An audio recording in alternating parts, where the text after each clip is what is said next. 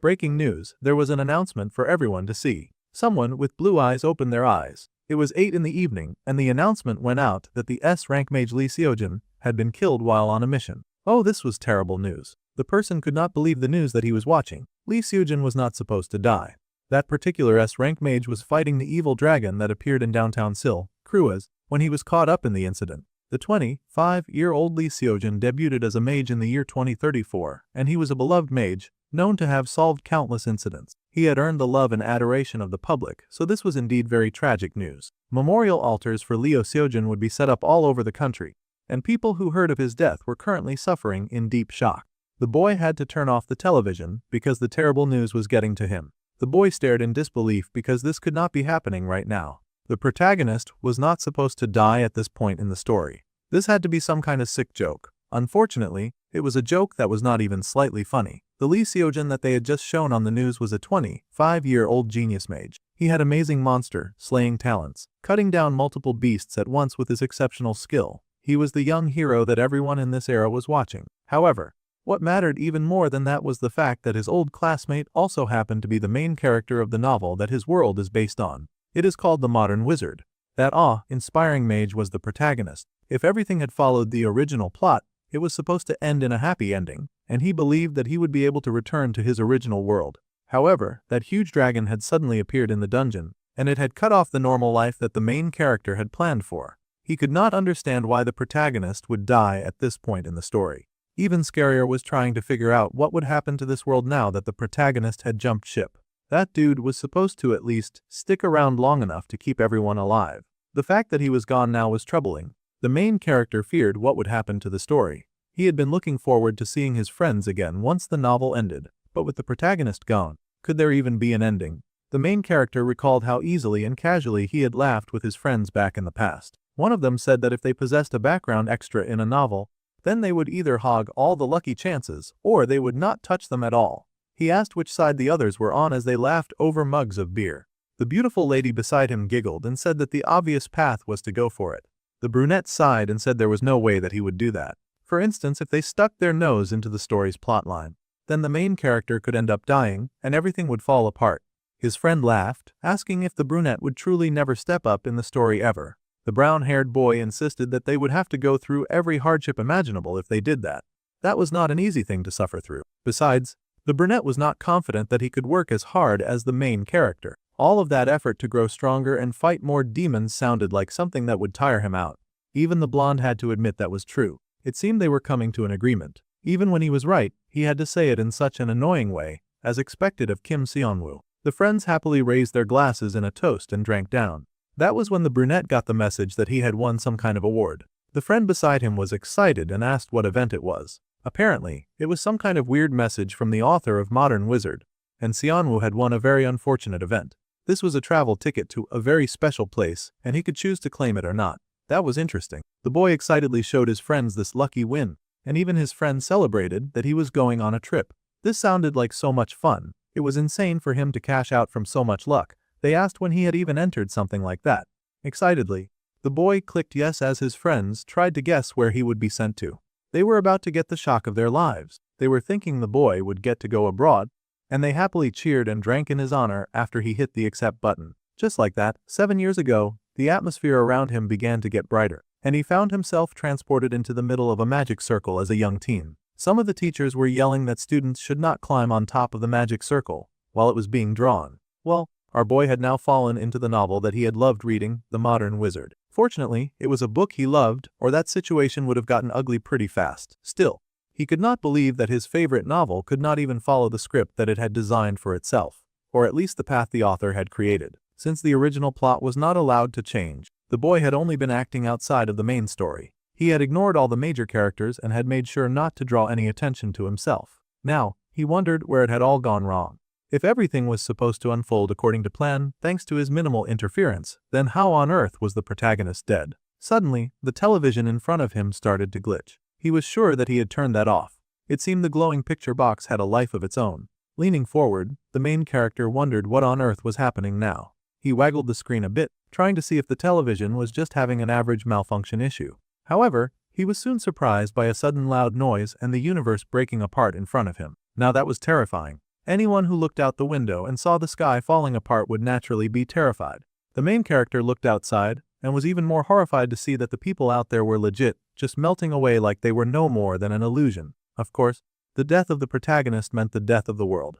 Now that the axis that the world spun around was gone, then so were the extras created just to support his story. The poor victim of the travel ticket was horrified and screamed, wondering what was happening and why. He was powerless and had no understanding of what he was seeing. Quite fortunately, an error message popped up to explain everything to him. See, the problem was that Lee Sujin had died, and now all the main scenarios were considered to have failed. Since the scenario could not proceed, the world would be reset.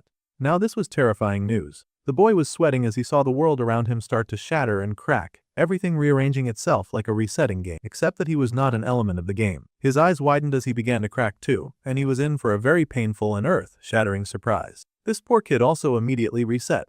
Everything went dark for a bit of a while. In the darkness, a voice called out to wake up the student. More voices called out, calling for the student to wake. He had to wake now, after all, they were at the school. The powerful voice took on a shout, and our dude yelled right back as he was startled awake from the worst dream that he had ever had. The bus driver was concerned by this reaction, and he apologized quickly, but he had expected the student to wake up and get off the bus by now. The teen blinked and nervously stood, apologizing for causing such a ruckus. Meanwhile, the main character's head was reeling. The bus driver had just called him a student. Come to think of it, he had definitely been in his room when the world fell apart, but now he was on the bus of a disgruntled bus driver. It had felt like the world ended. The brunette was still a little shaky on his feet when he descended the bus, trying to stay sharp even though his legs felt like jelly. He wondered if he had suffered some kind of dream. The light in his eyes was so bright, and he winced, raising his hand to block off the light. This place was the Grand School, a rather nostalgic sight. Posted on the board outside was a congratulatory message, congratulating students on their admission to the Korea Magic Academy class of 2032. This was the school that he had graduated from in the game. Something was off, the year was 2032. The realization made the main character gasp. That was 7 years ago. They had gone back 7 years in the past. He touched his chest just to make sure, but it was just as he feared. He had small hands and a small chest, and he was a teenager once again. The main character had regressed, a nice and special skill, and he had gone back 7 years. The announcement continued to ring out to all the students entering the Korea Magic Academy. They were wished a warm welcome. The entrance and opening ceremony will begin shortly. Students should please take their seats. Our dude was expected to repeat high school. The true embodiment of madness. He felt like he was going to lose his mind. Everything was exactly the same as it had been those 7 years ago. Since things had come to this, he had no choice but to accept it. At any rate, it was much better than dying indefinitely. Now that he had gone back to the past, he had to endure everything that he had been through before. It really sucked the excitement out of school, but maybe he could get better marks this time. Of course, our dude had a much more pressing question right now. He needed to know why Lee Sojin had died. According to the original story, there was absolutely no reason for him to die. The protagonist was strong and talented. Crew is going berserk was exactly what was supposed to happen in the story at that time, and after a brutal fight, Lee Sojin was supposed to defeat it. If so, then there had to be some other reason behind the hero's death. The main character thought about it, but he really had no idea since he had stayed as far away from the main character as possible. How could he know when he didn't get close? Suddenly, the boy looked around as they sat in class. His new fear was the protagonist somehow dying again in this life. If that happened, then he might get regressed to the past once again. Xianwu had already suffered through high school twice, and he was not dying to do it a second time either. There was also the fear that the world would just end and not come back. Nothing was certain, but there was one thing that was clear. Lee Sojin must not die. It was an unacceptable result. This time for sure, the main character could not just sit back. This time, he had to play as part of the story if he ever wanted to get back to his original world. Then he had to stop Lee Sojin's death and see this novel through to its ending. To do that, it was time for our guy to start getting close to the main character. Of course, the first one he targeted was a girl. Our dude was laser focused. It was like he had just been waiting for the opportunity to chase down pretty girls. He watched as one of the main characters sat beside him, and then he waved at her with the brightest smile that he could muster. He figured that the best course of action would be to start growing close to the main characters as soon as possible. Yuara, the second year, ranked second in the story. She was one of the people that he needed to start getting close to right now, or so he thought. Unfortunately, our Navi regressor had just targeted the cold, serious type who immediately asked if he knew her. She did not even wait for him to answer, scoffing that she did not recall meeting him for him to act so familiar with her. Right? He knew a lot about her, but she knew next to nothing about him, so this kind of reaction was expected. The boy waved lightly, still caught between shock and the half-assed friendly gesture. Before he could take back his greeting, The girl asked if he had something to say to him. It seemed she was the tsundere type, as cold and as frosty as ice, but hopefully she had a bit of an agreeable side somewhere. He admitted that he did not have anything to say. He was just saying hi. Instantly, she dismissed him and told him to look somewhere else. It seemed that starting with the nearest pretty main was not the best of decisions after all. He was making her uncomfortable. Why that rude little child? Our dude was quickly realizing that this situation was not going to be easy at all. They were all seated in class in neat little rows, and each grade representative was asked to come up to the stage. The grade representatives then stepped forward. There were 3 of them. Immediately, everyone recognized the main character and clapped at the presence that he had. Some of the students had even heard that the boy had trained under Chairman Kim Jinchul. His talent had to be on a whole other level. This was Leo Seojin of the 2nd year in rank 1. Despite being a student, the protagonist of the story was already soaring and famous. That was as expected. Modern Wizard was the kind of power fantasy novel where the main character did everything. They celebrated and clapped for the freshman top student, some of them thinking that she was really pretty. She did look like a happy saint. The pretty and flower girl turned out to be the kind that was calculated in all her gestures. Even that little smile was calculated. Her goal was to build connections at school after all. That senior had also been ranked the first for 3 years straight. He did not look that impressive, but that was still an awe-inspiring feat. In the face of all of these really amazing characters, it was understandable why our main character had thought it would be fine for him to just enjoy his background. He did not know much about the hero of the 3rd year, but the guy seemed pretty impressive. Though even in the original novel, the guy had barely had any screen time. Now they would have the student oath. All the present student representatives raised their hands and took the oath. However, for some reason, the girl beside our dude was vibrating. He had to glance her way just to check if everything was okay with her. Everything was not okay. Her fist was clenched. She had a whole doom and gloom presence going on, and her feet were tapping with so much rage. Only a few seconds after meeting her, he had at least found someone whom she hated quite as passionately as him. Now that was really something. The boy wondered if he should try scoring some points with one of the protagonists now that she was emotional. For some really dumb reason, his choice of words was telling her that it was too bad for her. She had come in 2nd place to the protagonist. The girl was heated and asked if that little insignificant rat was talking to her right now. He really needed to learn how to know his place. Of course, he doubled down and said yeah, he was indeed talking to little Miss Stick in the mud. Now she wanted to know what he meant by saying that it was too bad. The boy sighed. Honestly, he thought that the girl was surely much better than those 2 up there. The girl with the dark hair was a snob, but she was not taking any empty compliments from a stranger who was very clearly just trying to score points. The girl scoffed and asked what he knew anyway, and if he was trying to be funny. If he had ever seen any of those 3 use magic, then he would not be confidently spouting the brain-dead nonsense that he was telling her right now. So much for cheering her up. He had just redirected her anger towards him now. The boy admitted that he'd maybe seen their magic, and that just made her even more heated. He had no ground to judge their talent when he did not even know how much power they had. However, the boy doubled down on his nonsense. It was either go big or go home, and he refused to retreat. The brunette made the claim that he could tell just by looking at her. Apparently, he had really good instincts, and he beamed with a self-confidence that was backed up by his aura alone. That faker was only digging himself deeper and deeper into a very ugly pit. Now she was extra heated and asked if he was messing with her right now. It was time for our guy to pick the go-home option. He could not believe that it did not work, so he thought to try a different topic. It probably would be more sensible if he tried not to talk at all. He then asked the girl if she had been worrying about her future lately. Well, that much was true, and she wondered how he knew that. The boy was moving like a charlatan fortune teller. He had disturbed her peace enough times that he finally decided to check out his name. He was Kim Seonwoo, and she was going to remember his name. That sounded like a threat. Then she added that he should not dare to open his mouth and spout any more nonsense today. She was quite tired of him. All of our dude's efforts had been painfully in vain.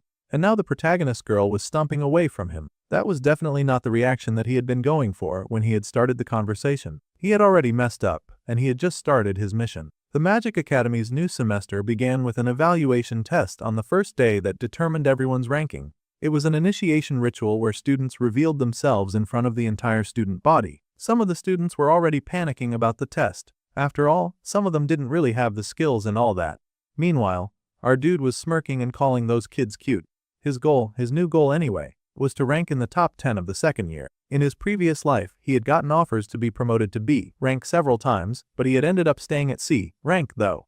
It would be embarrassing if she could not at least hit average against these kids. However, he was starting from the beginning of this story, so he would not be a slouch. The main was so excited to show off his professional skills at the evaluation, and his number one hater was already hating his guts from a distance. Our dude had not even successfully made friends, but he had succeeded in gaining a hater. Hilarious. Of course, the top 3 students of each year were exceptional. Little Miss Polite Smile shot out her magical power with a shout and fogged off the running maniacs. One by one, those earth-looking golems got shot down. The gathered students watched the exam go down, praising anyone who showed exceptional talent. They also watched in awe as the talent from the first years proved that she was a top ranker. Her skills were insane and incredible. Yes, it was none other than the girl who was praised at the assembly and was happy to show off her obvious exception. The second years were up for testing next, and they had to come up when their names were called. The blazing fury that was our dude's number one hater, of course, took the opportunity to show off her exceptional skills. She blasted her power forward and obliterated the targets before her. The other students gaped in awe, thinking surely a girl that powerful could not be the same age as they were.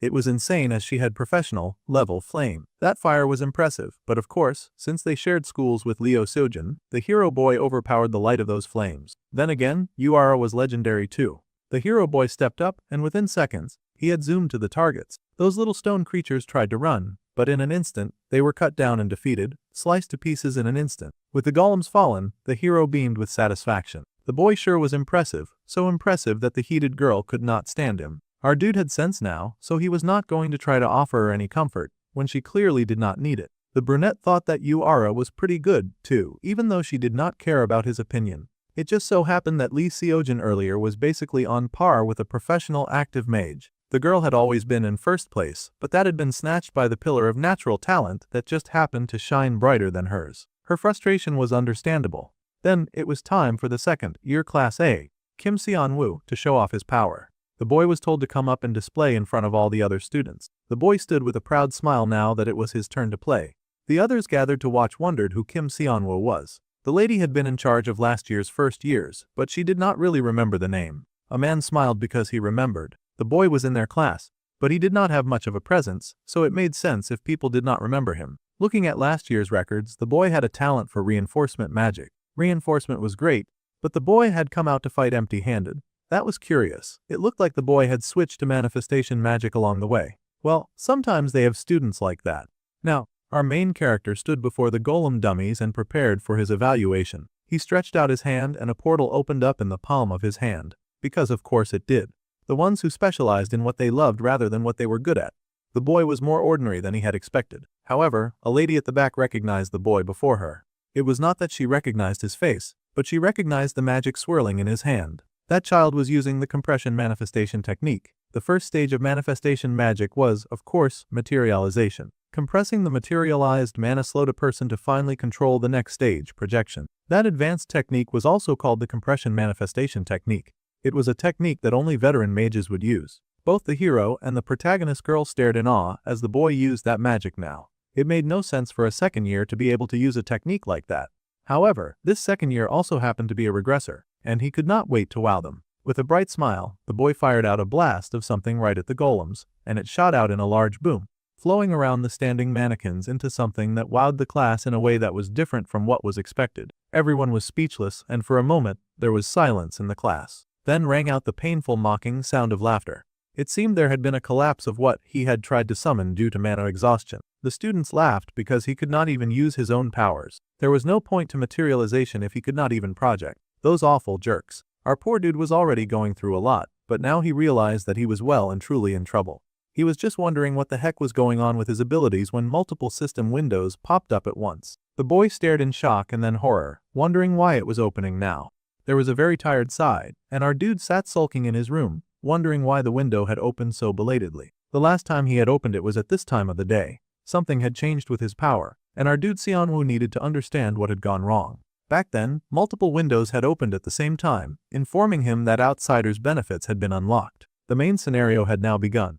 The windows also communicated that the second time around achievement had been unlocked, and he was going to receive a 3,000-point reward. He had also achieved the Talent of the Clown award, as if he wanted anything to do with that nonsense. However, the Talent of the Clown somehow achieved way more awards than regressing. He got 5,000 points for being laughed at. Now, 232 people remembered his face as the class idiot. They laughed at him, booed at him, and told him to get off the stage while the system gifted him a 1,000-point reward. The system was cruel. However, for some reason, the protagonist of the story was now interested in him. It was hilarious that this even happened for the worst possible reason, but our main character got 1,000 extra points for that one, too. In fact, 4 main characters had taken notice of him, and he received 1,000 points for each of the characters that had noticed him. Our guy had wanted to make an introduction. It was not a proper one, but it did get him noticed by the important people, and that was necessary. In such a very short but very humiliating time, our dude had made 10,000 points. However, to use any of these points, the outsider's benefits had to be unlocked. That was such a bummer. At least he had an idea of what the outsider's benefits included. This magical point-driven system has apparently been reserved for special privileges alone. So basically, only Xianwu could use these points. The achievement system is now active, but the talent he'd achieved had been cut off for some reason. The brunette pondered his new situation. Points were earned by stacking achievements through the system. He could also get points as he became more well-known. The points shop was one of the best things about the outsider's benefits. He could literally use points to buy traits, skills, or items. It was a totally overpowering setting. Having all of these points was great and all, however, our dude had been labeled the class clown on his first day at school. He had legit only gathered all these points because he'd turned into a circus performer. Plus, calling it the talent of the clown was kind of harsh. Back then, when he had attempted to use that large range and impressive attack, our loser had completely forgotten that he did not have enough mana to use such high-grade skills just yet. Honestly, he had never been this much in the spotlight in his life. Even if he had made so many points, he was not thrilled about it. The important thing was knowing how strong he was now. The boy called up the system to check his stats. The window popped up and informed him that Kim Xianwu, owner of 10,000 points, had good health, alright strength, okay mana, average speed, good reflect and an average dexterity. He was not maxing out in any skills, but at least he was not garbage level. Still, this kind of sucked after all the points he had dumped in. His stats had gotten reset after all of his work, and now he needed to raise them all over again. Then, the boy realized something. In this life, he got to reallocate his stats. The window explained that in this system, there was enhancement, manifestation, support, and summoning. These were the 4 branches of magic here. Enhancement was for boosting weapons on the body, close combat magic basically, so those mages needed more health. Manifestation was where a person could cast actual spells, the classic mage vibe. Then, summoning and support were, well, for bringing things out and backing others up. For the record, our dude had totally chosen manifestation as his main skill on purpose. He figured that if he was going to get a skill, he would prefer something nice and flashy. He was laughing at the situation now, but it was not very funny considering how things were going right now. Since he was in manifestation, he would have to start by maxing out his mana so that he could actually use his chosen power. The statue's window popped up, and our man was informed that another 50 people just been added to his circle of influence. How wonderful! News about him was already spreading like wildfire for all the wrong reasons, but that was good. He could use this popularity to max out properly when he finally acquired some actual good skills. Xianwu was starting to understand that just that one silly moment was racking in so many points. This was such a huge payout that he almost did not mind being the class clown at all. Actually, it was crazily amazing. Now, 400 people remembered his face, and he got a 2,000 point reward. 400 people were insane. He would never have a normal school life now. Well, he'd had to kiss that goodbye anyway, since he'd decided to save the protagonist. That was still an overwhelmingly ridiculous number. It felt like even more people knew him than the whole school body. Someone probably recorded him or something. There had been all of those guests on the balcony. Our dude instantly whipped out his phone just to check what was going on in the Korea Magic Academy website. Just as he feared, someone had uploaded the second year's last place test video. So many people were dragging him in the comments section. Bro had never been more clowned in his life. Some people were even asking how he managed to get into the school. This was so unfair. Xianwu had never imagined the day that his test video would blow up like this. It was embarrassing, but the points were pretty nice. Since he had come this far, he might as well cash out from the attention, and now our guy was wondering if there was a way for him to get even more attention and points. Suddenly, his eyes shone as he came up with a pretty cool idea. With this, he would really pull all of the attention to himself. He would finally be able to buy the thing that he had always wanted after cashing it in. The next day, people were still whispering about the class clown. Some of the students stared in awe and asked if that guy was truly him. The video from yesterday looked just like him, so that likely was the guy they were looking for. Someone with shame and lots to lose would probably hide their face after becoming the class disgrace, but not Xianwu. He had money to make, and he would make it in the most shameless way possible. He needed even more people to keep talking about him as he paraded himself before them without fear. All night, he had played up the incident for attention, and it had paid off. Now his failed video was trending with over 1,000 views. Lots of people had a lot of criticism about his pathetic academy performance, even judging the academy scandal. Bro even went as far as calling himself an S-rank mage at the shocking scandal situation. Thanks to all of the hate that the video got, he made another 5,000 points. Racking up hate like that sure felt great. Then, the boy walked into class that morning, acting all cute and everything as he stepped inside. All of his classmates were of course waiting for him and all eyes were on him. Someone even outright pointed at him. It was a blonde. The bro looked like every stereotype of a bully that usually featured in these kinds of stories. However, surprisingly, the boy came over to cuddle with the brunette, laughing loudly about how hilarious yesterday had been.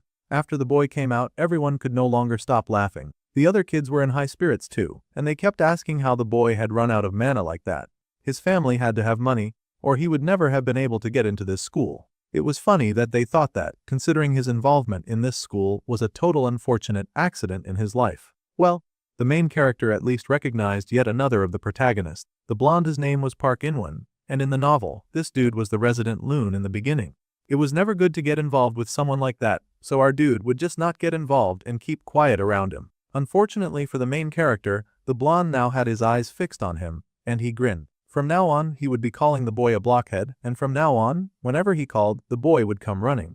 Otherwise, it would be tough to survive in a school like this. However, a voice dismissed In-won's bullying immediately. Of course, it was none other than the star of the second-year students. The glorious protagonist stepped forward, and he scolded the blonde, telling him not to bully others. The blonde scoffed in annoyance at the dark-haired hero. The genius that the world was watching, Lee Seojin. Now that genius wanted to play hero even inside the classroom. Naturally, good guys made fake losers like the blonde feel sick, because he could not comprehend being an actual kind person. Regular guys like him just had to go along with whatever the hero wanted. The hero spoke back in a warning tone to Park In-won. At any rate, the bully knew better than to push his luck, and he walked away from the hero of the second year, taking his stupid goons with him. With those guys gone, our dude was finally free. The hero asked if he was okay. He was such a cute, nice guy. Our dude was grateful for the support.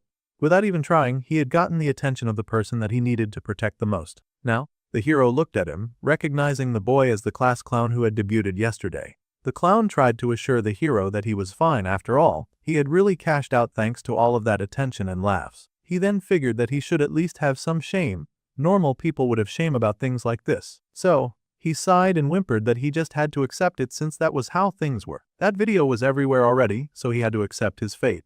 The hero reassured him, telling the clown not to worry about it too much. The person who had spread that video on purpose was in the wrong. Yeah, Seonwoo had sort of helped them spread it, too, so he was hardly one to talk about people who were in the wrong.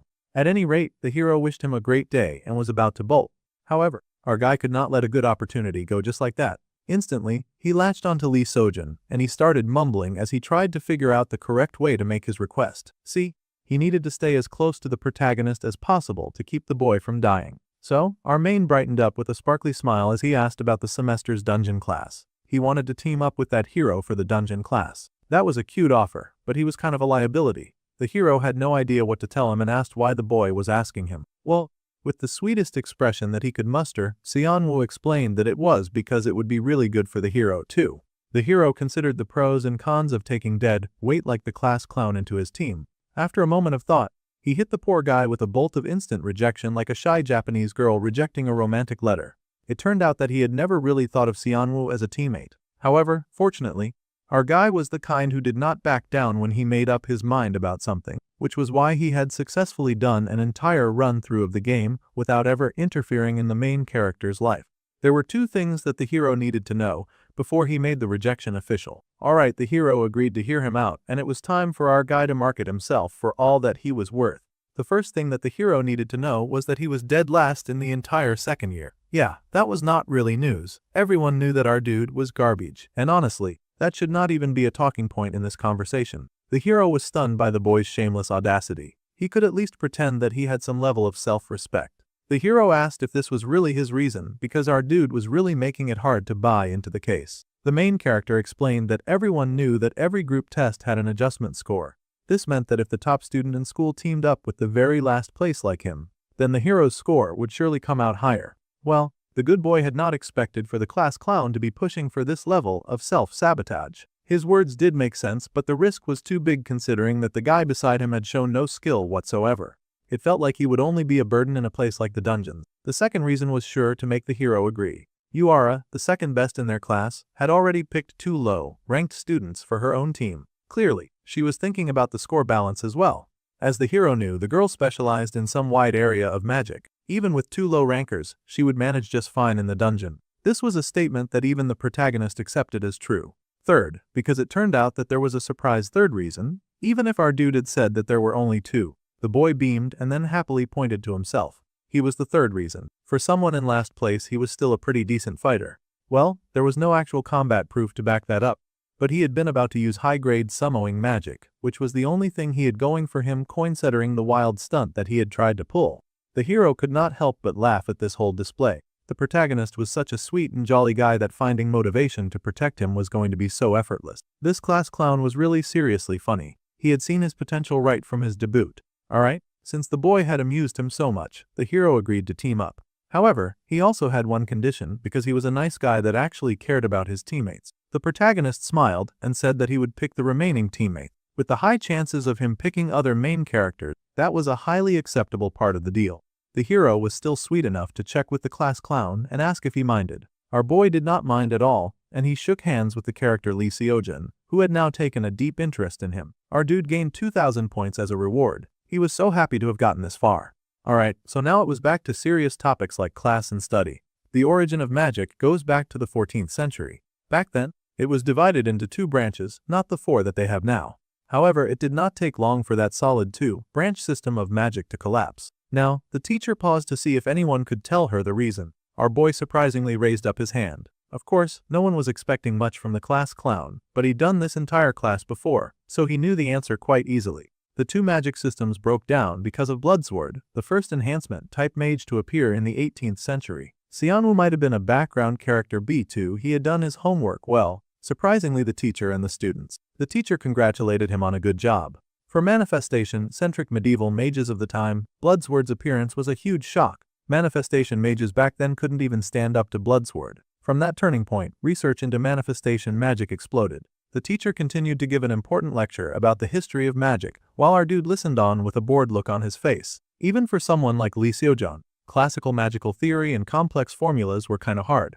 However, that was not the case for him. This was because of the outsider's benefits that had been bestowed on him. It fed him all of the basic info on the world. So when it came to written subjects, he was way more confident than anyone in class. Happily, the boy used his cheat skill to take down notes with joy. The other students in the back started to whisper and call him the class Hermione. He had gone from class clown to basically the class no, it all in just the span of a day. They even giggled that there was no point in his listening so hard in class if he was still the last place student. This pissed off the brunette. It was one thing for those guys to mock him for his mistake, but now they were calling him a bookworm. If they were that jealous of his skill, then they should go ahead and answer questions in class too. Well, the class ended, and it was time for everyone to enjoy their lunch break. Our dude had not really made a lot of friends, so he sort of lingered as most of the students filed out of class. He was just figuring out what step to take next when someone walked over and called out to Kim Seonwoo. That was him, so our dude turned to see who it was. It was the sweet hero who grinned that they were a team now, so they should eat together.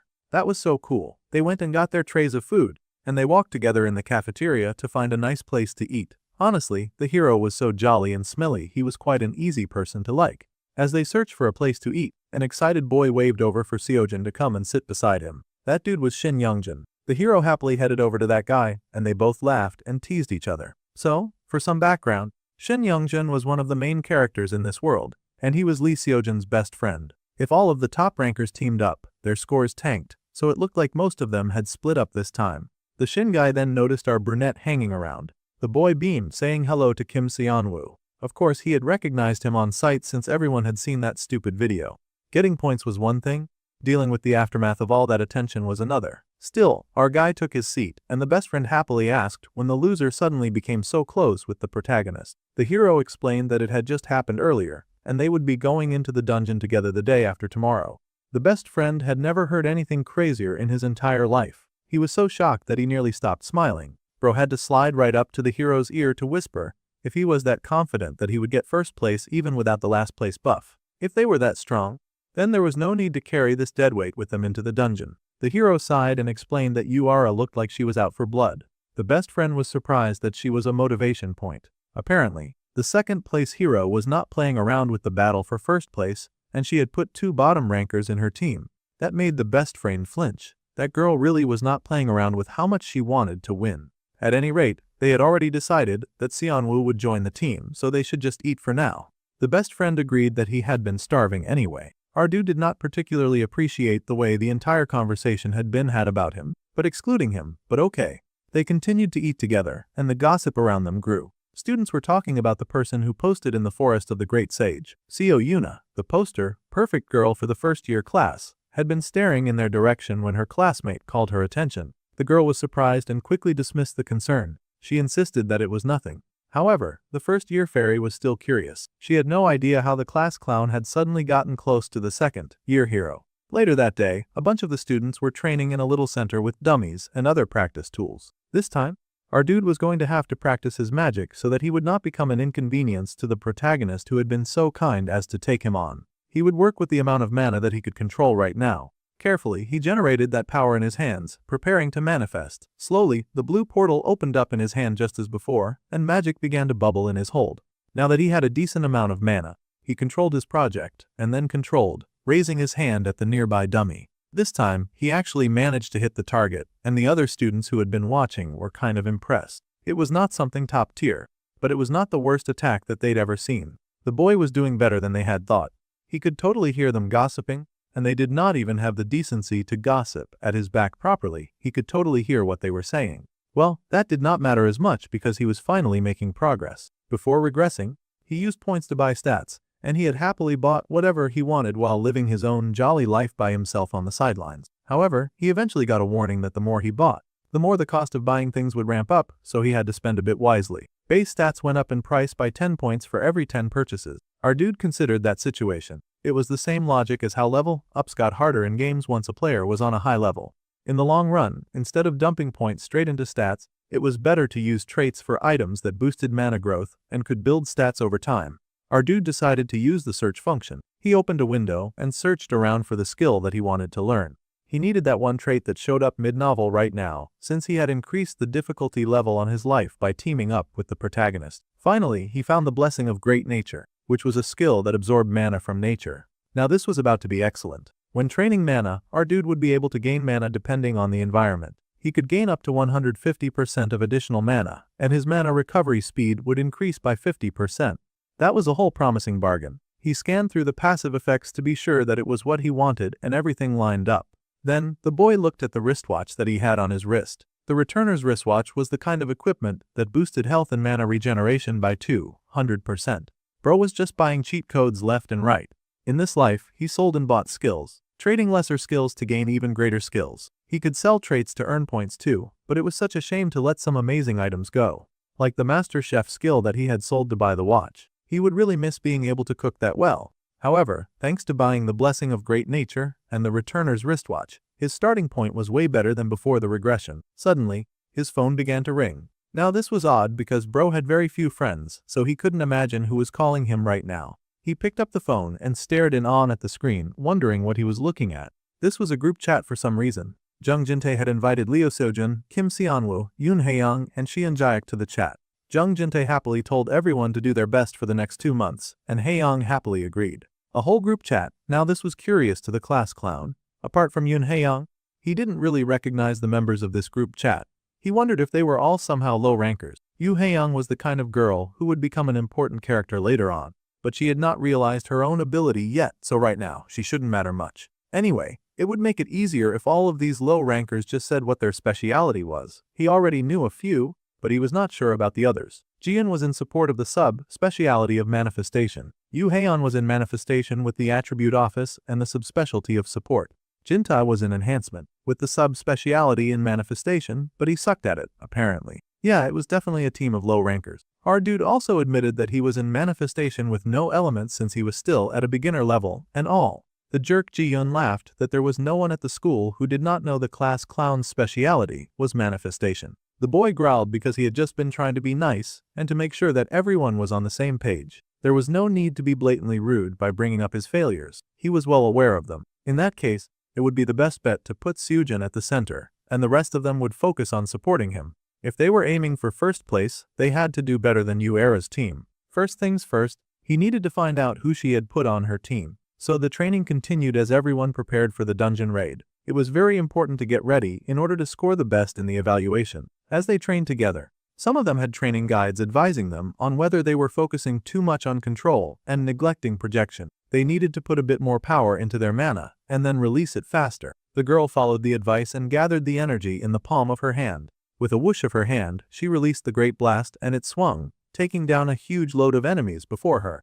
The people who gathered and watched were amazed by that level of firepower. They were truly in awe of a genius, and watching her was amazing to them. This person was really skilled, and anyone could see the obvious natural talent. Then again, maybe it was because she was still young, and the boy was still a bit rough around the edges. Her mana control could use some work, but exceptional talent was still amazing to see. Then, the teacher turned around in awe to see someone else training on the grounds. It was that one clown from the manifestation exam. Almost anyone would be able to recognize him. And her eyes widened when he saw him shoot a blast to obliterate the target in front of him. That was not bad at all. It surprised her, especially since most people assumed that kid was just a failure. The boy was beyond excited about his growing success, too. It was kind of cute.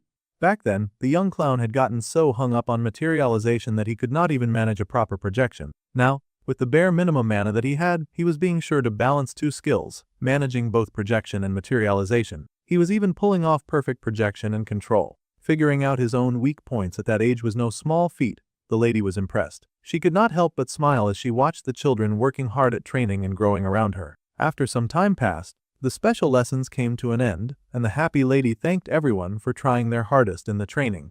They had all done pretty good work. The students all thanked the teacher for the hard work that she had put in for them as well. It was much appreciated. All of that training had really helped them to blow off some steam. Honestly, this was what class should feel like. It seemed most of the students preferred blowing things up with magic rather than sitting in a class and actually learning. With that being done, most of the students were going to rest. As the students were leaving, the student Kim Seonwoo was called back before he left. The boy had worked pretty hard in class, and she wanted to know if he had been keeping up with training lately. The boy admitted that he had been squeezing in some training every once in a while.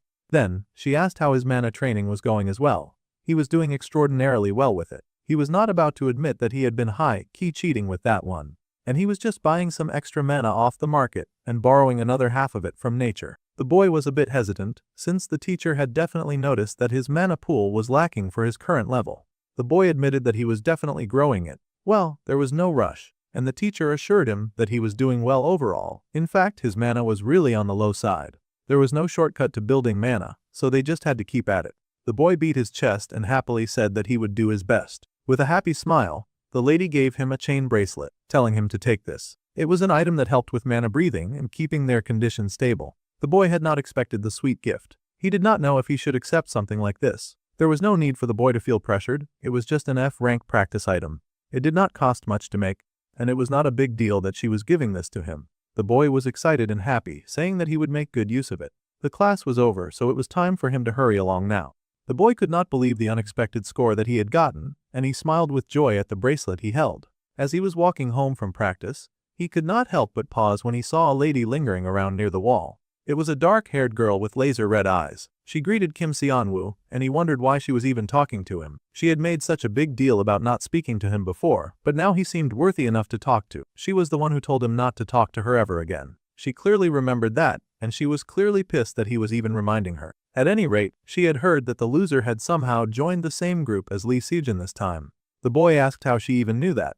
She just scoffed that he was very clearly clinging to the thighs of the top student like a shameless leech. It was too bad, because the first place for this exam was going to be hers this time, so he should wake up from that dream. It seemed that she had come all this way just to poke fun at him. The girl turned away and scoffed, stomping and leaving. That was truly all she had come to say. What an aging tsundere. The boy could not believe it and wondered why she was touchy all the time. Later, on Thursday morning, a few of the students had gathered outside the dungeon entrance, and our dude raced over with excitement, happy that he had made it in time.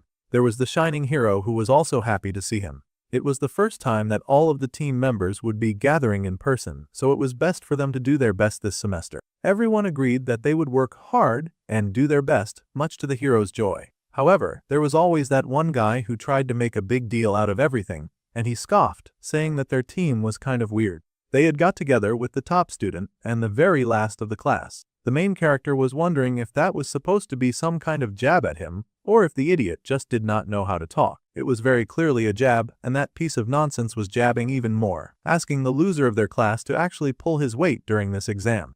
Alright, That was very rich of this dude who was barely a memory in this class. He had the nerve to tease the brunette for not being able to fire a single spell during the last test. No one could even remember this guy's name. Xianwu could not care less about some loser who was making jabs at him, and neither did some other guy who quickly jumped in to defend him.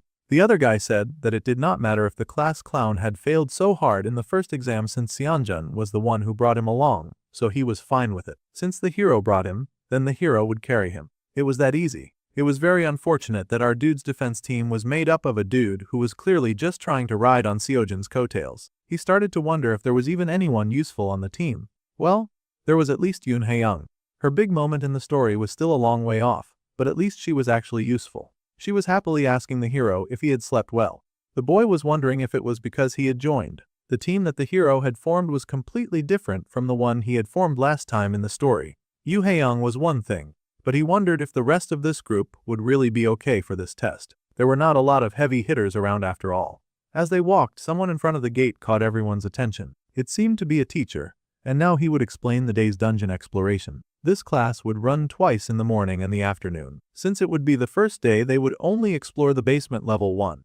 Next, he would explain how their dungeon exploration score would be calculated. First, they would be measured by their dungeon clearing speed. The faster they cleared through difficulties, the more bonus points they would get. Second, the rank difference adjustment score. The more low-ranked teammates they had compared to their rank, the more points that they personally earned. The final contribution was, of course, the most important. This artificial dungeon used a special contribution system. This meant that they would get extra points based on how much they contributed to their team. Above all, they had to prioritize safety. Then the teacher checked if all the students listening to him understood the rules. They yelled that they indeed understood.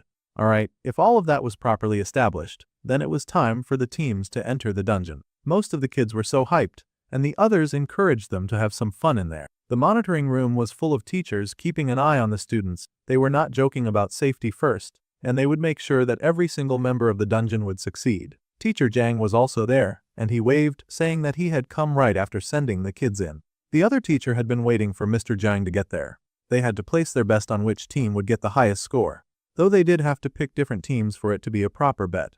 Everyone was going to bet on Yuera's team. Most of the teachers had indeed picked Yuera's team, so it did not look like betting would do any good this time. However, the spectacled teacher said that there was clearly a way for them to bet. She beamed and said that she was going to put her money on Group 3, the one that had Lee Seojin. She was plenty convinced that his team would be able to do pretty well, actually. The teachers were in disbelief, of course. They knew the teacher was just being nice. Even if both Seojin and Ara packed their teams with low rankers for the bonus points, they had both done that completely differently. Seojin's team was pretty shaky and filled mostly with enhancement types. There was a limit to what the boy could do alone, and he could not carry the weight of all of those pathetic people on his team. The teacher with glasses admitted that this was true. Enhancement specialists were built 1-on-1, so without backup, it was hard for them to handle groups of enemies. Now, if they looked over at Yuara, whose speciality was wide area magic, she had already reached the middle of the first floor in the dungeon raid. That girl was moving pretty fast when it came to clearing speed. Even so, the teacher giggled and said that she still believed in a bottom ranker uprising. So, they would all see who would actually win this bet. At the end of the day, it was her funeral if she lost, so everyone was just going to accept it and see where this took her. Meanwhile, inside the dungeon, the hero was progressing as usual. He charged ahead, taking down lots of monsters who came to attack them. Slowly and surely, they advanced through the dungeon, felling monsters as they progressed down. They were making great progress so far. So much progress that most of the others in the team barely had to do anything. Lee Seojin fought really well. The happy coattail riders were really fine with just hanging around in the back while the other boy led them to victory. There had to be a limit to how shameless a person could be. They were already halfway through, and they had barely had to lift a finger. As they continued, they wondered who the first floor boss would be. No one was sure, but they figured the boss of the first floor would probably be some kind of trash mob. They were busy gossiping and guessing if it would be a trash rat or a dog or something. Even if they wanted to underestimate their opponent, the girl was wary. After all, it was still a boss, and it would be as strong as a boss. Then, Haeyoung turned to Seonwoo and asked what he thought it would be. Well, he'd already done this whole exam before, so he told her that a giant wolf was going to show up. Now that was a bold claim to make. Immediately, the bully in the group tried to poke fun at him and asked how he would know that a giant wolf was going to show up.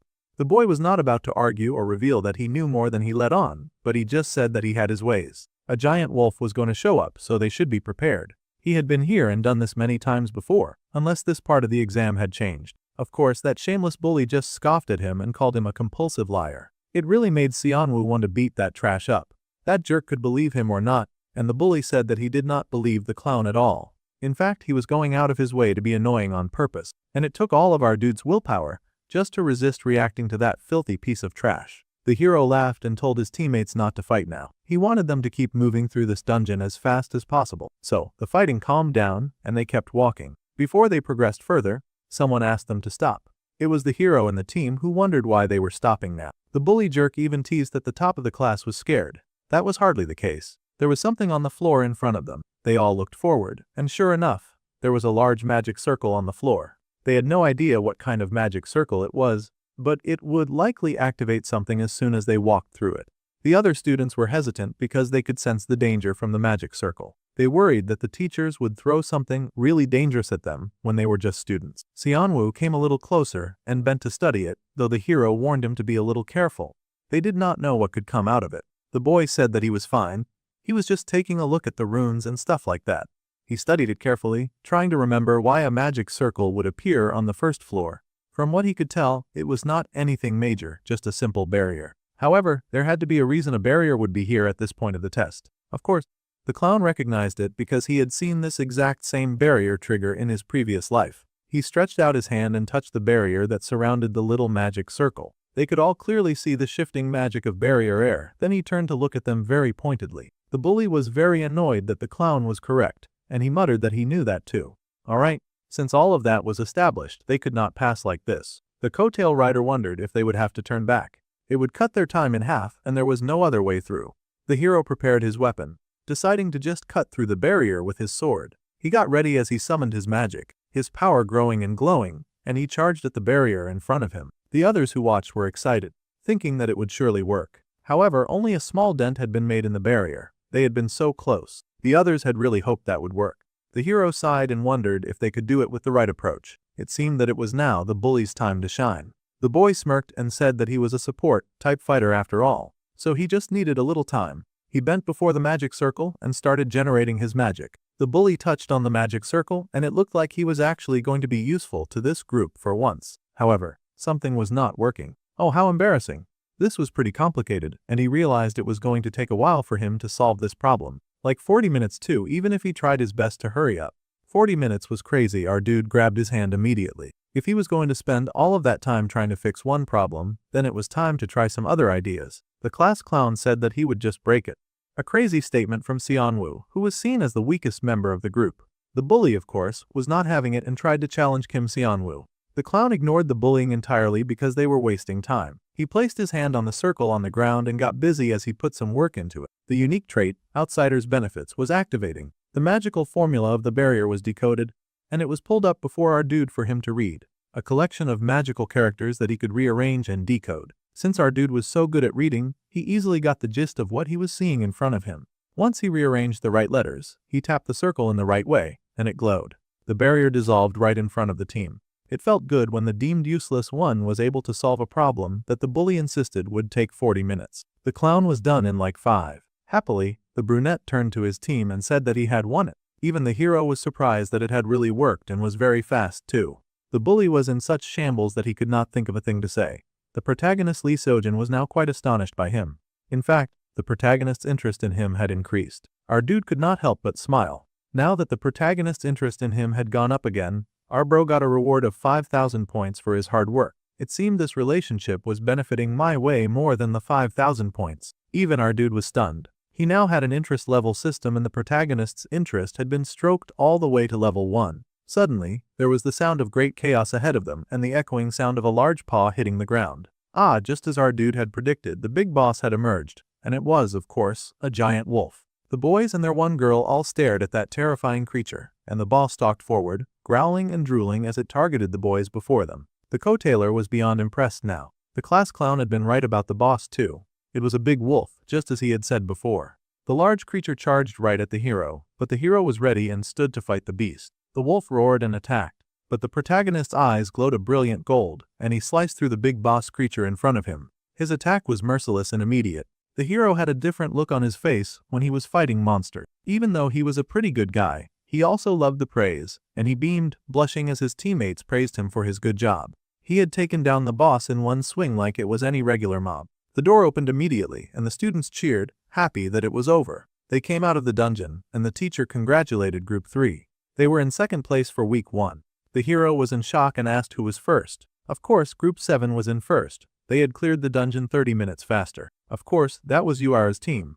The others could not believe it. Uara was truly a monster. She had beaten through the dungeon in 4 hours and 11 minutes. They could not believe that was even possible. They were only 2 minutes ahead of third place. At this rate, they were going to get overtaken pretty fast. Well, the number of useless people in the group definitely did not help. Still, thanks to Xianwu, they had been able to take second and not third. The hero happily smiled at the class clown, still grateful for his assistance, even if they came in second place. The class clown could not help but blush at that. It seemed our guy also liked praise. If he had not removed that barrier so fast, then they would be even further down and stuck in a really bad place. The hero sulked that he had been the one who dropped the ball. They should have secured first for sure if he had only been faster at clearing the dungeon. The only girl on the team protested that assessment. They had only gotten this far because of the hero on their team. Besides, it was just the first week on the first floor. Their run was not over yet, so the main character told the hero to cheer up. They could still turn things around, but the rest of the team members had to start pulling their weight around here a bit more. As they started to head back, someone called out to the student Xianwo. The boy turned in surprise and noticed that the support-type instructor was looking at him. The teacher had come to make a proposal to him. The boy wondered what sort of proposal was being made, and the support teacher asked the kid to transfer to a major in support immediately. Now this was a shocking request. Our boy immediately said no. Obviously, she was not having it. She could not believe that little brat was going ahead to reject him without even hearing the terms. He should just listen to her first. With her authority, she could offer him a special talent scholarship of 50 million won. Now that was interesting. However, it was not something that could move our boy away from the flashiness of manifestation. She found no takers. The teacher was so upset, and one of the other students had to admit that it was crazy to reject 5 million scholarship. They had to check if he was out of his mind. The boy sucked at manifestation anyway, so switching majors should not be such a huge deal. Anyone else would take such a deal and transfer immediately. The other weaklings around him admitted that they would switch teams too. Someone then asked if he truly was not switching. Our guy looked up and sure enough there was his number one hater. The girl was nearby again, and she pointed out that special talent status came with way more perks than just a scholarship. Everyone was surprised that Uara had taken an interest in this conversation. The boy smiled and said that he appreciated the talk from everyone. But he was a manifestation type, no matter how many people tried to stop him. He was not about to change or turn tail when he loved manifestation so much. The girl could not believe the blind confidence that the boy had.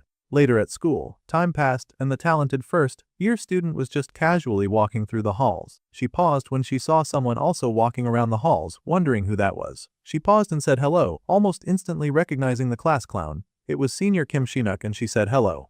Obviously, his name was Xianwu, so he corrected her immediately. She gasped and acted like she had gotten that wrong by accident, but he could already guess that was on purpose. The girl wanted to know why her senior was cleaning the halls like a cheap servant. Well, it was dirty, so he had just done it.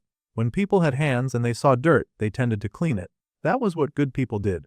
The girl giggled and laughed, saying that the senior was so nice. She happily waved and told him to keep up the good work. Of course, deep down inside, she thought it was such a pointless thing to do. Our dude had now unlocked the fairy housekeep achievement, and he had gained 1,000 points as a reward. This was great. It was not like the boy could actually tell them that he had worked so hard at cleaning the halls, just so that he could unlock something as silly as the fairy housekeeper achievement. Anyway, now that his cleaning was all done, he was going to take the bucket and put it away. However, someone had noticed the boy doing some cleaning, and he smiled with pride. Back in class, the teachers taught the students about all the different types of monsters. There were humanoids, animals, flying monsters, and all sorts of things. The most dangerous of all, of course, were the mains. Then, the teacher asked if anyone knew why the mains were so dangerous. Our bookworm took the past Bowden and explained that, except when they willingly dropped their disguise and were on the verge of going berserk, mains were almost impossible to tell apart from humans. The teacher smiled and said that this was correct. Mains fed on human blood,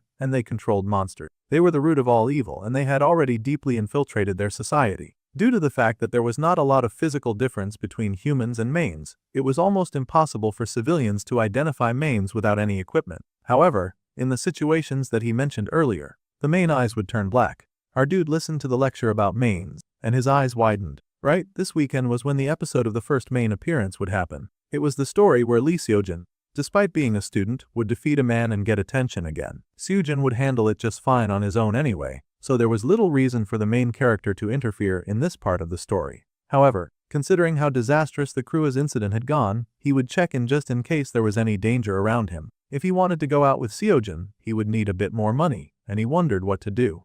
Later that day, at the training center, the boy was busy working on some of his mana training. This was essential for him to upgrade his skills after all. A bit of meditation helped grow the man that was already within him into a growing pool of green that circled through his whole body. As the boy sat and meditated and worked hard, his mana slowly increased by 0.02. The Great Nature's Blessing effect granted an additional 0.03 mana. Great Nature's Blessing proficiency had increased by 12%. All that training, whenever he had a spare moment, was finally paying off. The boy had now built up quite a bit of mana. Suddenly, the boy paused when he saw an odd pop-up window. The Great Nature's Blessing had been upgraded to rank 2. That was great. The active effect of the trait, Great Nature's Blessings, had been unlocked. They could now soothe Great Nature's heart. The boy beamed. He had known that buying Great Nature's Blessing was the right call. Even though the cooldown was long, the mana recovery speed increased massively for 1 minute. He could not freely use it whenever he needed it. Thanks to this, he was built of the manifestation type. He recalled the teacher's call, asking him to transfer to the support department immediately, and he washed that off like the bad juju that it was. The boy had no intention of abandoning his clear-cut passion for manifestation. Honestly, breaking barriers was just him riding the outsider's benefits. He was not cut out for support. He could not actually create barriers either. Support was completely out of his league. Still, the truth was that losing that scholarship money kind of stung. Currently, his bank account is suffering, and he was truly dreaming of transferring. He just would not work well on that side of the department. It made sense that he was broke. Most students were broke. Well, he picked himself up from the floor. There had to be a way to make some quick cash. He had been going into dungeons hunting monsters, and selling dropped items was way too dangerous. Otherwise, there was the option of climbing the tower.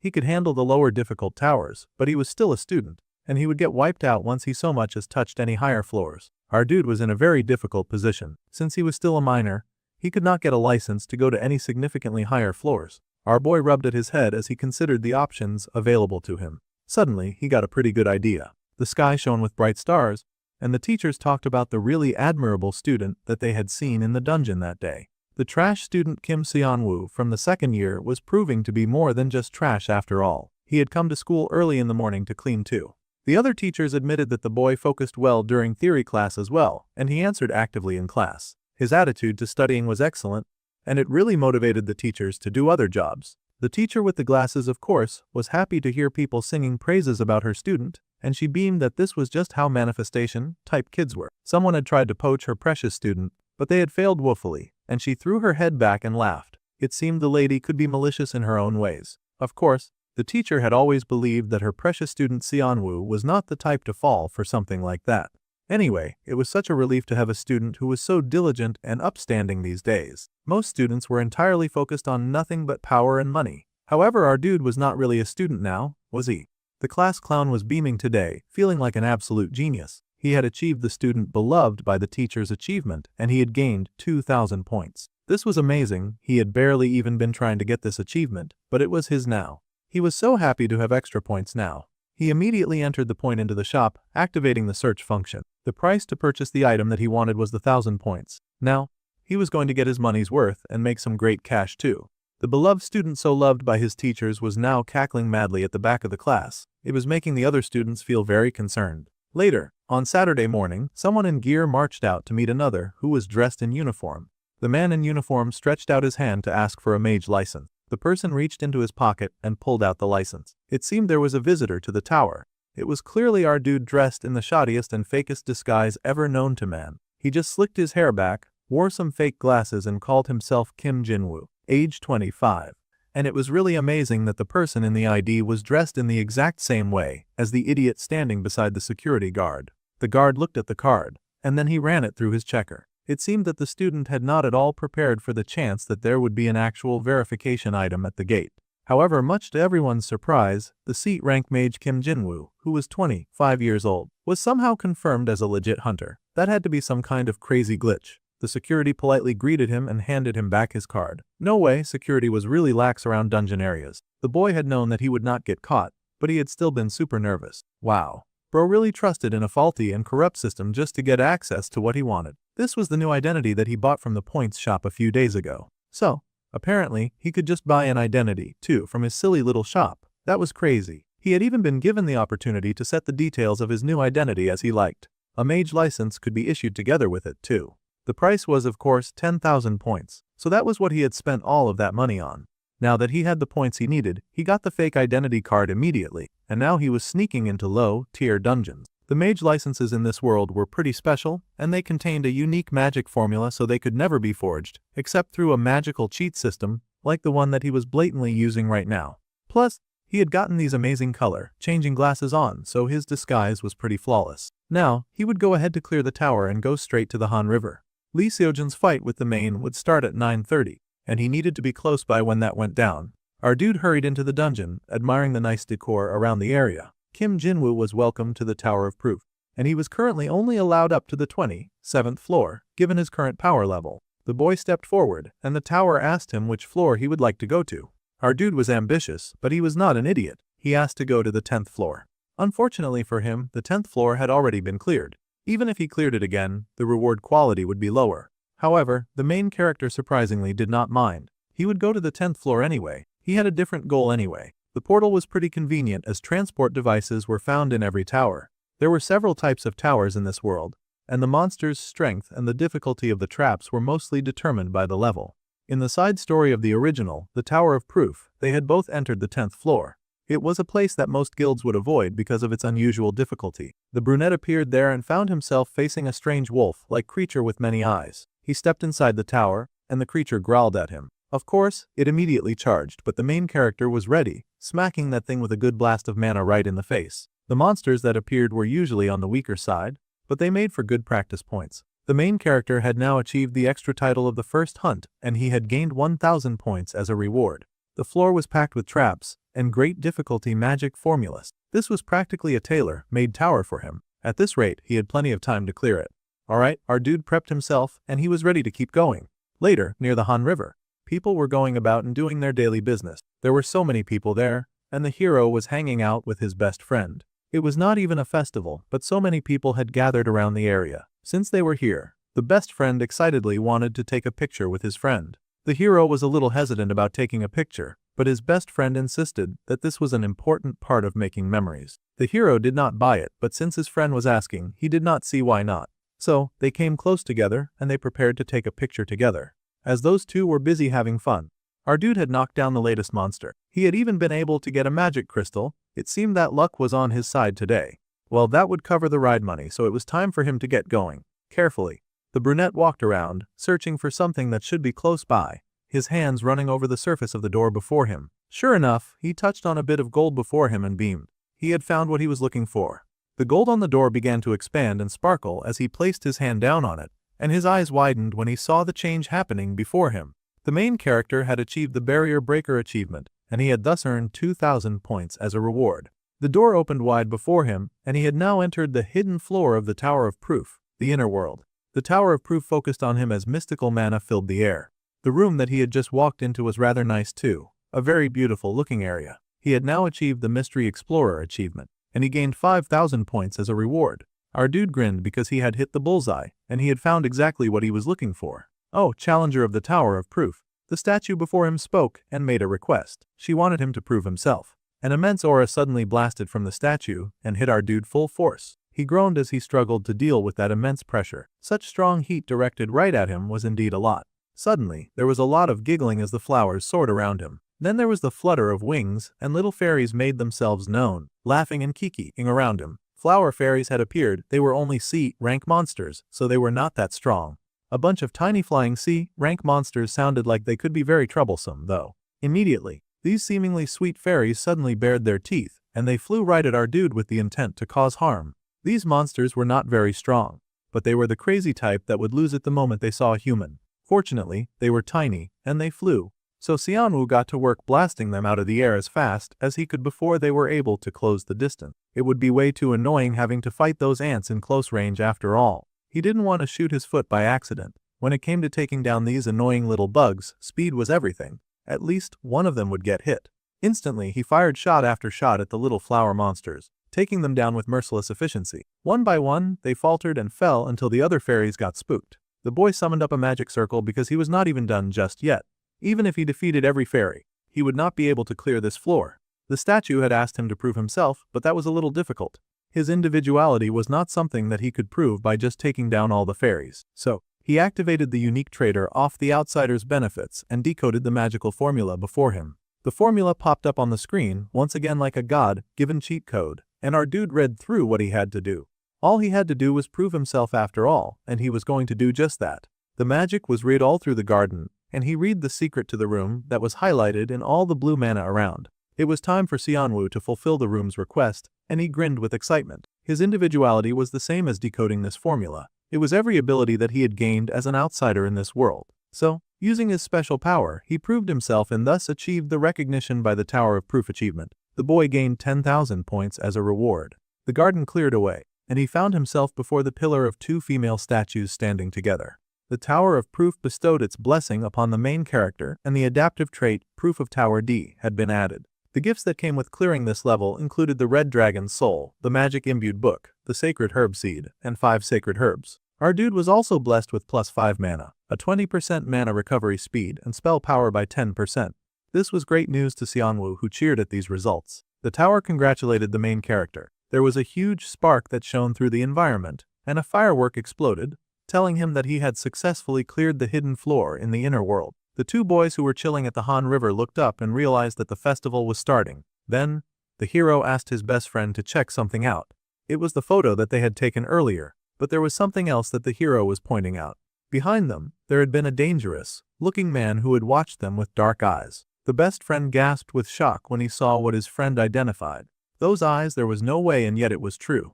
There was a mane among them right now. As they looked around, they soon discovered the mane walking around like a zombie from an apocalypse movie. No matter how things seemed, that thing was definitely not a human. The clock chimed, and our bro realized that it was almost 9:30. The main character was walking around, and he could clearly see it, so where the heck was the hero supposed to slay the monster? However, for some reason the hero was late. The wait was driving our dude crazy, and he wondered if he would have to step in. However, this was a major event and a no-name loser like him was not supposed to complete it. If the hero did not show up now, he would end up like all those other losers in transmigration novels that ended up becoming the accidental protagonist because they had done too much. That being said, this was still a monster disguised as a human walking around in public. If it were left alone, that bad boy was going to cause a lot of serious damage, so naturally, the boy found himself facing a very intense dilemma. Xianwu did not want to mess up the plot, but there was already an idiot passerby heading straight for the main to check if it needed help. That tossed his opportunity to be an onlooker right out of the window. He had to do something, or that idiot would die. The main character was horrified, but he was not moving near fast enough. Blood splattered the grass, and the poor good Samaritan had only himself to blame for being an actual decent person. His eyes widened in horror as that merciless creature gutted him. It truly gutted him, had its long claws inside of his chest and everything. The mane was kind of hot, but that was hardly the point right now. Its formerly black eyes had gone red, and it tossed aside the body of the poor first victim, splattering blood all over the scene. The poor trash spat blood as he flew, bleeding and regretting a lot of his life decisions. Now that it had tossed the trash, the mane suddenly had the great idea to tear off its shirt and roar, like it was the king of the festival. Maybe it was because it did have a nice set of abs to back up that idea. All the blood and the roaring had definitely caught the eye of the other people who had just been enjoying the festival. And it was at this point that they understood that shit had just gotten real. There happened to be one idiot lady standing way too close to that monster, and she was frozen in fear because she knew that she was dead meat. The time for standing and observing was over. It was time for Xianwu to do more than just watch this madness go down. The poor people around had started to panic. There was a mane among them, and it was very clearly going berserk. Someone was saying that they needed to call someone and tell them that a mane was at the festival. Meanwhile, our dude finally took action with those fake glasses on his face. He rushed forward because, story or not, people came first, and a lady was about to die in front of him. He could not just keep standing back. Apparently, the hero was being delayed because he had done the responsible thing of reporting the spotted mane, and the authorities were telling him the results. After looking through the picture, they were sure that the creature was a mane. Jung Hyun-soo, and an agent of the Anti-Terror Special Task Force, was the one investigating the situation. He worked for the Mage Association, and he was still asking some really dumb questions about when they had taken the picture. Yes, the picture had been taken nearby, and the agent worried because this creature had been spotted during a festival when the area was crowded. The more blood that the creature absorbed, the stronger they would get, so they had to move carefully. The hero was worried deeply about this news, but suddenly he turned when he felt an enormous bolt of power just then. The agent rushed forward because he was also thinking the same. There was no mistake about the situation. They had to get to the scene immediately. The rest of the crowd that had gathered around the main, because they did not have the common sense to run away, were wondering why a dude was running straight at the monster. Xianwu used the opportunity of the thing's distraction to toss a big orb of shiny blue and white power at it. He was going to hit the weak point at the back of the head. It seemed that his huge blast did make contact, and the creature stopped. There was a pause, and the two froze for a moment. The boy was wondering if he had really been able to get the creature. However, there was no way it would be that easy. Our dude was sweating buckets when the ugly behemoth suddenly turned with half of its face fallen apart. Now it was really ugly, and its mouth cracked into an angry grimace. This situation was really bad. It was already bad before, but now it was getting worse. The boy had not been able to destroy its brain, and now it was targeting him. He was great at fighting a few fairies on his own, but he did not want to deal with a giant roaring monster that was making its way right for him. The beast was boiling at getting hit by that weak attack, and our dude was not in the best mood either, because now he had to turn tail and run. Unfortunately, that ugly beast had no intention of letting him get away, and it leaped right at him. This was the kind of situation where the main character had to put himself first. He was planning on saving his secret move, but now he had to use it here in front of all these people. What a pain. Now, our dude activated the Great Nature's Heart, and for 1 minute, his mana recovery speed would increase by 1000%. Not a bad deal. Charging his hands full of mana, the boy knew that he might not be able to finish the creature in a minute, but he could at least half kill him. With that logic, he shot a gazillion fireballs at the annoying creature. This made the main rethink its decision to chase the guy. He had thought that he was chasing after easy prey, but easy prey was raining mana balls at him. Naturally, he was not digging the situation at all. A lot of the creature's body got fried, and it fell back, landing on its feet as more and more mana balls came soaring towards it. At this rate, it looked like the main character could take care of the situation without the protagonist's help. Then the big bad guy got into a boxing stance for some reason. Our dude grinned and told that big monster to keep trying to block him all that it wanted, because they were going to be doing this back and forth for quite some time. He pushed mana ball after mana ball, trying to at least stall the monster from attacking any more innocent people. He was going to smash its head in no matter what, or so our dude thought. Fortunately, who would appear but a hero swinging a master sword? It was amazing. The story had unfolded just like in the book, but with an extra twist. The main's head went flying, its mouth open in surprise because it had not expected an enemy to come in from the back. Xianwu's eyes widened when he saw the protagonist enter the scene. It sure had taken Xiujin long enough to get here. The main was cut into pieces within an instant, and the agent they had contacted sighed in relief now that the situation had been resolved. Jung Hyunsu, the agent with the Special Task Division, stepped forward, and he thanked the random stranger who had aided in making sure that thing would end much more easily. The man even asked to see the dude's mage license for a moment, as he needed to verify the man's identity and issue a reward. Fortunately, Xianwu had a fake license, so he just offered that one up. The agent stared in surprise that a C rank had been able to hold on this long. He had thought for sure that he would at least be a B rank. As the agent spoke with the mysterious mage, the other boys from school were also watching in their direction. Now, this made the brunette a little nervous, because he was worried that the hero would recognize him. He had used magic to change the color of his eyes, so hopefully the protagonist would not notice. However, Lee Seojin and Shin Youngjin were standing quite close to the scene. He could not believe those two jerks had shown up at this time near the end of the final scene. He'd had to step in and do their work when this should have been their job. It was a good thing that he had come, or more people would have died. However, the hero was staring at our dude from across the room. It felt like his imagination, but he could swear that he had seen that shady guy with the glasses somewhere before. The boy just looked very familiar. The hero stepped forward, and the main character started sweating. Seojin asked if, by any chance, this strange hunter knew someone by the name of Kim Seonwoo. The hero's memory capacity sure was incredible, but that was hardly what would help them right now. Yeah, the protagonist could have sworn that he had seen that face before, so he asked, by any chance, if the boy knew someone who went by the name of Kim Seonwoo. A pox on the hero's great memory, because he had actually taken enough interest in our dude to remember his face and name. The hero explained that the boy he was referring to was a student at the Magic Academy. Now that he mentioned it, his best friend could definitely see the resemblance. He wondered if this strange hunter was somehow related to Seonwoo. The main character behind the glasses laughed awkwardly as he tried to figure out which lie would not ruin him right now. He chuckled and said that he had never heard of that boy in his life. Well, this was news to the hero, but the agent insisted that this random mage probably just looked so ordinary that they had mistaken him for someone else. That burn had come out of nowhere and was so uncalled for. At any rate, The agents told the boys to stop bothering the nice stranger and go on with their day. The agent then thanked the random stranger, but the hero did not stop staring. It was crazy that the protagonist was really this observant. Usually they were just goody, two-shoes airheads. His golden eyes were really fixed on our guy. He should have dismissed this whole thing by now. Seonwoo would not have even gotten involved in this mess if the hero had just shown up on time. He had just done what needed to be done, that's all. First, the agents will be heading off. He informed the mage that more agents would arrive to handle reporters and take care of the situation. The boy bowed and thanked the agent for saving his life back there. While the evening continued, and our dude was able to retreat into the shadows for a bit to check out his stat window. He had now participated in defeating the B-rank villain Jang-un. The brunette was surprised to learn that he had participated in the subjugation. Of course he had participated, he had kept that monster stalled long enough for the main character to run at it. This was changing a bit too much from the original story, but perhaps that was how things had to go. Unfortunately, that very small shift in the plot had been detected by the system, and our dude gained 5,000 points as a reward for shifting the story. It seemed that it was a good thing. However, the causality rate had gone up by 0.2.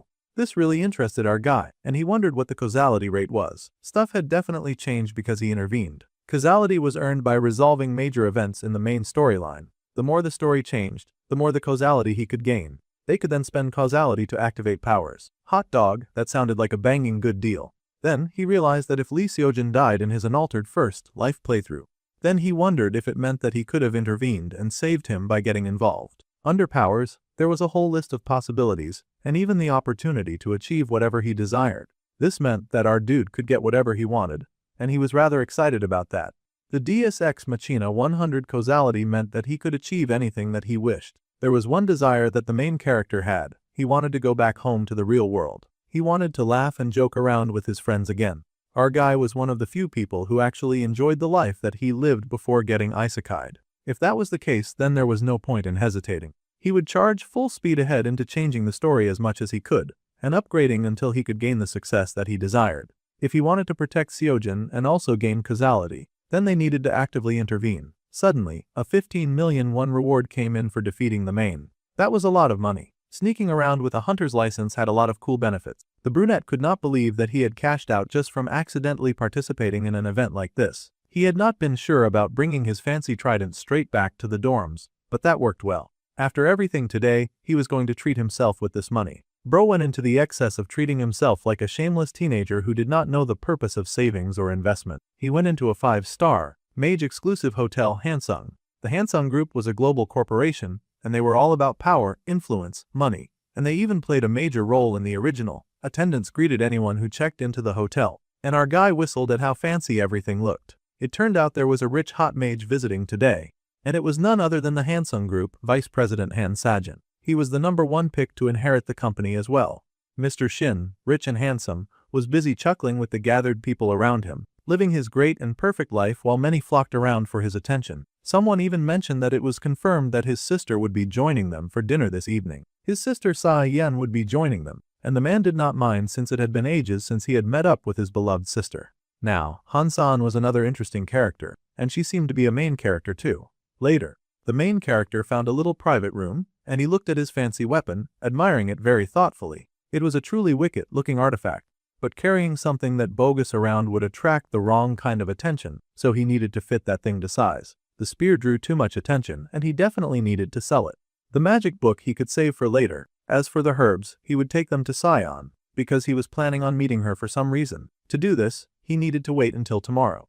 Our dude was already making some weird moves in the community. The good morning news came in the next day, greeting everyone with a beautiful and wonderful morning. It turned out that there was someone drawing attention for clearing the hidden floor of the tower. Despite their C-rank mage status, this stranger had not only conquered the hidden floor, but they had also somehow defeated a berserk main in Han River Park right after. This was concerning, as our dude was the one getting the credit when Seojin had delivered the final blow. The Mage Association was now praising Kim Jinwoo's feat, and they announced that they considered raising his rank. He had his face plastered on billboards, too, and many stared in awe at this apparently super awesome hero. Some even guessed that he had faced the main alone in that fiasco, but that was not true at all. Our dude had now achieved the title of Little Hero. 2 million citizens appreciated his courage. Several more story characters had not met him yet, but now they were curious. One news segment equaled 1,000 points, so our dude was not mad at all. It was not exactly the type of attention he had been going for, but at least it was something. Now that he had enough cred for his identity, he was going to go ahead and meet Sion. So, the brunette showed up at the Hansung Pharmaceuticals, and many passing girls giggled because they recognized the guy from television. Fame did have its perks, and he paused when he saw someone looking at a little garden while pressing his phone. The muscular man with white hair was none other than the Hansung family's sword, the S-rank mage Jang Suji. The boy could not believe that there was an S-rank popping out the moment that he walked in. That felt like destiny. Way too many people were recognizing our dude from the news. Using the popularity, the main character planned to cash out from selling the herbs that he had gained from the tower. He would really prefer it if Director Nim did the appraisal. Bro was really calling names and making demands too. It was odd being visited by someone so talked about. And the stuff that the boy had brought in was just as intriguing. Hansung Group's youngest daughter, Han Seon, somehow immediately made herself available for this meeting. It was quite fortunate that she was not busy doing any other important thing. The boy really did give off that energy, but these herbs did not even have the basic mana stem. They were tricky but undeniably valuable. She asked the mage how he had somehow figured out their properties. Well, he was using a cheat code to scale through this world, so it was really a matter of knowing what worked and what did not work around here. The boy chuckled and said that he had spent years studying medicine as well. However, he knew the sacred herb was a special resource. It amplified the effects of other ingredients, but did not work well alone. At this point in the timeline, it was considered something very rare and was hard to process. Honestly, only a genius apothecary should handle something like this. The little heiress did not really get it, however. The point was that this was a solid deal. She would happily accept the herbs, but she wanted to know if he had any terms of his own, considering that he had brought such precious materials all the way here. The brunette raised a hand because he did have extra details that he would like to share. He wanted 5 million won up front. What an absolutely greedy buffoon. He was lucky that his name had trended on the news that morning, or he would have immediately been kicked out for attempting daylight robbery. The boy even went as far as to request a 0.005% in shares in Hansung Pharmaceuticals. His audacity was absolutely insane. The lady could not believe what this boy was asking right now.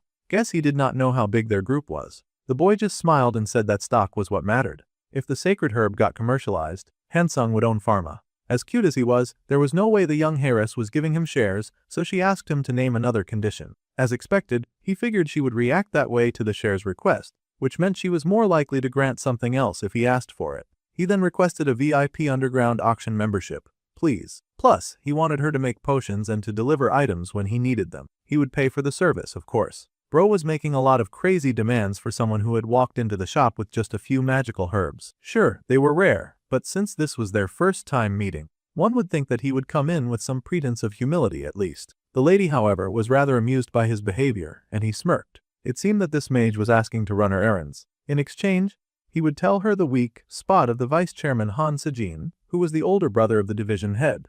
The lady's eyes widened in shock. It seemed that this was the kind of information that she was very interested in.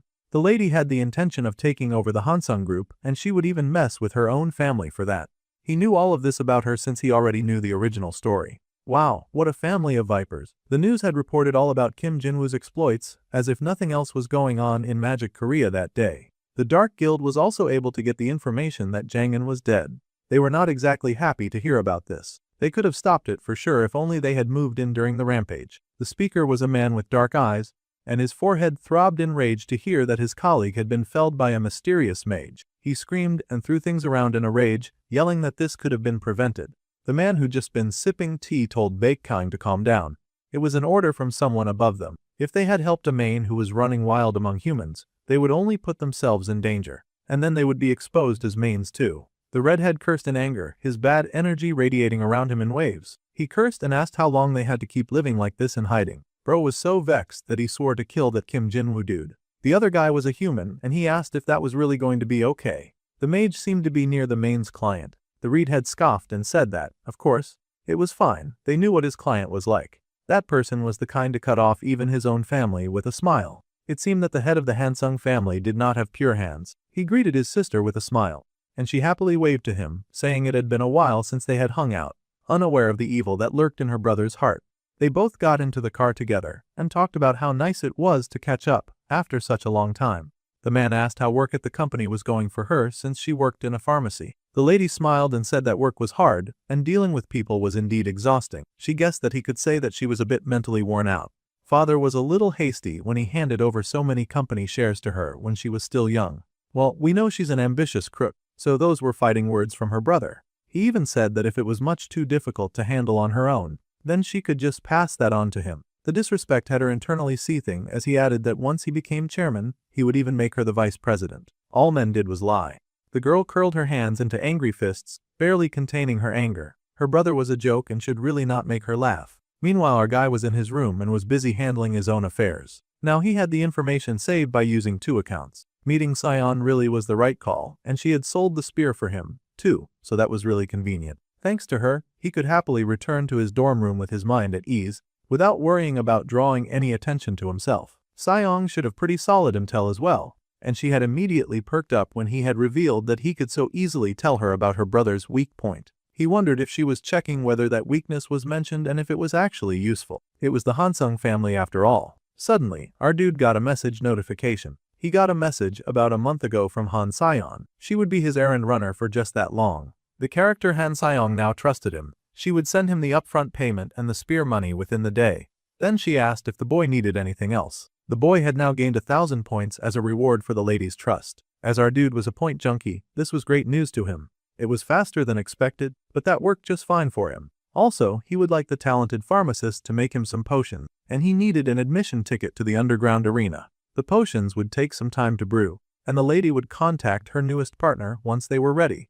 The deal was done, and they could extend the agreement later. He just had to prove that this relationship was of use to her. However, moving as Kim Jin-woo meant that he would attract mains. There had been a revenge plot in the original story, too, and since his name had been broadcast as the one to take down the monster, it meant that his fake identity was in danger. Sionwo activated the search function because it was time to start making some important preparations to deal with the occurrence of a possible attack.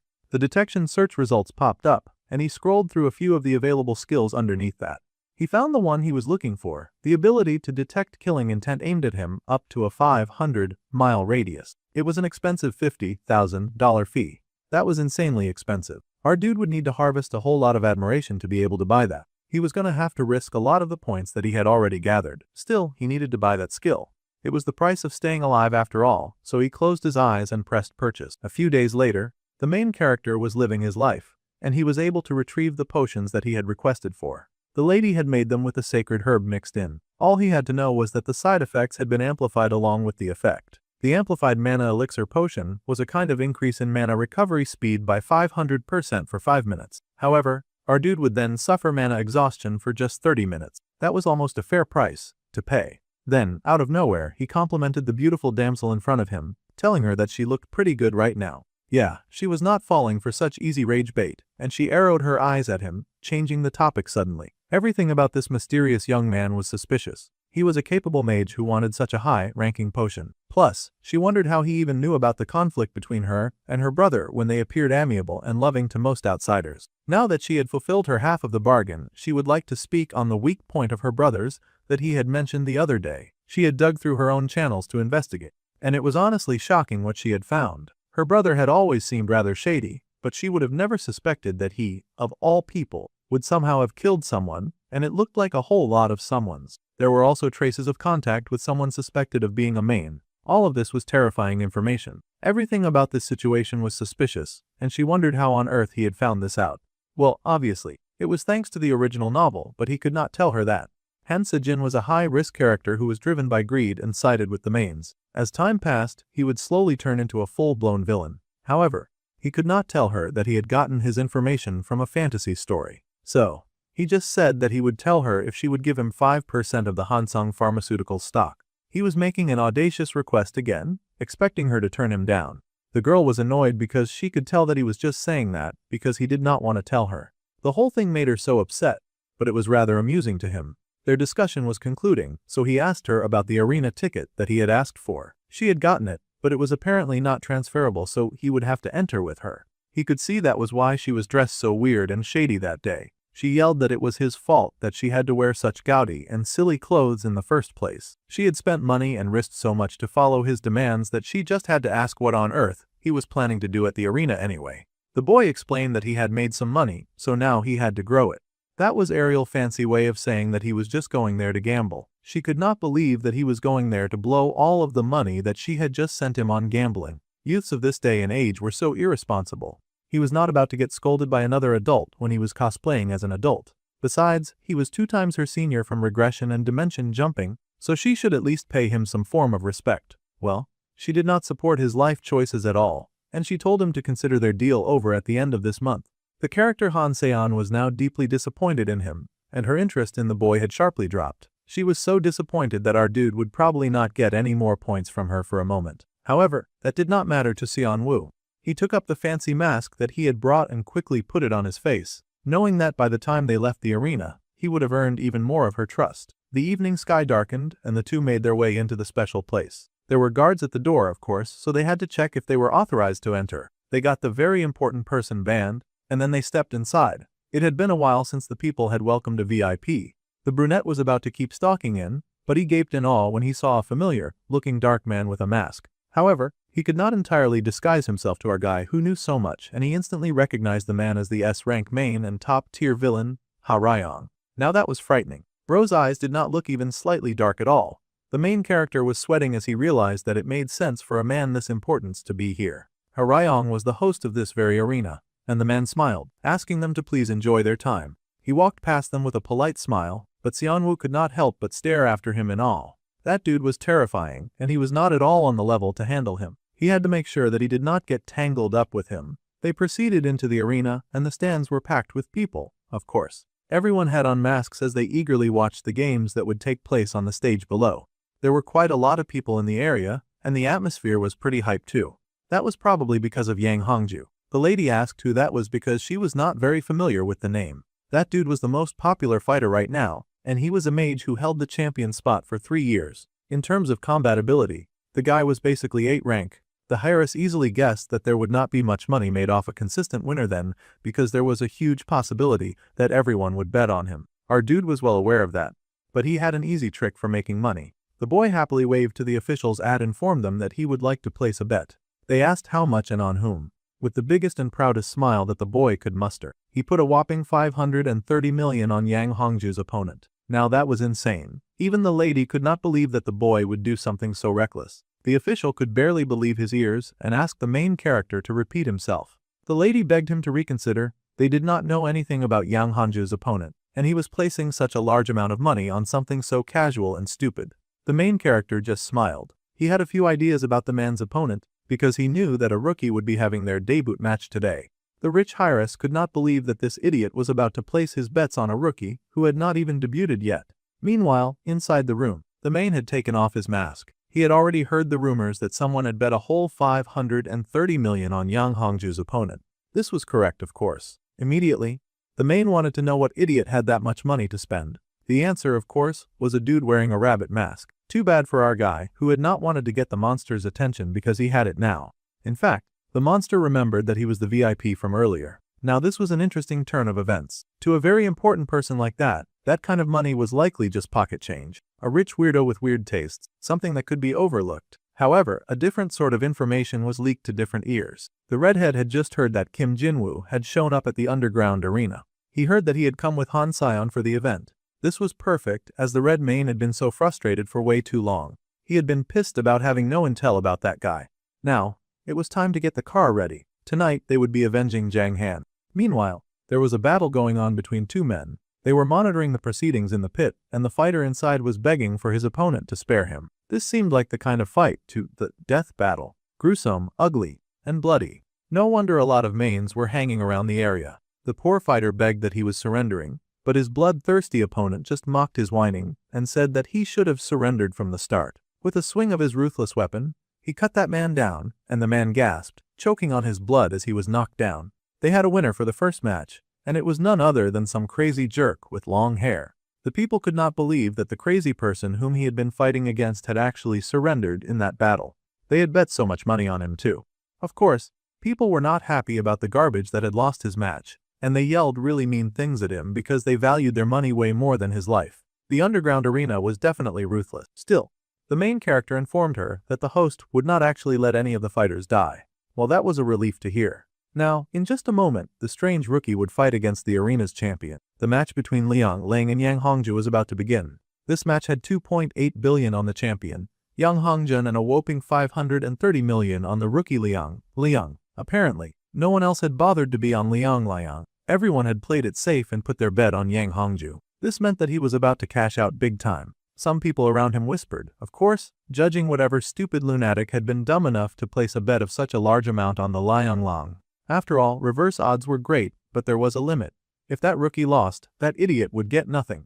There was not even a doubt that the long-running winner would win. The student smirked and told them to talk all they wanted. If things went his way, he was walking out with almost 6 times what he put in. Now, at last, the fighters were entering the battlefield. The first person to enter was the muscular, known behemoth that almost everyone was betting on. The next person to enter was the dark-haired fighter, called Liang Liang. Everyone whispered when they saw the dude.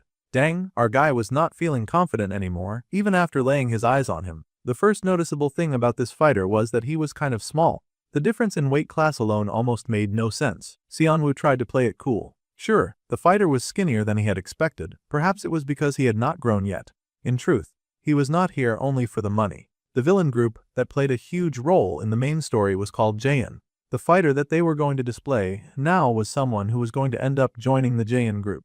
The skinny-looking short guy with muscular arms might have made for a more intimidating look if he were taller and did not look so sickly. Obviously, a heavy hitter like that was someone that the brunette was interested in watching. He wanted to see the villain's fight style at least once. However, he had not expected the dude to look like that. Now people were going about asking who the heck had bet such a large amount of money on a loser like that. Xianwu was fighting not to die from embarrassment. He had to trust in the plot. Even though a lot of the story had changed, he had to keep believing. This was a scene that had been written in the original novel after all, and he had not done too much to change this particular part of the story. The fighter Liang Liang had never lost a single match in the underground arena.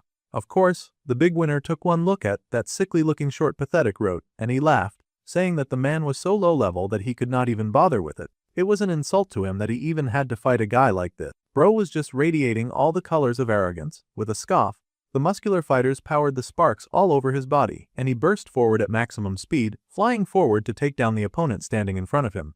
With a gasp, the small, emaciated-looking villain dodged with shock, managing to avoid that punch that had come flying right at him. The villain actually looked surprised, like he had not expected his opponent to attack him that fast. However, the mighty Hongju suddenly spun in his attack and managed to land a hit on the villain that had been trying to dodge him. With a gasp of pain, the smaller-looking future villain went flying. The poor dude hit the wall, smashing against it hard, and he struggled to stand up as the muscular guy advanced. The crowd was cheering and crowing with joy. They were so pleased about what they were seeing. Meanwhile, Xianwu was high-key panicking. It was good to see a main character act unsure about his decisions for once. He did not want to lose 500 million on a crazy dare. He believed in the story, but the beating the future villain was taking was incredible, and he wondered if that tiny guy could actually win. While our bro was worried about the future of his finances, a smooth car was driving towards the arena with the intention of ending all of his futures permanently. They needed to get to the underground arena, but there was an understanding that they could not storm in right now. If he rained Harayong's event, he would not be able to make it out in one piece even if he did get some vengeance. Instead, the redhead main was going to play it smart. He needed to know what time the event would end. Fortunately, the event would be ending at 10:30. That was a good time, and the evil monster grinned because that worked great for him. When he killed that loser, he would make sure that he would regret it. Meanwhile, the Liang Liang dude was getting beaten within an inch of his life. Bro was getting smacked by that big, muscular giant in every possible way. With a heavy fist, the big multi-winner slammed a huge sucker punch right into that tiny guy's gut, and the future villain made out a large cry of pain. This beatdown was so one-sided that the main character had every reason to worry about how this was going down. The big muscular Galut laughed at his victim, and he told the little runt to know his place and to get lost. With that, he kicked that dude into the wall again. At this point, he was treating his opponent like his own personal punching bag. He was just playing with him at this rate, kicking him, punching him, and throwing him around for fun. That was so many levels of fall. Unfortunately, all dirty moves were allowed in this arena, and that big muscle gorilla was free to beat up his opponent as much as he liked until they were ready to surrender. The poor debut rookie was now in a worse state than when he had stepped out of the door, and all of his body, arms and chest were covered in dust and debris. The people cheered for Yang Hongju. It was looking like Xianwu was about to lose a whole lot of money, a situation that the boy could not be pleased about at all, and for good reasons too. No one would want to lose that much at once. He had trusted in the story, but now the crowd was happily praising the name of Yang Hongju. The main character could not believe how fall the story was doing to him right now. There was no way that the big gorilla had actually won. The main character was doing his best to try to blink away reality because the real life that he was currently existing in was trying to zap away his hard-earned cash. Suddenly, out of nowhere, there was a splatter of dark blood in the arena. The sound that followed was shocked silence when Hongju turned in surprise to see that the opponent whom he thought he had beaten down was standing up again. The man coughed up blood, shocked as he realized what had hit him. The future villain smiled wickedly, a look of joy on his face at finally getting to land a hit. Of course, the big guy was not so pleased about suddenly getting hit, and he ran at the little guy with all of his might, hatred burning in his eyes. The smaller guy smirked, standing to greet him as he continued to harvest his weapons from his body. That tiny menace was pulling out bones. Bones from beyond his ribs. His skin was splitting open like water for Liang Lang to fetch bones like his body was a sheath of many swords. Once the tiny guy had a proper grip on his next batch of weapons, he let them fly. It was truly a horrific sight.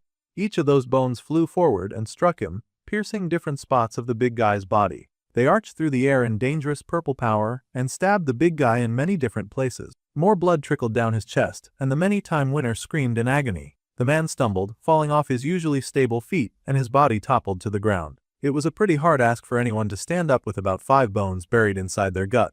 All-time winner, Hongjin, toppled to the floor with a large crash, and all around the room there was silence. There was no cheering, no screaming, no excitement. Of course, it was a monumental moment for the arena. How could there be any celebration when everyone inside had just lost the biggest match of the night? They stared both in shock and awe, wondering what would happen now. They could not believe that Hongju had actually lost for the first time in years. The pharmacy heir stared down into the pit with great amazement. Suddenly, there came a cry from the crowd. A scream of frustration as they yelled in hatred at that coward who had lost them so much money. They screamed and cursed at the loser that they had cheered a few minutes ago, hating him for daring to lose their money. As those people cursed and screamed, it was time for Xianwu to wrap up a day of hard work. It had been a pretty close call, but it was time for him to go. The lady rushed after him, of course, amazed at the miracle that she had just witnessed. To call this situation a coincidence was perhaps a bit convenient.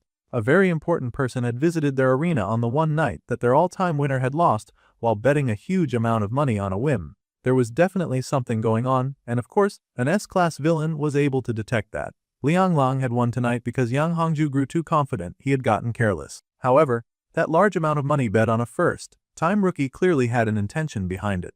Manager Zheng was called, and the owner of the arena had a few instructions concerning the man who won big on a bet that day. The owner wanted the manager to look into what that man did. Meanwhile, after the fight, the boy and the heiress had left the arena. The heiress marveled at him, asking what on earth he was and how he had known that Liang would win. The boy smirked and said that he had used his brilliant intuition, of course. The lady sighed because he never told her anything useful, no matter how many questions she asked. At this point, she was going to stop trying. Meanwhile, our guy could not stop grinning from ear to ear. Today had been an absolute jackpot. Thanks to the bet, his balance was now over 1,000,000,000 won, and he had somehow moved all of that money to Kim Seonwoo's bank account. That was pretty risky business, moving illegally made money to his own legal name, especially when he had enemies on the lookout for him. However, the main character was too busy being drunk on all of his achievements so far to care. He had achieved the Gambler of the Century award, and the character Han Sion was starting to trust him again, so that was great. The character Han Sion now felt a strong curiosity towards him too. It seemed like she was crawling into main girl status thanks to her curiosity and helpfulness. In fact, her interest in him had now reached level 1 status. That was interesting. Our guy had earned 7,000 points from hitting that interest milestone too. He was just cashing out back today. After blowing through his points for buying that killing intent sense, he was earning them right back. It was just at that moment that his eyes widened and the killing intent skill kicked right in. The main character froze as he felt danger coming in strong and heavy from the mysterious white car parked along the road. Killing intent had appeared. Killing intent had popped up like he had summoned it just by thinking about it. What a tragedy. There was just one group that immediately came to mind. It was definitely the Vengeance Society that had come to fulfill their little vengeance plotline. In the original, there was a main character who had come out to avenge their comrade Zhang Han. The boy was hesitant about the whole situation, and the lady beside him asked what the sour face was about. He nervously laughed at Ms. Han Sion because he had yet another favor to ask. The car proceeded down the road with a bit of twisting and turning because its movement suddenly changed. Of course, the person who had been tracking them instantly noticed this odd change in behavior. He asked for the car to stop with a grin on his face. They were going to attack our guy and attempt to murder him on the road. It seemed that Xianwu had the same idea because he had also gotten out of the car. The Reeded main stepped out, eyeing his chosen victim. The bold hunter stood alone, not even Han Sion was in sight anymore. Then again, he wondered if his pathetic-looking hunter was really the one to kill Jang Han. The dude did not look very impressive after all. His body was also not trained or muscular. To top it off, the energy radiating off him was loser energy, weak and pathetic, with barely enough mana. Now the big bad red was confused. However, standing before him, our dude chugged down that very expensive elixir that he had just bought. He had spent so much money on it that it was used up that quickly. After taking his little cheat potion, his body was now radiating with a bit more power, and he grinned, wiping his lips as he cooed for his enemy to show himself. He needed the enemy to speed things up a bit because the nonsense that he had just put in his mouth tasted completely foul. He had taken the amplified mana elixir, and now his mana recovery would increase speed by 500% for 10 minutes. After that, he would get mana exhaustion for 30 minutes. In other words, he needed this battle to go very quickly, and he needed his opponent to show up immediately. This battle could not last longer than 30 minutes. Since his opponent was taking his sweet time, Xianwu went out of his way to goad the jerk a little. They knew that the little monster had been aiming at him for a while now, so they could skip the pleasantries and jump right ahead into business. The man frowned, seeing that the hunter's aura had now changed all of a sudden. It was still not exactly threatening, but at least it was not as weak as before. The man chuckled, saying that our dude was pretty impressive. Then, out of nowhere, he summoned some pretty intense fire spears, pointing them all at our guy. The hunter had noticed that he was being tailed. That was good, which meant that they could cut to the chase of this interaction. The main wanted him to die. It was a very simple request. Of course, Xianwu had not lived through an entire universe collapsing to be fine with just dying. He readied the mana in his hand and prepared to fight. His shot expanded and fired, zooming straight at his mad opponent. It was a grapple of two tigers, both very determined to win this fight, except that instead of hand-to-hand combat, they were using magic to smack the mana out of each other. The blast was spectacular and the main grinned. He had 2 shots of firepower left, and after exhausting that, he could just drop to physical power, which would prove difficult for our guy. However, the main character also had the advantage of a 500 upgrade boost, so they could fight on equal footing for at least 30 minutes. That was what it seemed like until those terrible yellow spears made a beeline for the brunette, and he actually looked horrified to see them. There was a huge explosion, and the pharmacy head sweat just watched that fire from afar. She knew that a fight was going to break out, even if she did not properly understand what the fight was about. She had seen the look on the brunette's face and had asked him what all of his sudden seriousness was about. The boy had explained that there was someone tailing them, and she panicked, thinking that it could be a rival company of the Hansung group. However, she was not the only important person in the car. She should put some respect on his name. Technically, this mess was connected to her since her brother was working with these evil monsters. At any rate, he needed her to drive somewhere more secluded. It would be no good to avoid this guy and have him trace him all the way to school. It would be in his best interest to catch and take that guy as soon as possible. The lady asked if the person chasing them was someone that he could actually fight, and the boy smiled that it would not be easy. The mana of the enemy was the kind to far exceed a B rank, and the lady was worried within reason. She knew the guy beside her was not a wimp, but he also did not strike her as the Hulk of fighters. She worried if he would be okay, but Xianwu assured her that there was nothing that plot armor could not do for him. That was why he was asking for help. The pharmacist there parked the car and decided to trust in his skills. He had to come back safe. She was counting on him. It was not the time for our dude to do the loser version of aura farming, as he somehow managed to dodge those pikes that had come right at his face. That was crazy. It was almost like the red-headed guy was actually trying to kill him. Still, the main character smirked. Dodging these many attacks was nothing. He was an enhancement-type fighter until the first year, so he could match up to the speed of those projectiles quite easily. His wicked opponent smiled, asking if all he could do was dodge. Then, he raised his hand and raised even more dark spikes into the air. It seemed that this guy's motto was to keep hitting the brunette with everything that he had. He fired an even larger volley of large and intimidating spikes, surprising our dude because he could not believe how many spikes this guy had in reserve. It seemed to be his special form of magic. The man had gotten even faster than before, but our dude was ready for that, too.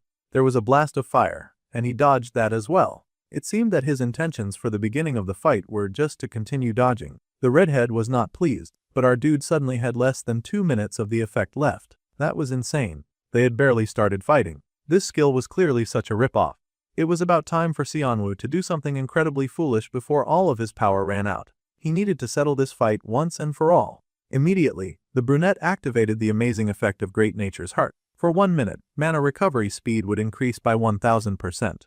Now things were about to get really wicked. The main could tell that there was something wrong moving through the eye, and his eyes widened when he realized that. Suddenly, the hunter standing before him had a much stronger aura than before. Now it was time for our dude to aura farm to his fullest potential. He bent to the ground like a frog prepping for a mighty hop, and then he burst forward, running like a bullet train right for his opponent. The angry redhead responded with his special magical skill of a buffet of spikes, growling as he prepared to launch it at the madman running straight for him. This was dangerous. The monster knew that he had to block that attack no matter what, though dodging would be a bit more common sense and would possibly lessen the damage. The monster's fear was valid, though, because our guy was speeding through the spikes of fire like it was a casual maze that he was playing for fun. The mane grunted in horror, seeing the boy come even closer and closer. It grabbed one of its spikes like he intended to use it as a weapon, and he slashed it out in front of him, discouraging the brunette from coming any closer. The main character did not hesitate, and he charged up a blue ball in his palm like it was a special attack that he had borrowed from another franchise with a blonde-haired lead. Immediately, he tossed it, careful not to get too loose to Mr. Red and Nasty. That blue ball landed quite solidly in the poor man's gut, and he choked out in pain, being pushed back from the force of that hit. Man, our dude had thrown such a huge attack, but the enemy was still on its feet. They could not let up now. Any opening that was granted would quickly be used against him, so Xianwu charged up a second attack and launched it a second time at the wicked creature before him, figuring that he needed to spam the attack mode for as long as he could. That wicked redhead blocked the attack, growling in annoyance at how persistent the student was. The mane cursed, hands raised as it pushed back the attack. Xianwu was also doing the best he could, but he was struggling to some degree. At this angle it was difficult for him to aim for the monster's brain. Suddenly, an idea occurred to the brunette in glasses. Suddenly, he quit attacking from afar and actually came right up close and personal to someone who was actively trying to kill him. This behavior stunned the redhead, of course, and he was even more stunned when he suddenly got slammed in the jaw by a very unforgiving fist. From here, he could definitely hit the brain, and the monster growled for his opponent to stop, as if he was going to stop when any slowing down meant certain death. This was over, it had to be, and the main character grabbed the monster by the neck, squeezing down in an attempt to permanently end its life. However, for some reason that he could not understand, the neck underneath his hand was not breaking. It did not make sense. He had increased mana recovery speed by 500% for just 10 minutes. Of all times for that stupid mana exhaustion to activate, and for 30 minutes too. This was the worst thing to happen to our main character. For some reason, he had been unable to kill the main, and he was forced to back away. The monster, of course, immediately took the chance available to it. It healed its wounds, and it manifested a spike within its reach, turning it around with wicked malice in its eyes. With a joy like no other, the monster raised the spike with every intention to end Xianwu's life. However, before that could happen, there was a huge slash, and blue light came down on the monster, slicing it in two. There was a familiar-looking big tough guy behind the corpse of the fallen beast, and the main character stared at him in awe. Finally, a strong fighter had come. Jang Suji, the S-rank mage, and the sword of the Hansung family. It seemed his little favor from Sion had arrived. Now that the big bad beast had been taken down, our dude was now left alone with his knight in shining armor that had come for him. Of course, this knight was not in shining armor, and he was an old man from the family that Xianwu happened to be currently exploiting. The sword demon Jang Sugi had shown up in time to save the day. He was one of the strongest in the original story. That man had cut down Baek Kang, who could trade blows with A ranks in just a single strike. Peak admirable behavior. The old man was not digging the fact that a mere man had dared to lay a hand on the youngest daughter of the Hansung family. That was not actually how it went, but he appreciated the girl for putting in that lie if it got the guard to come in to his aid faster. The lady of the hour showed up, running over to check if her sweet Kim Jinwoo was okay. The sweet, doting, rich girl hurried to check if he was hurt anywhere, and the boy laughed, assuring her that he was not hurt by much, and he did not even need support to stand. It seemed that he had managed quite well, buying time for the real people who arrived with help. The girl was happy to help the boy cut down his enemies, because she believed that her life was on the line too. Yeah, that big bad and red had only come for him today, but at least now he would not be causing any future problems, so they had technically killed two birds with one stone. Sion felt that it was totally reasonable for her to rush and bring the strongest person she knew to fight this battle. Well, now the B-rank villain Baek Kang had died. That was a bit of a deviation from the usual story, and the causality rate had increased by 0.6 points. Fortunately, the character Han Sion still trusted him, so that was great, and the main character gained a 1,000-point reward. That kind of felt small for taking down a villain, but he was satisfied with the results. The big old sword asked if they should report this incident to the chairman, but this was not exactly a lovey-dovey kind of family. A main attack was no small matter, of course, but the brunette recommended that they do no such thing. After all, her big brother was involved with the mains, and he might suspect that his little sister was snooping too close for comfort. He could make some risky decisions if he even suspected that, so it was for the best not get involved. If word spread that someone from the Hansung group was attacked by a main, it would cause a huge and uncomfortable uproar. Plus, there was no need to blow things that deviate from the original. Things had already changed too much, and our guy would like to keep problems like this to a minimum at least. The lady considered this and figured that the boy was right.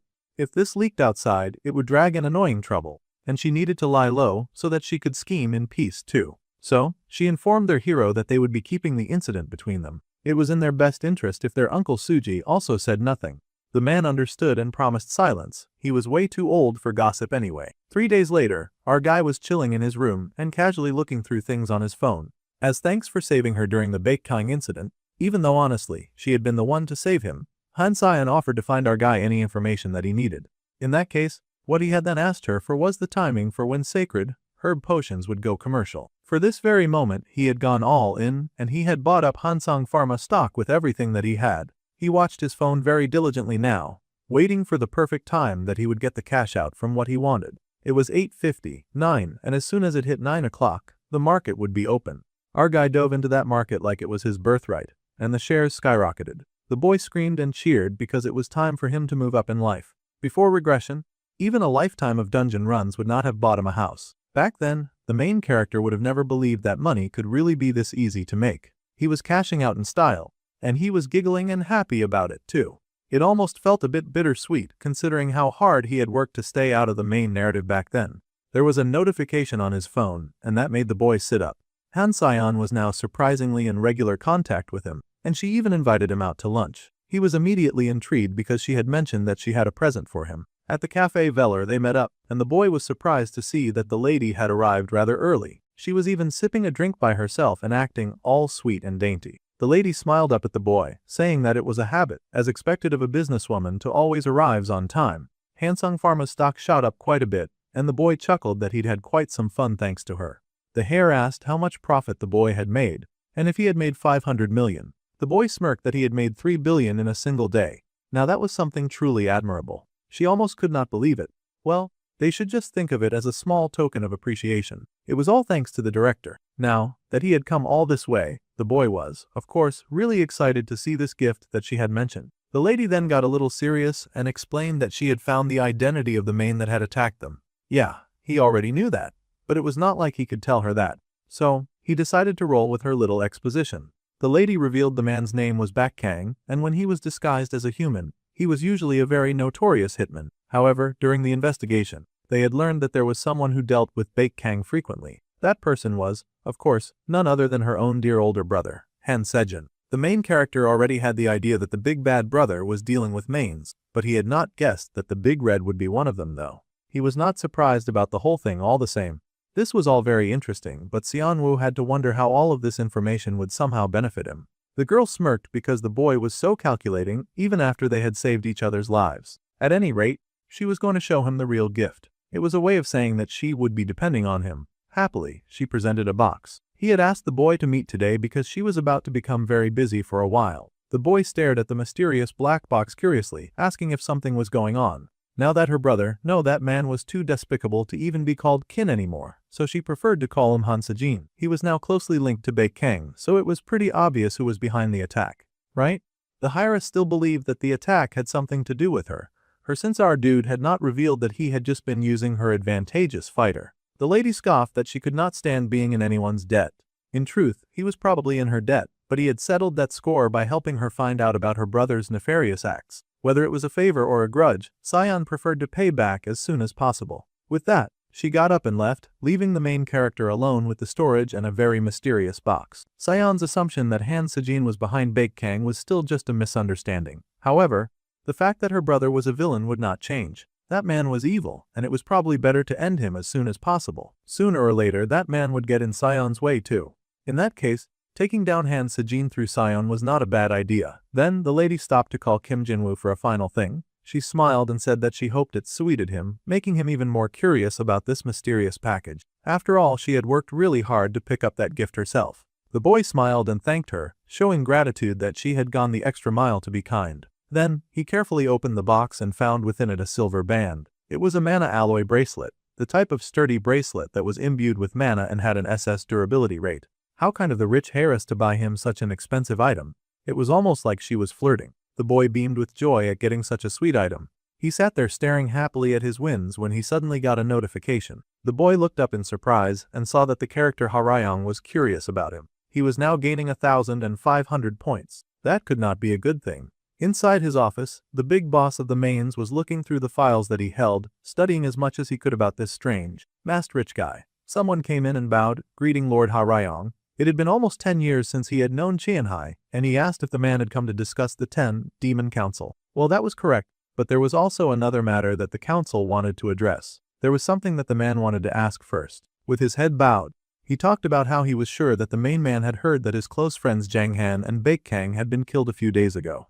Coincidentally, this could all be traced back to their encounter with a human mage who was tangled up in both incidents. According to Baek Kang, before he had died, this man had visited the arena not long ago. The man with his head bowed then asked their king Lord Harayong if he had perhaps ever heard of a hunter called Kim Jinwoo. Now this was very interesting because that happened to be the guy that he was investigating. Of course, the Dark Lord had heard of that guy. In fact, he was currently looking into him. It was interesting that other people were taking an interest in his query, and it was no surprise, honestly, because his query had been very busy. That guy also happened to be the only VIP that had bet on Langliang. In the dimly lit office, the man then made the request for the big boss to share any information that he had on Kim Jinwoo. The man was ready to spill his blood on the graves of his fallen friends. Oh, that guy was also a main. They kept popping up one by one. Immediately, the big boss called Qianhei to heal. It was one thing to come into his office and make a request. It was another to get so passionate that the request started to border on a demand. It was best that the big guy watch himself, or he would get burned. The strong and oppressive pheromones oozing from the big boss hit that dude like a ton of bricks. He quickly got the message to shut up. If Qianhai was thinking of laying a hand on his client, then the man should be prepared to face the dark and demonic consequences. It seemed that the big boss had now somehow claimed our dude was his client. Now our guy had dark protection among a few other things. The man quickly bowed his head in apology, of course, swearing to never touch Kim Jinwoo. He begged for some gracious forgiveness immediately. With that settled, the man then requested that the bowed man should just deliver the 10 Demons Council's message. That was all that he wanted to hear right now. The man was sweating, but he relayed the message. From the holy relic, the prophet's altar, a prophecy had come down. Now this was an interesting turn of events. In the year the child destined to destroy Mains turns 18 and awakens, the king of Mains would meet his end at that hand. Now that was a terrible turn of events, and a rather foreboding prophecy. The big boss narrowed his eyes as he realized that the king was clearly stirring up trouble again to get this kind of dark and foreboding prophecy. The child of prophecy had been the message, and the man asked if they had gotten any other details. According to the prophet's altar, the place where this now 18-year-old child of prophecy resided was none other than the Magic Academy. After so many days of side quests, it was finally back to school where the real protagonist dwelt. If he could even be called the protagonist at this point. Our dude was standing around and observing something in front of him. For now, the boy was admiring the beautiful bracelet that Sion had gotten him. He had caused a lot of havoc as Kim Jinwoo, and it was time for him to lay low so that he did not attract even more awkward attention. The character Harayong was curious about him, and that was not a good sign. The extra points were appreciated, but there was no way that he wanted a big bad's eyes turned in his direction. It was not the time to get tangled up with Harayong just yet, or he'd end up eaten alive. There was something more important that the main character needed to focus on right now. Something that had to take up most of his attention. Xianwu grabbed the scroll before him and opened it up, its magical properties glittering as it revealed what it held inside. This was a magic-imbued book, with a spell shield that would deploy a barrier to block one spell. It would only last for 12 hours. Our guy was doing his best to study. It would not be long until the midterms began. This was where students had to prove their ability in front of all kinds of important people. It was a key event that was tied to Li Yujin's future path. But these midterms mattered even more because of one key element, the child of prophecy, an almighty being whose coming had been foretold in the ancient text, the future ally of Li Xiujin and the one born with the power to destroy Mains. To flesh out the still unawakened child of prophecy, the Mains would suddenly show up and infiltrate the school at 4 in the evening. Using their dark powers, they would attempt to strong-arm the school into giving up the child that they came for, but they would then be quickly wiped out by Li Xiujin, who would not tolerating their nonsense. That was how it went in the original anyway. The scale was not huge, but it was an episode loaded with all sorts of important hints. This time, our dude would be watching not just Xiujin but the child of prophecy as well. He had to make sure that neither of these two people would get hurt during the raid. So, that day at school, the teacher called their attention. In addition to the next week's midterm schedules, there was one more announcement. The midterms were already killing the students, so they wondered if they could really survive waiting to hear one more announcement. One girl was so done with school that all she wanted to hear about was romance. Well, too bad. They could never get away from the school life, and they heard that training was live combat, and live combat was training. For them to prepare for midterms, this year's second years would be doing several days of free sparring classes. The class looked stunned to hear this. Free sparring was an interesting idea.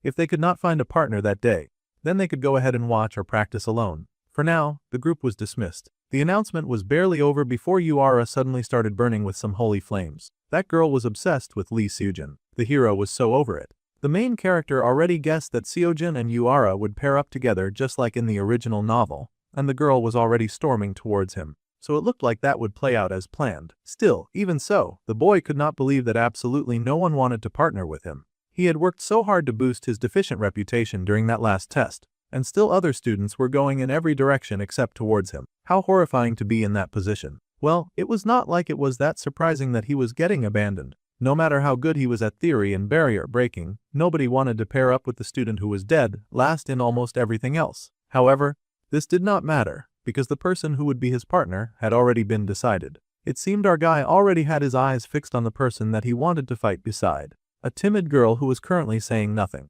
She was not getting picked either. It did not take long for Yuara to get her fire won, and she was just blasting and storming and banging her way through life, trying to take down the #1 fighter in class with all the gusto in the world. The boy just managed to dodge her crazy fire attacks, groaning because he had almost died from just getting out of the way on time. The crazy girl was not finished, of course, and she madly asked Seojin if that was all he got. With skills like that, she would be taking the top spot in the school from now on. That girl was so thirsty for that top student position, she was putting all of her energy into snatching it. The kind hero stood firm despite the tenacity of his adversary, and he told her not to get ahead of herself. With a smile on his face, he drew his sword, ready to face his opponent and cut her down with all the strength that he had. He had not even finished warming up yet, and he swung his weapon at her. They both clashed, fighting hard as they beat each other around. While those two monsters were clashing swords and firepower, our guy was paired up with a nice and meek girl. That girl looked around for some reason, just admiring the quiet nature around her. Oh, it was not nature, she could just see Lee Seojin and Yuara trying to tear each other apart from the window. They were both so dedicated to that crazy fight. They ranked #1 and 2 in the whole school. The girl turned away, creating her little ice shards in her hands. She could not pay attention to them right now, she was going to make her small power grow. The more she compared herself to geniuses, the smaller she would feel. So what if she had not grown to their level yet? It was only a matter of time. Yeon Hae-young had not even been considered as a sparring partner by most of the class. They ignored her because she was the 82nd in class. That was pretty low rung. Her theory was rock solid, but she was weak in practice. The girl pretended not to be heartbroken by hearing her classmate say those words within earshot. She knew that she was not that strong, but it still hurt to be dismissed so easily. It was a bit sad, really, that her brains could not back up her talent. No one was sadder about the situation than poor Hae-young, who was not considered good enough by her peers. She was a good person, but being good was just not enough in places like this. The girl bit her lip and suppressed her feelings, focusing all of her frustration on getting better. Crying would do her no good, sobbing about it was useless. If she wanted to improve, then she had to focus all of her attention on growing stronger. The girl shot her ice shards at the target in front of her. The shards were still small and had little effect. By the time her attack was done, the target was still standing. It was a rather discouraging situation. The girl screamed in frustration, anyone would at this point. She wondered why it was that no matter how hard she tried, nothing worked. Our dude popped in at that point to give some constructive criticism, telling her that her ice construct was flimsy.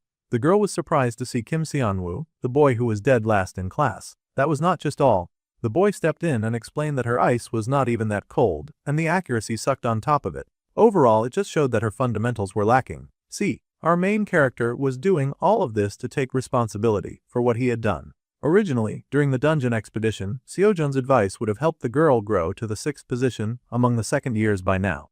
Unfortunately, because he had interfered, the girl had missed that chance, and her growth had stalled. The girl might be lacking now, but if she stuck with him, he would make sure that she could at least pull her own weight. It was not easy to take those words seriously from someone dead last in class. Either way, our guy was determined to help her grow, even if it was like this. The girl then said that she ought to know. Since his own skills were not enough, she thought that he was dragging down someone else's confidence to make them follow him. She had got it all wrong, and now she was angry. Well, that was bound to happen when a person had the reputation of being the worst in class. If only she knew what he got up to in real time. The boy shrugged and laughed at her assumption, but there was also the chance that she could not refute what he was saying, so she was getting angry instead. The girl glared because that assessment was pretty correct. There was no reason for her to blow a fuse about it. The girl was so heated that she walked away though, with a high and mighty air to boot. She had truly thought that he was pretty decent back in the dungeon, but she guessed that she was wrong. Now the boy worried that he had pushed too hard. After all, she was still just a high school girl. He started to apologize for going too far when suddenly the girl growled that they would be settling their differences in a match. She wanted to see just how amazing this dead last student really was. Okay, she was gonna regret that, but maybe getting tossed around a bit would be good for her learning skills. Our dude beamed with joy because now he had her hooked, and he could teach her some really cool skills. The girl was gunning for a match, and she was not about to take any form of disrespect. Already she was fuming with some unholy ice power. So, they were going to have a match first. She was all fired up in the iciest way possible. She wanted to see just how the dead last in the whole school could actually fight. Well, the dead last student was absolutely giddy and pleased to hear this. He was happy to go diving headfirst into this crazy battle. As soon as he agreed, she shot her first shot like she was burning with the drive to kill.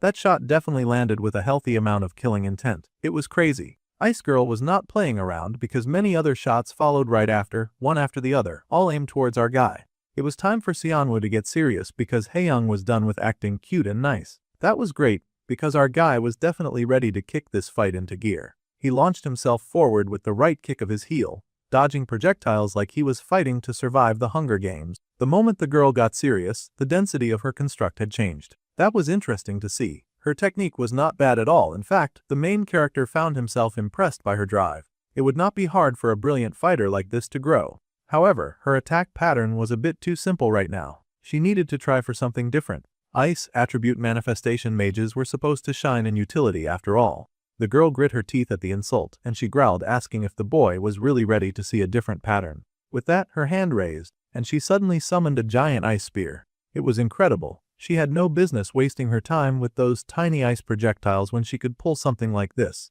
That thing was at least 5 times her height. Seonwoo stopped because he was quite impressed by it. It was true that she now had an impressively big weapon, but the question remained, could she use it? With a blast, she shot that death weapon right at the student suspected to be dead last in the whole school. That was almost premeditated murder. The boy stared in alarm at how fast that thing came flying at him. It was large after all. He had to kick to the sky immediately, dodging the ice spear and the way it exploded, covering almost the entire area in ice. Haeyoung herself was shocked. That thing that she had been trying so hard to develop on her own had never worked until now. It was crazy that we had been practicing all this time just to get it right at this time. The ice explosion was so deadly that the main character had to take to the air just to dodge that attack. He landed on the large ice pillar that had been erected, looking at the girl who stared up at him in awe. People needed the right kind of stimulus first if they were going to draw out their abilities. So, provoking the girl had clearly been the right choice because now she was making fast progress, and the boy smiled with pride.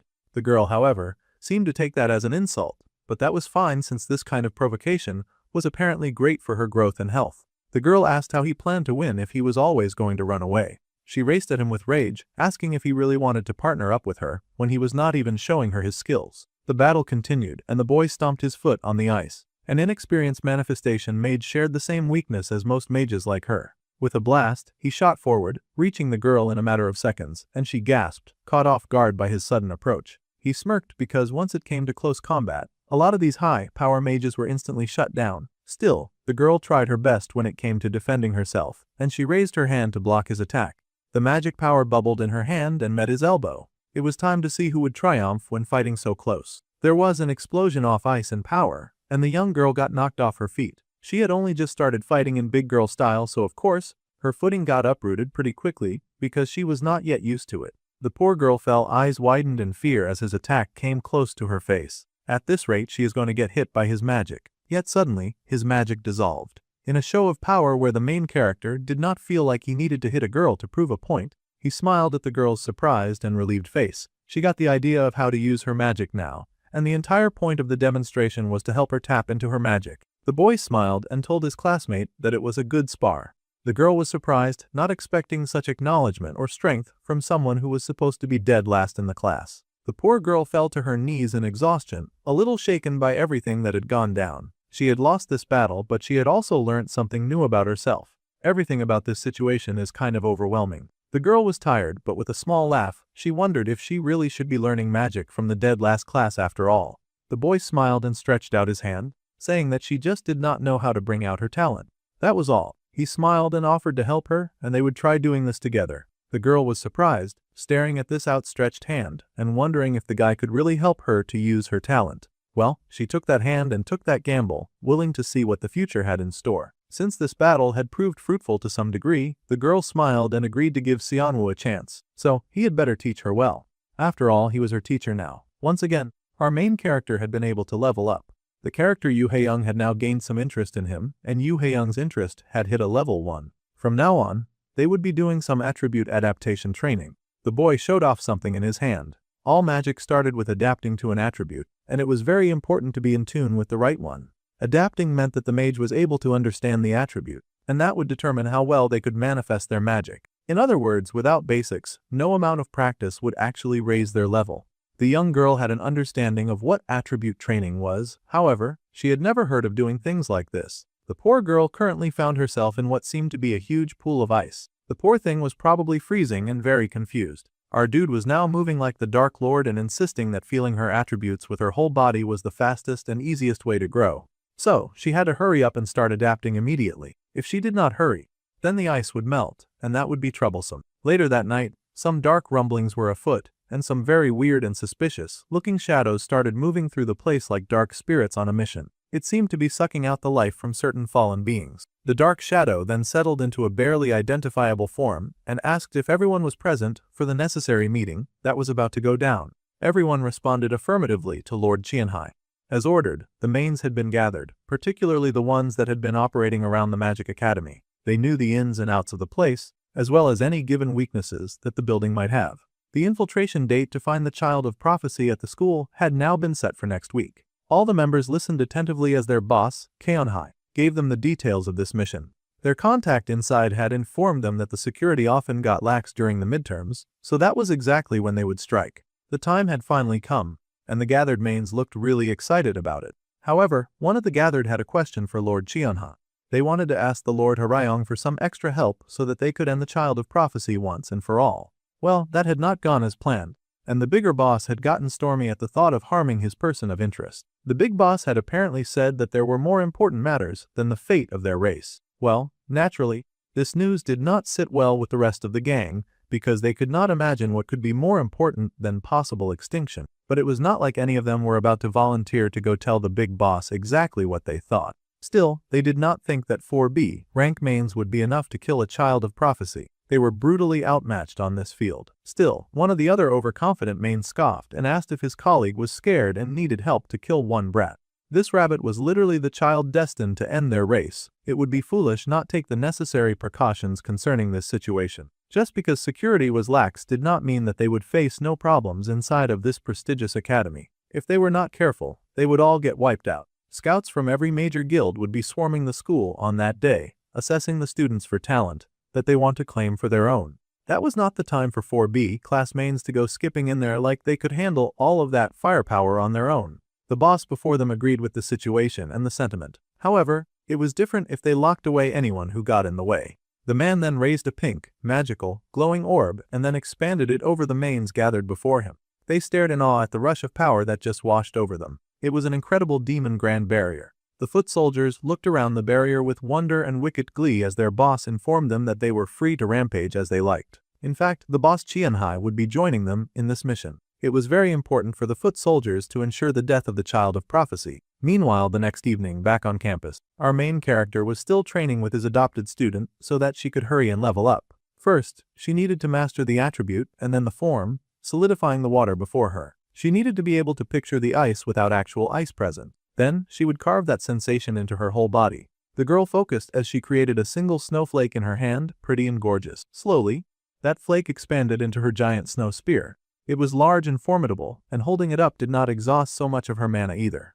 The girl shook with joy and excitement, beaming because she had finally done it. After so much trial and error, she had finally made an ice spear with her own power. Just a few days of training and she had improved so much. Honestly, Xianwu was feeling very proud of his little student. Just like he had told her, she had lots of talent. The character Yoon Haeyoung now fully trusted the main character, and he got a bonus point of 1,500 The girl happily called him her teacher and even said that from now on, she would believe anything that he said.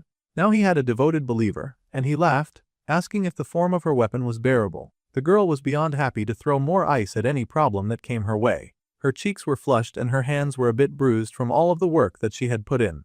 The girl was enthusiastic, but she was also clearly in pain from all of the training. Still, he wanted her to hang in there just a little longer. All of this was to help her grow. Even at this time, he was still pouring more ice into the freezing cold pool that she was standing in. No doubt about it, our dude might have been a torture master in his previous life.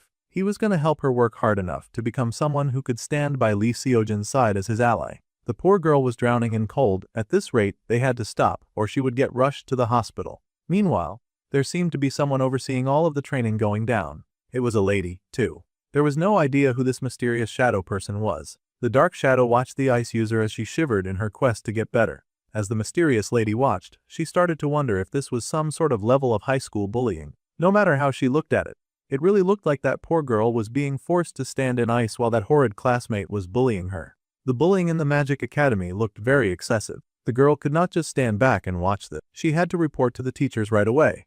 Before that little snitch could move and get the others in trouble, a teacher popped up to smile, noting that watching talented students grow was always a beautiful thing. The teacher Lee Hyung had suddenly appeared out of nowhere. But the young first-year student was not about to waste time. She pointed at those horrid second-year students and the wicked acts that were clearly being committed.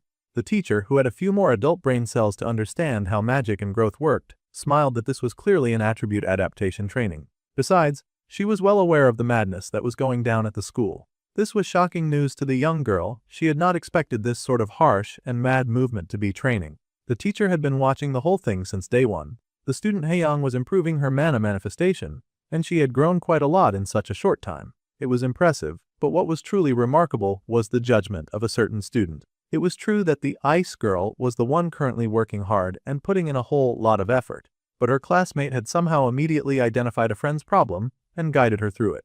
The senior Kim Seonwoo. The first-year students were really surprised to hear that loser had any relevance. The teacher smiled when she realized that the first year knew about the boy. She had thought that Seoyeon was the kind to memorize only the names of the top-ranking students. It was slightly embarrassing that some of the teachers already knew her usual pattern. The girl protested weakly, but the teacher added that Seonwoo was a high-potential talent, so it was good to remember his name early after all. The young girl was unsure what to think of that. Sure, maybe the boy was kind of impressive right now, but he was also the one kid who was dead last in the whole school. That was definitely something that was concerning. Plus, the boy was also someone who only did nice things for others. They even wondered when he would work hard enough to raise his own skills, so that everyone could see the results of his hard work. The teacher fell silent, staring at the young girl for a moment, before saying that they could just give the dude a chance to prove his skills. The teacher smiled, saying that they would look forward to this midterm.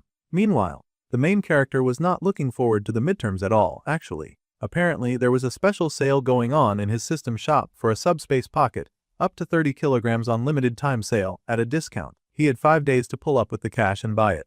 A subspace pocket was an extremely valuable item, and naturally our dude wanted it very much. After all, the pocket was priceless in its ability to summon stored items anywhere. On top of that, it was useful in both combat and daily life. It was great that this kind of item had shown up in the special sale shop. However, even if the item was on sale now, the poor brunette only barely had over 8,000 points. Now this limited edition item that was being sold for a lower price was out of reach for him. He would just have to work hard enough to make 11,000 points in 5 days. He needed a surefire way to scrape together points too. The brunette had his hands on his head when he suddenly realized something. The teacher Lee Hyung was calling. Now this was a surprise. Meanwhile, someone was talking about Yuara, Park In-won, and Kim Seonwoo. There were 3 students who had somehow been selected for the second-year manifestation advanced class. The poor Lee Seojin had not even been considered. Then again, he was not in manifestation magic. The teacher wanted the students to think of it as an intensive class for students with high potential, regardless of their grades. Lee Seojin was in the enhancement advanced class.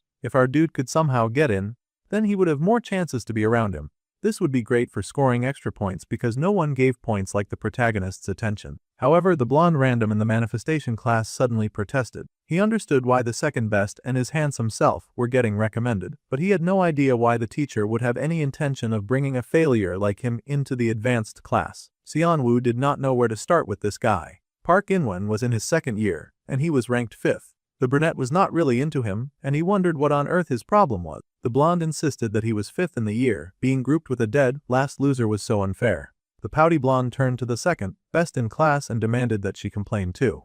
The second best finally sighed, and exactly what she had to complain about.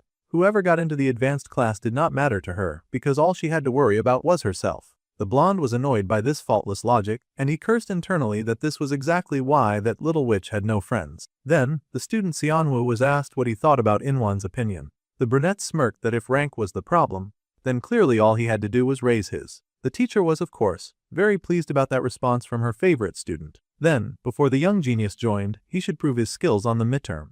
The boy had to work hard enough to make the top 80 or better. Then the teacher asked if this was a reasonable goal. Later, at the very fancy ceremony, confetti flew into the air. If everything went as planned, then the brunette smiled and said that such a goal was definitely achievable. The ice student was happily beside him, and she happily agreed to follow his lead. The second-year midterm was a cooperative battle. This meant that students would have to team up with a partner to fight the summoned green giant. If they targeted the creature's weak point, which was inside of its body, then they could take down the beast instantly. However, each one of the weak points was located in troublesome and different locations, and they were quite hard to spot.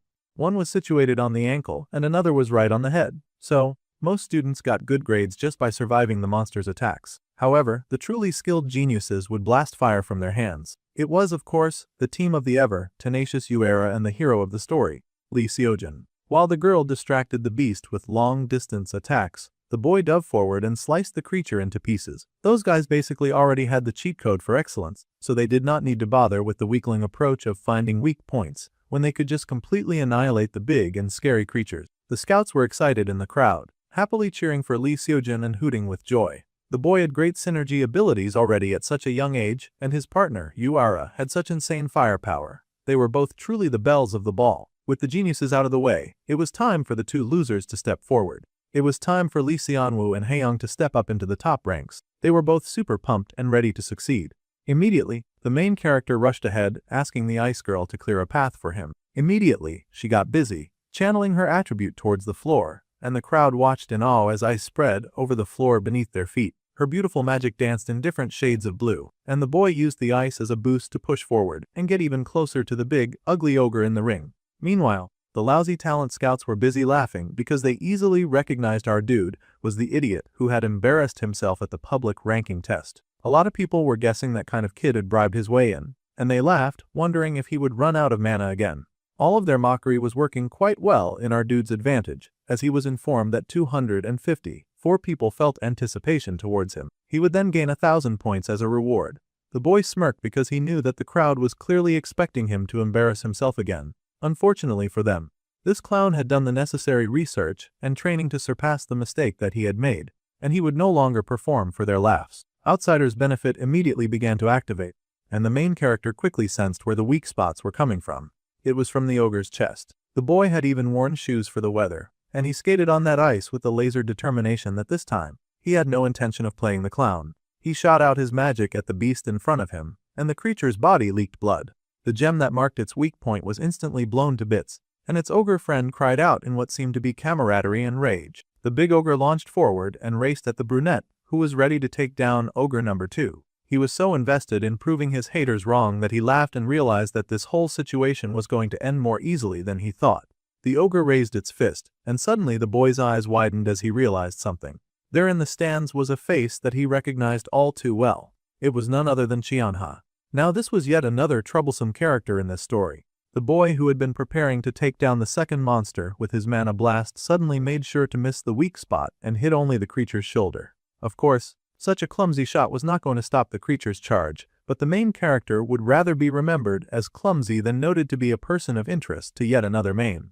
Of course, others watching the show groaned in disappointment and complained that the boy had not been able to hit the monster. Still, a closer shoulder shave like that was pretty good for a last-place student. Meanwhile, the main character was panicking. He had no idea what the ringleader of the attack was already doing at the school. The main's infiltration into the school was definitely supposed to happen at 4 in the evening after the exams had ended. Yet for some reason, he was seeing their boss just sitting casually in the audience like he was a regular visitor. Sanwoo had to get his head back in the game, because the ice girl called for him and warned him to look out. The brunette snapped out of his lost thoughts to realize that the ogre was almost on top of him. Fortunately, he managed to get out of the way of that giant, angry fist. Unfortunately, That Orge's big smash shattered the ice underneath his feet and sent the boy flying. However, Haeyoung had spent all of that time working hard for a reason, and now an opportunity had opened for her to show her skills. With joy, her icy attack came down, and dozens of ice spears came down to freeze and slow down the creature. The girl yelled for her senior to stand up and snap out of it.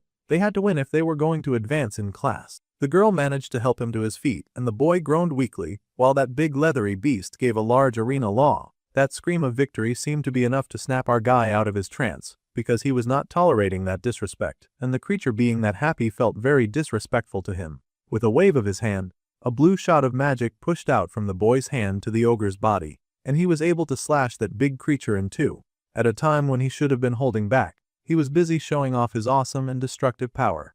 The ice girl was shocked, and the audience was shocked as well. For a moment, there was silence as people tried to compute that this dude casually firing and decimating the big monster before them was somehow the dead last student. Immediately, comments started flooding in about the boy's insane fighting level. They could not believe that the man had just done that, and they did not even know the compression manifestation technique. The boy had even hit nothing but the weak spot. Some others even thought that it had just been luck. That was a fine narrative since the main character was not trying to stand out anyway. Someone in the audience could not help but think that this designated loser was pretty good at his craft. There were huge cheers from the crowd, people shouting and celebrating. They did not have high expectations, so they could not believe that they got to see a match like this. The girl who fought with him had crazy manifestation skills, too. Good, they were identifying their student's role in winning the game. The ice girl was overjoyed and hugged her teacher close, but the boy just gave a heartfelt reply to that. The system popped up and informed him that 582 people now remembered his face. The boy had also gained the 3,000 points as a reward, and he had achieved the promising B rank achievement. Now, the boy could gain 2,000 points as a reward.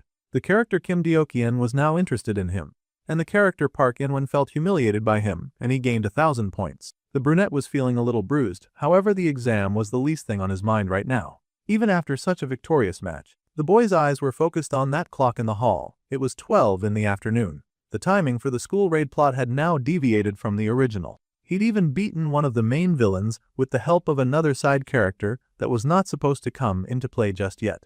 The students went about their day, but the main character was starting to panic, realizing that his behavior was actually affecting the original plot. It really took that guy that long to realize that his actions had consequences. In that case, it meant that how the school was saved could also end up changing. Right now, the current rankings for the exam put the protagonist in first place, of course, and the main character ranked second with his teammate, the ice girl. The girl asked her partner if he was okay because he should be celebrating after such a great achievement. She worried that something had happened because the boy was suddenly sweating a lot. The main character just remembered that this was not the time or place to be spacing out. He waved his hands and said that he was just tired. He did not want to worry her after all. He would rest for a while, so she should go on ahead to the training room. There was some feedback that he wanted to give her. The girl was so worried and thought that she had possibly messed up somewhere in the exam, but that was not the case at all. The boy encouraged her to be more confident in herself. She was perfect today, she needed to know that at least, and the girl's face lit up in a happy blush to hear those words. The boy smiled encouragingly at his young student, who was happy and grateful to have improved so fast. It was great that she was happy, but he had big fish to fry right now. The girl waved and told the boy to get some rest. If his body hurt too much, he also did not need to come to the training room. He waved and told her to just get back safely. Once the girl was gone, the brunette was back in action mode. Now that the timing was messed up, he needed to check just how much the story had changed from the original. If things were going according to the script, then around now Lee Seojin would definitely be in a particular spot and place. Just as the main character suspected, the hero was exactly where he was supposed to be at the right time. Fortunately, that much had not changed. There were lots of talent agencies surrounding the hero and begging him to join their newest guild. Others invited him to join already older and established guilds. They even refused to leave until he had given them an answer. There was also another troublesome group of fanboys surrounding the protagonist, and he felt very overwhelmed by it all. Some guilds were even offering him a free apartment if he joined their guild. The boy nervously waved them away, explaining that he was only 18 and that he was not old enough to join a guild yet. That was fine with them. They pressed their cards into his face and told him to take them. They were willing to give that boy anything to get his number. These hound dogs had even skipped the third-year scouting just to watch the second-year exams, because they knew that an awesome hero was going to be on the team. They had done it all for their darling Lee Seojin. Suddenly, someone called out to the hero, who was downright getting harassed at this point. It was our dude, and he had come to save the hero. The boy explained that the teacher Jiang Anchiol was looking for the hero, and it looked like their teacher had something to say about the boy's results. For some reason, those lousy reporters felt the need to bring up the fact that Xianwu was the last student in the entire school. However, for a student who had such low grades, he had put up a very stable fight, and it looked like he had a promising growth curve too. The brilliant brunette beamed and the hero immediately understood the situation. Just like that, the protagonist broke out of that troublesome crowd, hurrying over and insisting that he could not keep a teacher waiting. He would have to listen to all of those guild offers later, and he scurried away to join our main character. The guild horn dogs were upset because they were sure that they almost had him. They really wanted to make him sign. Since things had not gone as planned, they would just go ahead to finish watching the third-year exams. One of the boys standing around asked his senior how Seojin's fight had gone. He was Jung Hyunsu of the Special Task Force. His senior was Kim Deokyeon, the Special Task Force leader, and the man smiled that the hero was not bad at all. It was fitting for the third disciple of Chairman Kim Jinchul, the strongest mage. That brat Seojin was still a little green though, and that was not enough for real combat. The junior teased his senior, pointing out that the man was talking like the boy was already going to join the Special Task Force. They had only come to make a scout offer for after graduation. The senior told his junior to zip it. He did not need that negative Nancy cramping his style and assessment. He wondered why his junior had even aged along at all. The youth laughed, explaining that he regretted not getting to talk with this super kid during the Han River main incident. That's right, it was indeed this guy who had responded to the main report that the hero had sent out. If the boy had been the one fighting the main back then, he might have gotten the real combat experience that the senior was talking about. The senior considered that experience, and then he asked his junior what he thought of that one student who was rated as dead last in the entire school. The junior easily remembered Kim Seonwoo. That guy was the talk of the whole city. For someone supposedly dead last, his combat sense was surprisingly incredible. That was not just sense. Being able to instantly analyze a weak point like that and nail it one shot, as he had done with the first enemy, that was the kind of thing a person could only gain from experience. However, that was confusing, and the junior agent wondered where on earth an 18-year-old would even get that kind of experience. They both laughed because they both felt that the situation was impossible. There was no way a kid was sneaking out of school and battling monsters at the early age of 18. Such a notion sounded ridiculous. Come to think of it, though, the agent realized that the student Seojin had said that the last place student had some form of resemblance to the mage who had dealt with the main that day. Yeah, that mage really looked like Kim Seonwoo from his class. Still, it was strange to imagine that an 18-year-old could use compression manipulation like that. For the bout, both the senior and the junior made a mental note to remember the name Kim Seonwoo. The teacher of their year was happily talking to a few guests, and the others moved around the academy like normal. It was almost like a completely normal exam day. As this was going on, the protagonist thanked the main character for saving his life. He had almost gotten stuck in a very difficult situation for longer than he wanted. However, the hero asked why the brunette had come back to save him. The boy laughed and said that it was good to preview next year's exam in advance. The hero admitted that he really did not want to get cornered by those scouts again, so he was worried that sitting in the stands would attract their attention. Seonwoo smiled and explained that those guys had all gone to the reserved seats with the teacher. They had come in through a different entrance from us, so they should not run into them. Besides, it was important to learn other fighting skills if the boy wanted to maintain his rank in one spot. Using juicy statements like that, the main character was able to convince the hero to stay by his side. He figured that if they watched quietly like this, then they would not notice them. Getting Seojin to agree with him was great, because the main attack was supposed to begin in the third-year exam hall, where it was easiest to make contact with the insider. Since no one knew when the attack would start due to multiple changing events, our dude needed to keep Seojin in the exam hall and then go to find Cheonha. Despite being worried about changing too much in the plotline, this greedy dude was still planning to go and defeat yet another main villain. What a pretentious dude. To him, it sounded like the easiest and fastest way to protect the child of prophecy, but at this rate, he was erasing the hero's importance in his own story. First, the main character asked the hero if anything important had happened after the exam. Seojin was smiling down at the fighters below, and he asked if the brunette was asking about the scouts. That was fine since the situation with the scouts tended to happen all the time. Well, the boy was fine with that as long as he was okay. This was good, and it meant that the original flow was still mostly intact. That was a relief. Below, the sparring began in the ring, and the crowd cheered as the fighters battled. The scouts had entered the third-year exam hall, looking for some great graduates to recruit into their guild. It was all playing out just as the insider had said. The man asked how everything else was going on their end. The others had already gotten to work, and they had released and hidden a healthy number of monster summoning circles all over the school. It sounded like they planned to make the area very unhealthy for normal living. However, Gen-san was sure to go wild the moment he saw a human, so they had been sure to place that guy somewhere secluded. So far, the work was done smoothly, and the boss congratulated Yangan on her good work. The lady smiled that it was only thanks to the good Lord Qianhai joining them that they were able to get this far now. The man stood with all the intentions to begin the raid and unleash his magic. With a wicked smile, the man gathered up the bubble of pink in his hand, and he was now ready to hunt for the child of prophecy. Meanwhile, the oblivious third years were still battling it out in the ring with sparkly power while those watching cheered and clapped. One third-year girl got knocked back, and she couldn't take the heat anymore. Quickly, she surrendered and called it quits. Park Miney forfeited, and the final winner was the mysterious Kim Changyan, who was the ace of the third-year class. The hero was actually having way more fun than he thought he would.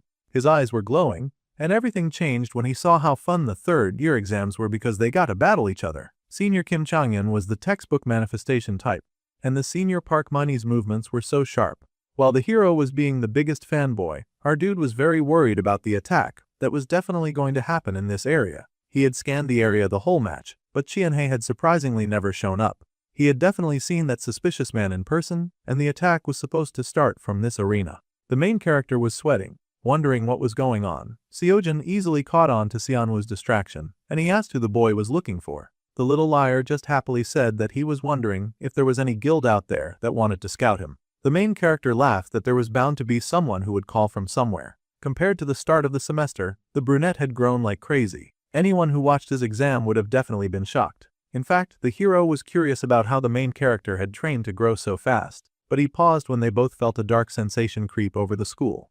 A deep purple barrier spread over the stands, and the two looked around in alarm. It was worse than the brunette had imagined. The mains were using this kind of thing that had never happened in his last life. There was now some deep trouble afoot. Some of the people down below knocked on the weird barrier that had suddenly and magically appeared around the school, wondering why a barrier had appeared.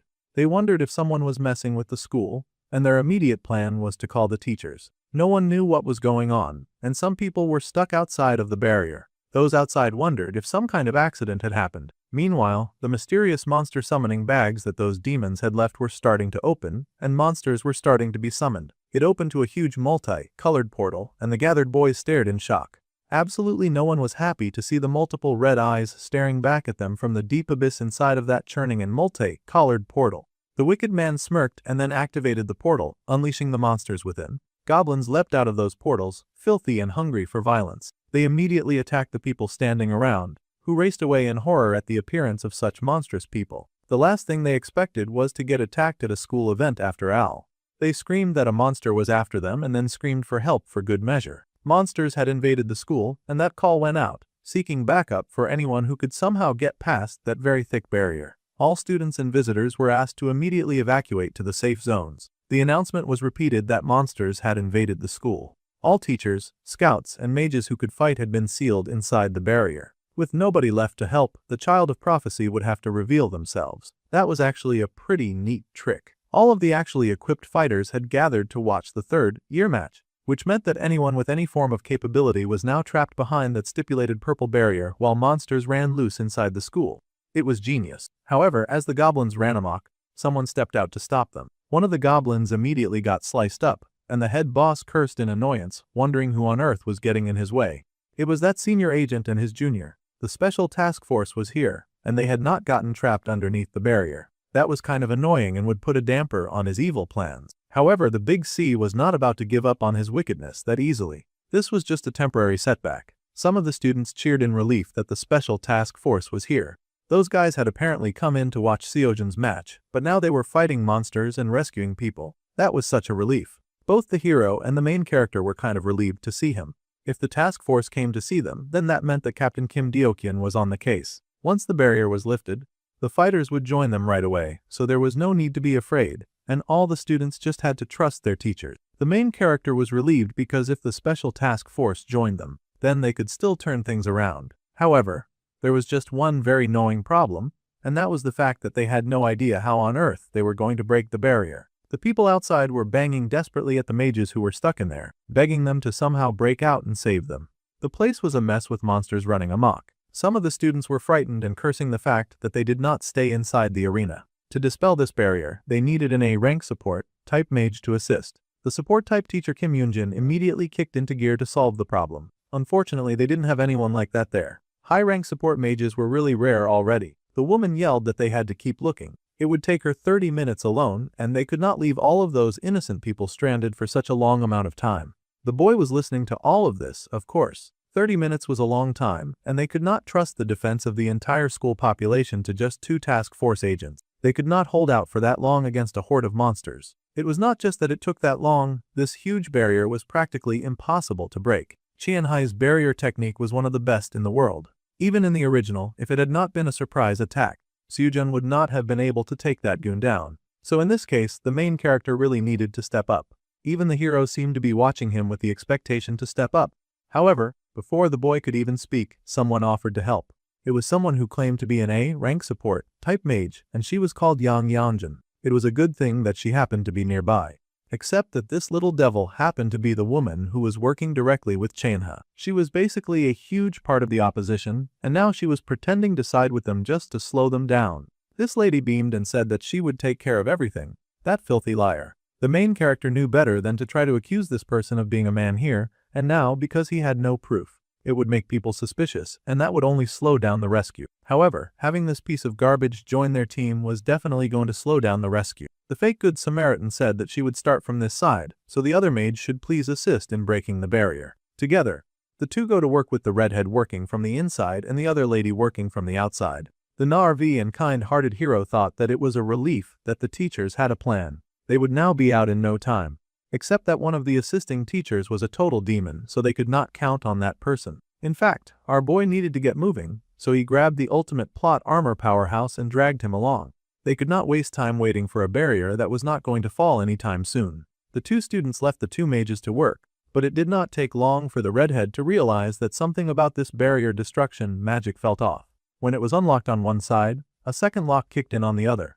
The barrier was not even being dispelled by the magic coming in, it was being reinforced. Kim Yoonjin was a brilliant teacher, and she quickly realized that she was being lied to by the other lady. However, she had to be careful about how to handle the situation. First, she had to figure out who was manipulating the barrier, and when she raised her head, she spotted Qianhe standing nearby and looking very suspicious. The man already knew that the support teacher inside the barrier would be a problem. She was sharp, and she would soon figure out what was going on. The man needed a distraction. With a crook of his finger, something about the nearby aura started to change. The task force was still taking care of the monsters in the environment, but when the dark magic touched them, something strange began to happen. The goblins screeched, a darkness seizing their hearts, and two of those monsters broke away from the others. The task force agents immediately noticed those two, of course. They seemed to be making a beeline for another area. One of those goblins attacked and flew right at the lady, dismantling the barrier. A brilliant move from the opposition. If their teammate got attacked by the monsters, then no one would suspect that she was a main.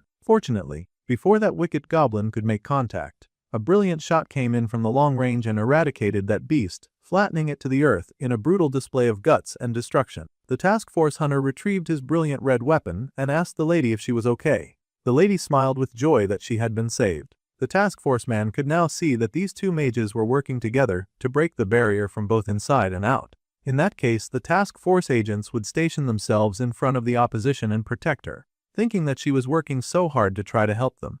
Those good suckers. The junior yelled for his senior to be careful because he almost got caught in the last attack. The senior said that if something like that hit him, he would have to hand in his task force badge. He was not so weak to be felled by that kind of attack. The two agents, unfortunately, now had their backs turned to a very dangerous enemy, but surely there were enough witnesses to stop her from doing anything rash. The agents reassured the barrier mage that on the honor of the special task force, they would protect her. The evil demon laughed and thanked them. She smirked so wickedly because this sort of humor was way too hilarious. She was here working hard to hinder their progress, and they were over here protecting her. Meanwhile, the hero asked why they had moved behind the arena. The boy said that it was because no one was there.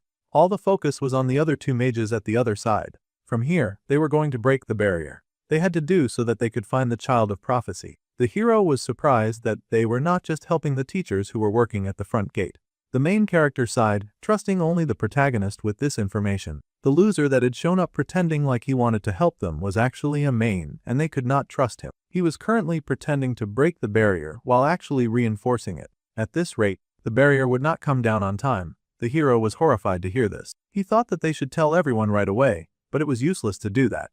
Mains were dangerous, plus it was only a hunch, and they had no proof. They would look like idiots, causing a stir at a time like this. That sounded like an easy fix to the protagonist, and he just told our guy to prove it. He was the one who got offered a spot in the special class for barrier breaking. Still, there was no guarantee that anyone would believe him. They needed to break the barrier, and then they could go and tell everyone after. They could not create a new problem when the first one had not yet been solved. If the one speaking was a globally recognized genius and not just some student, then maybe they would listen. That made sense to the hero, so the next question was whether or not Xianwu could break this thing. The boy was about to find out.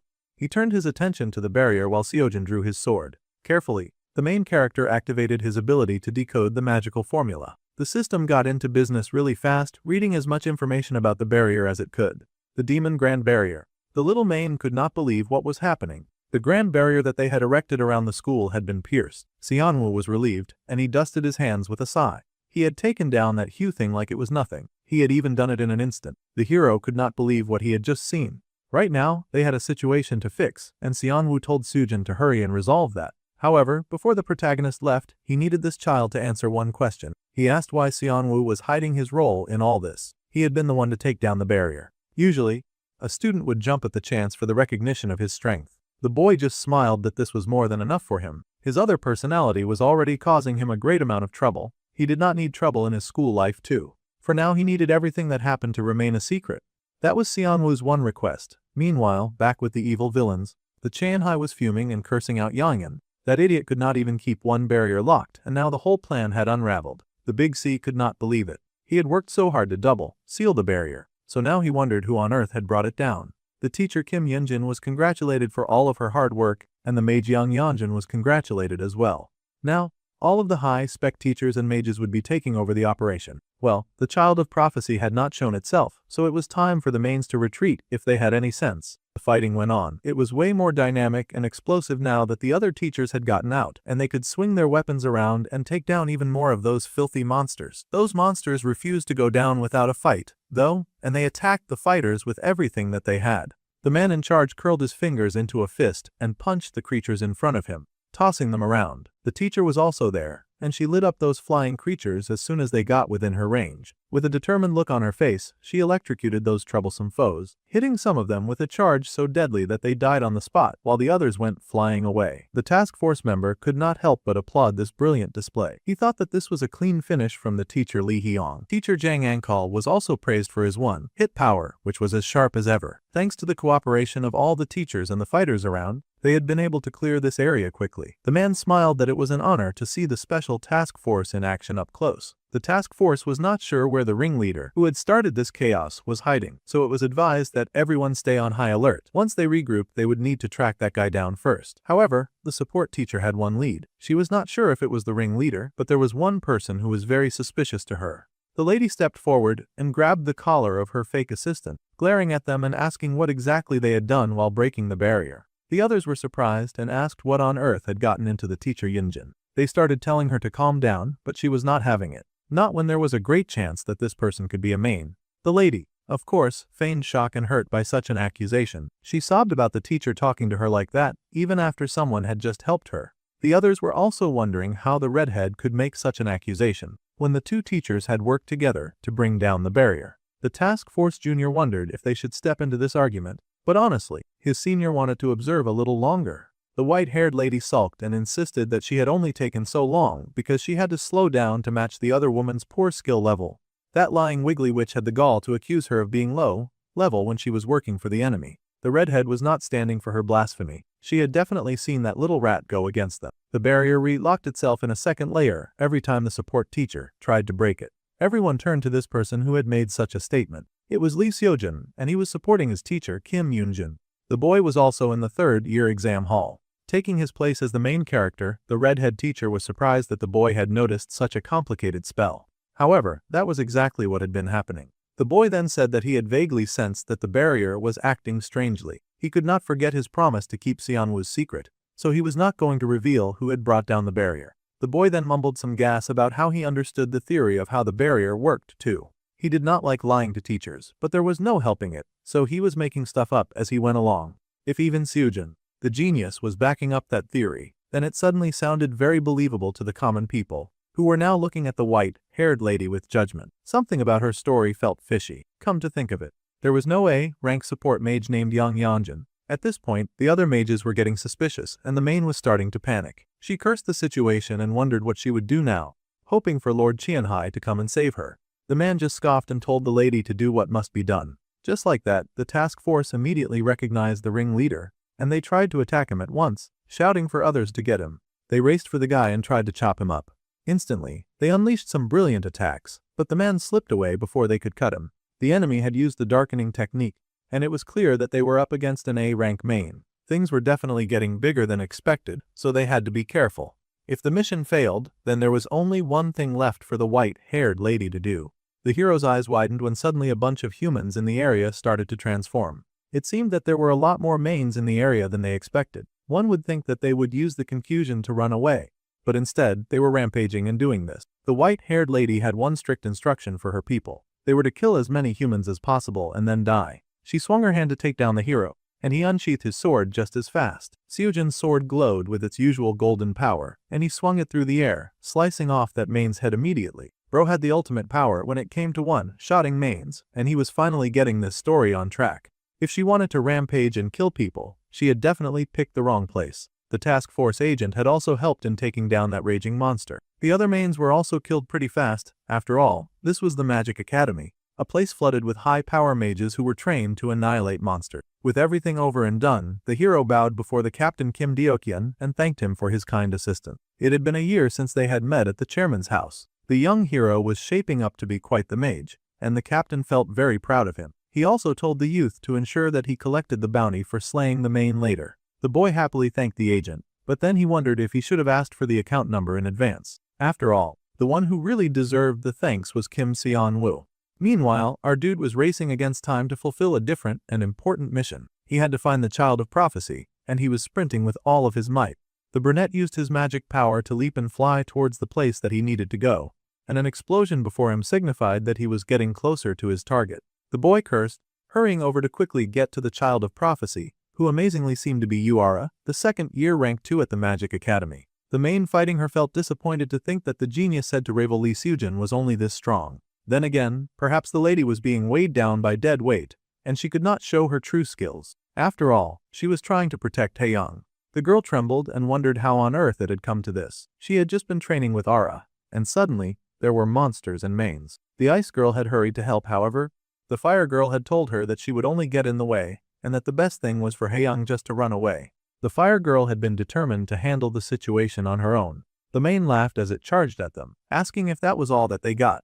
Its hand was charged with dark power, and it swung its wild attack, laughing that it looked like the fire girl was clearly not the Child of Prophecy. He broke through her defenses and grabbed her by the neck, choking her out with a wicked smile on his face. Mains were always devouring humans for the mana in their blood, and he could really not bring himself to hold back now that he had such rich, high-quality mana, infused blood right in front of him. The girl was really getting choked out, and she gasped because she really could not breathe. She felt like she was dying. Suddenly, a blast hit the main's hand that was choking her, and he paused to see which pest was interfering now. It was Haeyang. She was not going to sit back and watch her classmate get killed in front of her, at least not without putting up a fight.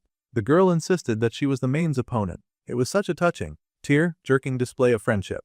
How cute humans were. However, the man laughed that the girl really thought that little blast of mana would do anything to hurt a guy like him. The man began to charge up his next shot, and Ice Girl braced herself. Deep down inside, she knew that she could not win. However, she still wanted to try. She was not going to run away and leave her friend to die. No matter how scared she was, she refused to be a coward. The girl charged up her ice magic and shot right at the big brute before her, piercing through his skin, much to his surprise. Now the man was starting to get it, because he recognized that mark and the amount of power she just displayed in ripping his arm off. His wounds were also not regenerating. It was supposed to be just an ice attack, but the ice was chilling him to the bone.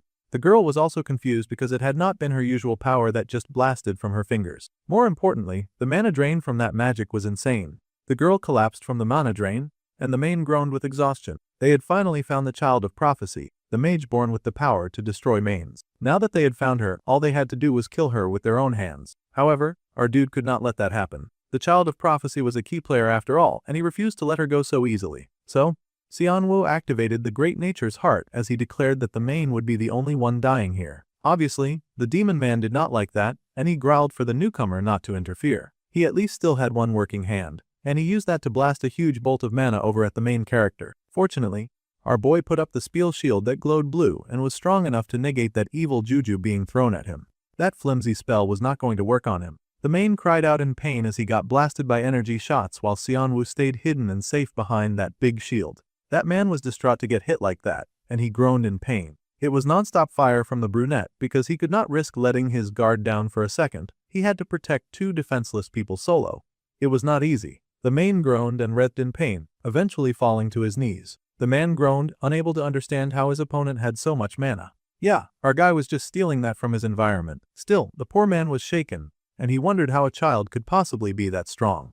The boy scoffed that he got more experience than he looked. After all, this was technically his third life. The man growled at him, saying that he would not die alone. That was a sign that he was about to do something crazy. The man turned his attention, of course, to the main killer child of prophecy, and he stomped his foot on the ground, launching himself right at Haeyang while screaming his evil intent. Xianwu could not let that murderous monster get away with such nefarious activities. He swung his magic immediately, and he seemed to clock that evil beast in the head. The man's body came crashing down, and he hit the floor, blood spurting everywhere. Looks like it was a good hit, much to the boy's relief. The brunette then paused and glanced at his power. That monster had come so close to touching Haeyang. That was close. The B-rank villain Jin-san had now been successfully defeated, and the causality rate increased by 0.4. Xianwu did not mind, he was just relieved that he had been able to save the ice girl. Now that he had achieved the savior achievement, he gained 3,000 points as a reward. The awakening had come early, but the ice girl had also held out rather well. The mains, having received a prophecy about the birth of their natural enemy, would continue to target the school. Through this, Yoon Haeyang and Lee Seojin would continue to grow. Yoon Era as well. Both of them had worked pretty hard while he was trapped, and he thanked the girls for surviving through this ordeal. Thus, the mains had attacked the Magic Academy, and Lee Seojin, Yuara, and two other students were given the credit for defeating the mains. The objective of their attack remained unclear, but the two students had their faces published in the news. For once, the brunette was not the center of attention after a major battle. Yuara sighed in the hospital as she read the article, annoyed that she was being treated like a hero when she had passed out before defeating the men that had attacked her. The ice girl scolded her, saying that she had done a lot. The fire girl had contributed greatly to her survival after all. The fire scolded her right back and told her to go back to bed. Still, Haeyang was grateful. The other girl had worked very hard to protect her from the mains after all. The fire girl was still upset about pathetically passing out during the battle though. It was just a minor bruising, but the school was making a fuss, and now she was stuck at the hospital. It made the ice girl smile. Obviously, the school wanted them to rest and the exams were over, so now they could just relax. However, Yuara asked about how the ice girl had fought the main in her place while she was unconscious. It surprised her, and she asked why Haeyang had not just run away. It was not like they were close friends who would risk their lives for each other. Still, the ice girl just laughed that anyone would have done the same in that situation. After all, she had never forgotten that someone had been kind enough to reach out their hand to her when she had been alone and desperate. Thanks to that hand, the ice girl wanted to be that kind of person for someone else, too. Making that decision gave Ice Girl the courage to face the main, much to the fire wielder's surprise. So, when things got tough, it was okay to accept help from others. That was an important lesson for Aura to learn. Of course, Little Miss Perfect was absolutely disgusted at the idea of needing help from anyone. It made her feel weak and vulnerable, and all of that arrangement was a compilation of all of her least favorite words. She then got a wicked flashback of a time when something had caught fire. It was the worst-case scenario of her parents being buried under rubble and begging their pure and sweet daughter to run away with someone. The little girl was horrified as she kept trying to go back to get her parents. At that age, she could not understand why they would need to leave them behind. The girl cried for her family as the building continued to rumble around her, sobbing and screaming. It was a nightmare of a memory. Recalling that terrible night made the girl stand 10 toes down in her nonsense, and she declared that she did not need help from anyone. She refused to accept help from anyone, too. The ice girl was not bothered and said that a little bit of gratitude was surely okay this time. If Xianwu had not come to save them, then neither of them would be alive. It was very important to at least know the person to whom they should direct their thanks. The fire girl was surprised as she had not heard this part of the story. She had no idea that the boy had been the one responsible for saving them. The girl smiled and told Xianwu to hurry up and tell her the details. The boy stepped into the room then, and he did not seem to be wearing a hospital gown. He happily said hello to the two girls and asked if everyone was feeling okay. Now they were wondering what on earth brought the boy here, and he just said that he came to deliver something that he had been asked to pass along. 5 million won in main subjugating bounty. That was their share after all. Of course, no one got more infuriated than Yuara when receiving money that she had not worked for. She asked why she was getting paid when he had been the one to kill the main. The money was so beautiful that it was shining gold in the envelope.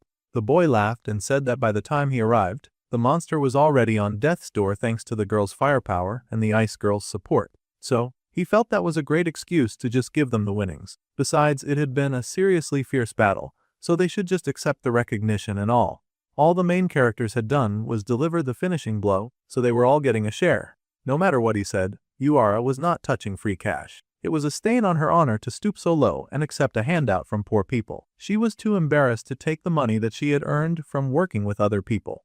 With a prideful little brat, rather than take the money, she would prefer for the poor people to split it between themselves. After huffing and puffing like a Sunder train, the girl then blushed as she thanked the other two for saving her. So, she could be cute after all, but she was embarrassed about acting cute, so she immediately pulled the curtain to hide herself from them. What a funny, Sunder girl. The boy had been planning to build a relationship with Yura through Yoon Hae-young, but the girl kept avoiding him, which meant that he could not get points from her. It seemed it was too soon to try to make connections with Miss Grumpy's headquarters. However, to his surprise, Seonwoo was getting Yura points anyway. He got points for interest raised to level 1, 2,000 points too.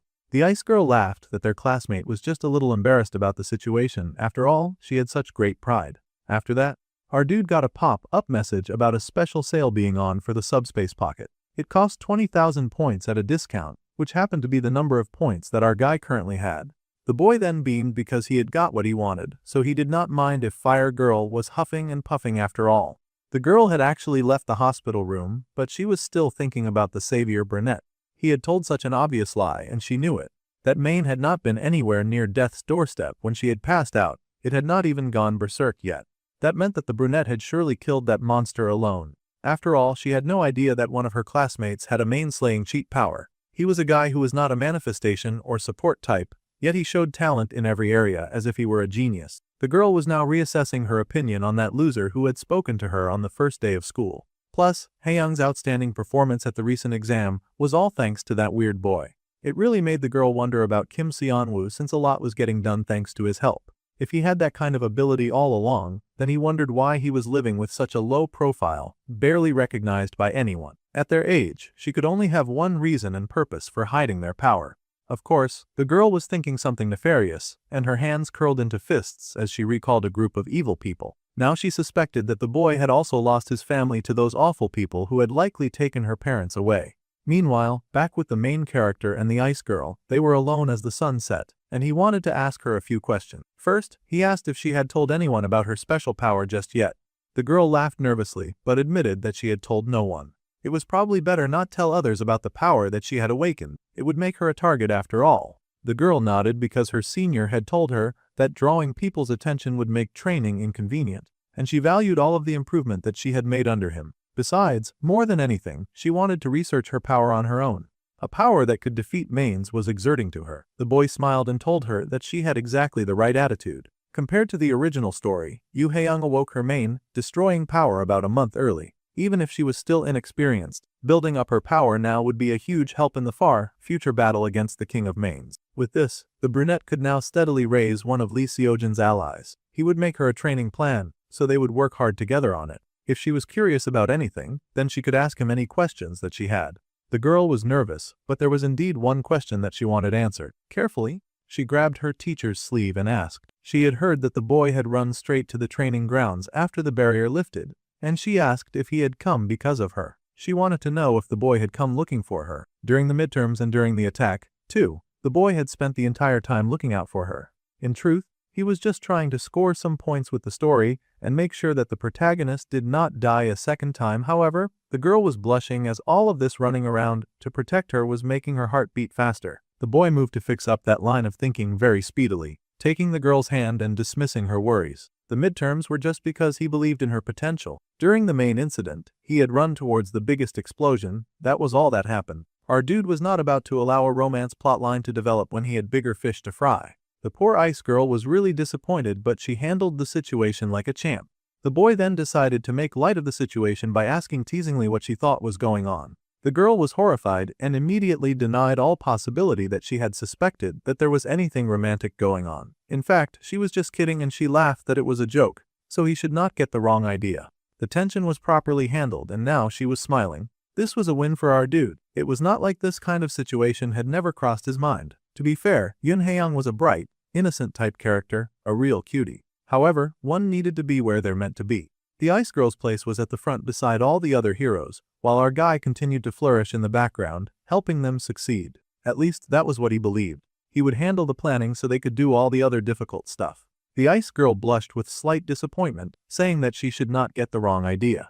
Then, at least the boy could take this. They were really giving him all of the prize money. Haeyang insisted that the boy take the whole 7.5 million won. It was tuition because they were going to keep training together. After all, he was her dear teacher. The boy was a bit overwhelmed by this move, but he also beamed with fire and motivation. She was someone that he was going to train properly, and the girl beamed that she would train as much as he wanted. Kids really had no sense of value when it came to money, but that was not a problem for Xianwu, because he was going to take mad advantage of all of these funds. It was even better that they had received it public just to let him have it in private. He had a plan for all the things that they would be doing starting tomorrow. However, the boy paused.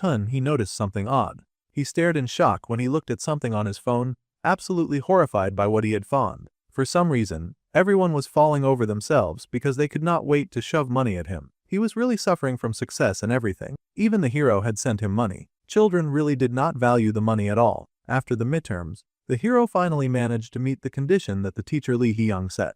Now our dude was ranked 72, and he was very shamelessly proud of it. Now he could boldly join the talent track special class, a place that he had never even set foot in before regression. All the big shots were in that class too. It was almost terrifying. There was the third-year rank 1 Kim Chang-in, and the third-year rank 4 Park Min-hee. First-year rank 1 Choi Seo-yoon, and the first-year rank 2 Jian Minki. Of course, the second-year rank 1 and 2 were also there, and Seojin happily waved Xianwo over to the front like they were best friends. Yuara was also present and was as frosty as ever, but no one was very surprised about that. From here, it would be much easier to get involved in future key events and make sure that none of the main characters died. Suddenly, there came that blonde bully again.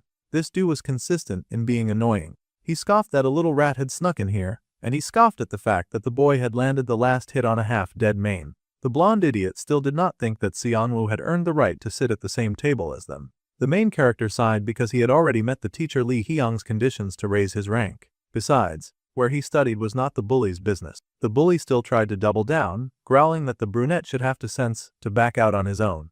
The blonde scoffed because he had no intention of running away from success, but the blonde dared to offer to drag the class clown out himself. However, if he wanted to do that, he would have to go through Sojin because the hero was not letting anyone messing with the main character's slide. Park In-won was a pain in everyone's behind, and the protagonist's best friend also yelled that the dude should cut out his nonsense already. The blonde scoffed that their class average ranking had dropped just because this dude had joined, but the protagonist knew better than to care about Thar. Kim Seonwoo's midterm time was 22.43 seconds. However, the fire girl suddenly spoke up, surprising everyone because usually she was the tsundere that did not care about anyone other than herself. She pointed out that if they ignored the test at the start of the semester, the class clown was actually ahead of the blonde bully by a lot. So, it was in his best interest to sit down and be quiet, because he was the one dragging down the level among the geniuses. Now that definitely fried the angry blonde. He was so heated about being put in his place like that.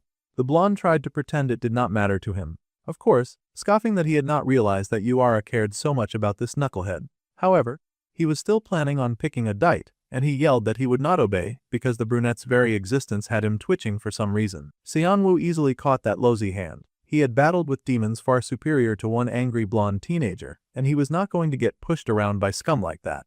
The bully could not believe the clown's grip strength was this insane. He had the nerve to tell the main character to cool his head when he was the one picking a fight. Suddenly, something slammed down hard on that idiot's head. He might have even bitten his tongue. For not only got hit hard, he also got kicked down the stairs. The main character was worried about if the blonde was even alive after such a brutal attack. The boy tumbled right down the stairs and everyone stared in shock at the culprit. The culprit who was now asking if Kim Seonwoo was okay. The brunette laughed and thanked the guy for stepping in. Just like in the original novel, this guy was still the same.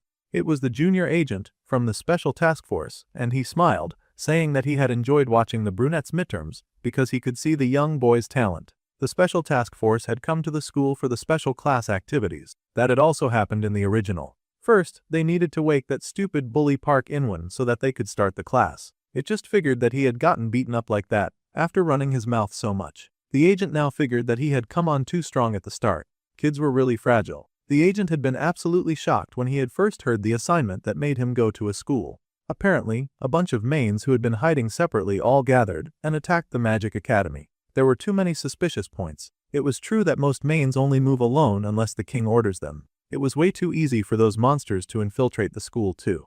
It felt like the school was not doing enough background checks. There must have been an insider helping them get in. Due to that, the boss of the agency was now sending Hyansu inside the school to work with them and to find out what the mains were after, as well as to discover the insider. The agent happily greeted the students, informing them that he would be with them at the special class, and he was a special task force agent, Jung Hyun-soo, dispatched from the association, since someone from the task force was here. One of the students asked if this meant that their special class was going to be deployed for main subjugations or counter-terror ops. The man said that would happen, but little chicks like them would not get thrown straight into real combat. After all, they were still learning. So instead, under his strict and coordinated guidance, he would take these kids to scout monster appearance zones. That should be safe enough.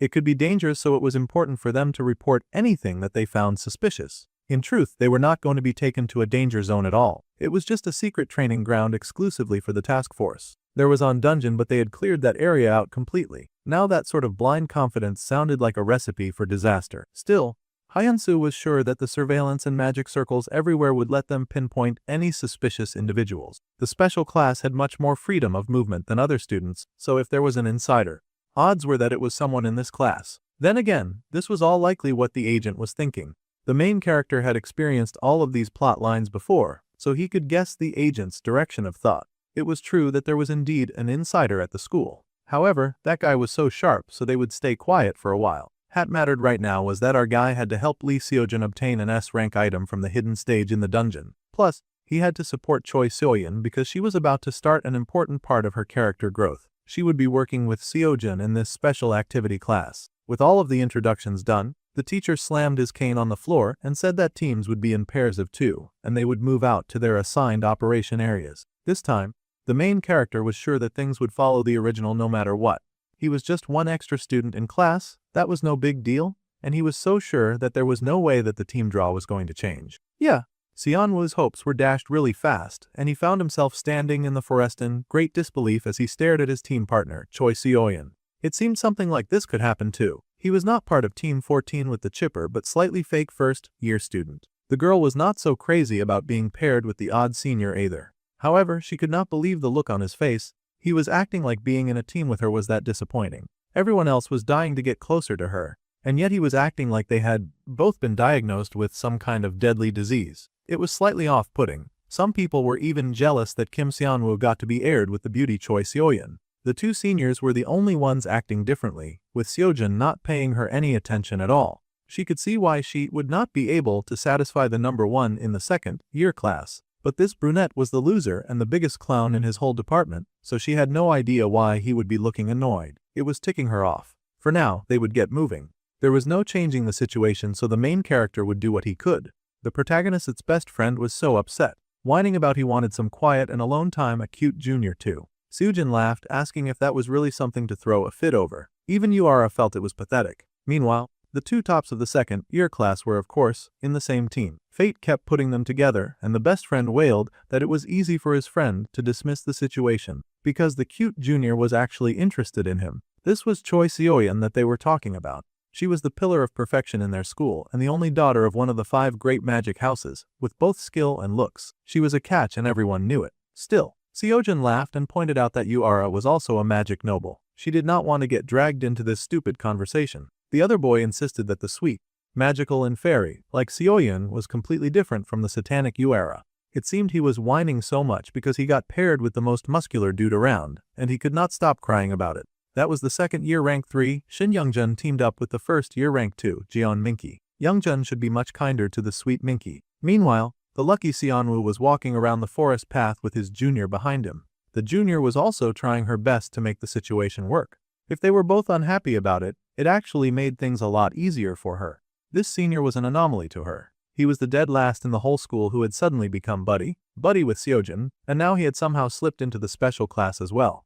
The boy's behavior was very suspicious. As our guy walked, he received the notification that the character Choi Seoyeon was curious about him.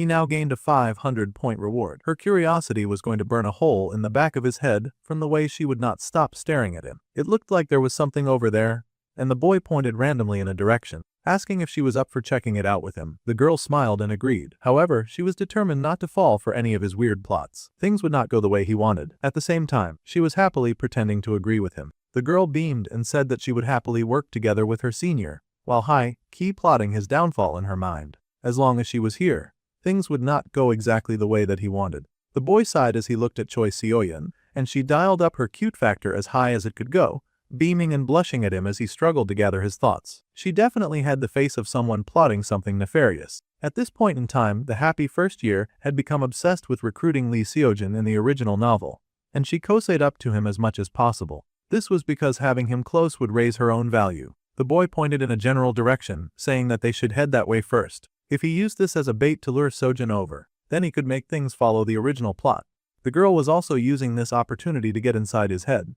The more that she saw of him, the more amazing he seemed to her. He had been so humiliated at the start of the semester, but he somehow got strong enough to join the special class. That was such an amazing feat. It was like finding out a clown dog actually figured out how to climb a tree. Her backhanded compliments were completely see-through, and the main character twitched as he explained that it had just been a mistake back then. It seemed that one mistake during his opening exam was hell, bent on haunting him for the rest of his life. Then the girl went on to sigh that forcing his way into the special class could totally backfire on him. She was acting like she was giving concerned advice from a good person, but she was actually a shameless manipulator. After all, if the boy somehow drew too much attention, then the boy would end up with loads of enemies instead. Been there, done that, he had already handled the main problem that had arisen the first time. Choi Seo-yeon, a devil with an angel's appearance. She had a great family background, great looks and talent. It was a popular saying that this young lady was born with everything. However, beneath that surface lay an entirely different reality. The effort and determination to meet her family's standards, that was what truly created Choi Seo-yeon's perfection. The girl worked hard every day, harder than most sometimes, as she strove to become someone worthy of her family name. She worked hard to be kind to everyone, or to at least appear that way, while also keeping close only those who could raise her value. Her pretense was a lonely survival strategy, never being her real self with anyone. The girl had to master creating a fake personality just to survive existing beside the upper class. Seonwoo sighed when she mentioned enemies, deciding to play dumb like he did not understand what she meant by that. Of course, this made the lady feel very haughty, and she laughed that he knew what she was talking about, and all the things that had happened earlier that day. No one said anything outright besides the senior Park In-won, but there were others who did not want the last place clown in the special class. The main character was well aware of the jealousy and judgment glares that he could suffer from the other students. However, he also could not care less about those guys. He had not joined this class for them. The boy had a goal in life that he absolutely wanted to achieve in the special class. He smiled with pride at this unshakable goal of his, and the girl was shaken. She had not expected such a determined and unbothered response from someone whom she was trying to tear down. He was not going to play her game. The boy had a life goal, which was shocking to Seo-yeon. Unlike most people, the young genius was not permitted to have a life goal. Her life had already been designed by her parents, and all she had to do was follow the path that they had designed for her. They even put on the pressure by insisting that this life that they had handpicked was all for her sake, so she should be grateful and obedient and follow whatever they said. Never once had the girl even considered dreaming for herself when she had always obeyed her father's commands. Now, she found herself envious of this clown who had something that she did not. Her expression looked haughty when she smirked and said that she now understood why the teachers favored this joker. However, she still asked what on earth he could possibly accomplish by getting into the special class. Keeping an eye on her and the other overpowered idiots of this story was one of them, but he could not tell her that. Fortunately, before he had to come up with a creative excuse, the boy sensed something red and hot burning nearby. There was killing intent coming right for them, and Seonwoo seized his partner's hand immediately. He threw out his magic to deflect the next attack, pulling his partner away from the weapon that lodged in the ground where they had been standing. This seemed to be an ambush, but there should be no one to attack them. However, Park In-won suddenly showed up, and that explained everything. That guy was such a shameless bully that he had really come to corner the main character at a time like this. That idiot could have accidentally hurt Seo-yeon. The blonde bully did not care as firepower danced around him, and he growled to our dude that this was his last chance. If the class clown valued his life, then he should keep his head down at school from now on. The brunette scoffed and asked exactly what would happen if he refused to do that. Of course, that response quickly got the blonde guy heated.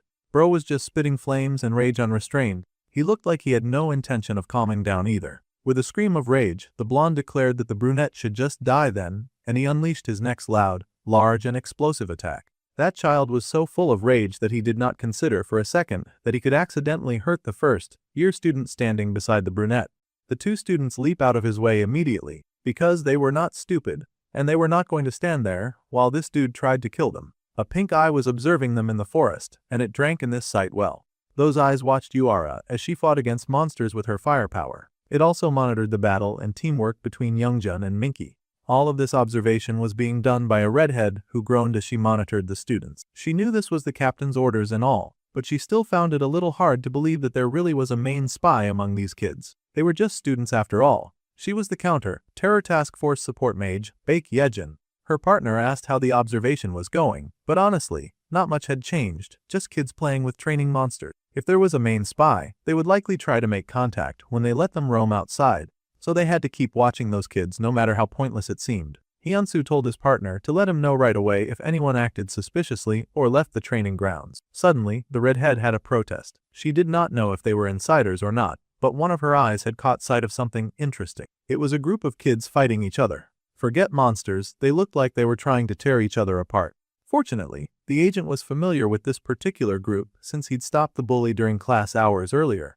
They were fighting like their lives depended on it, too. Seonwoo noticed that Inwon's discharge speed was impressive. Trash or not, the blonde did not become the second-year rank 5 for nothing. If he kept stalling, fighting back like this, he might ruin his own plan to link the plastic rich girl and the hero. Just then, the rich girl broke up the tension for him by protesting. It was one thing to get paired with a loser.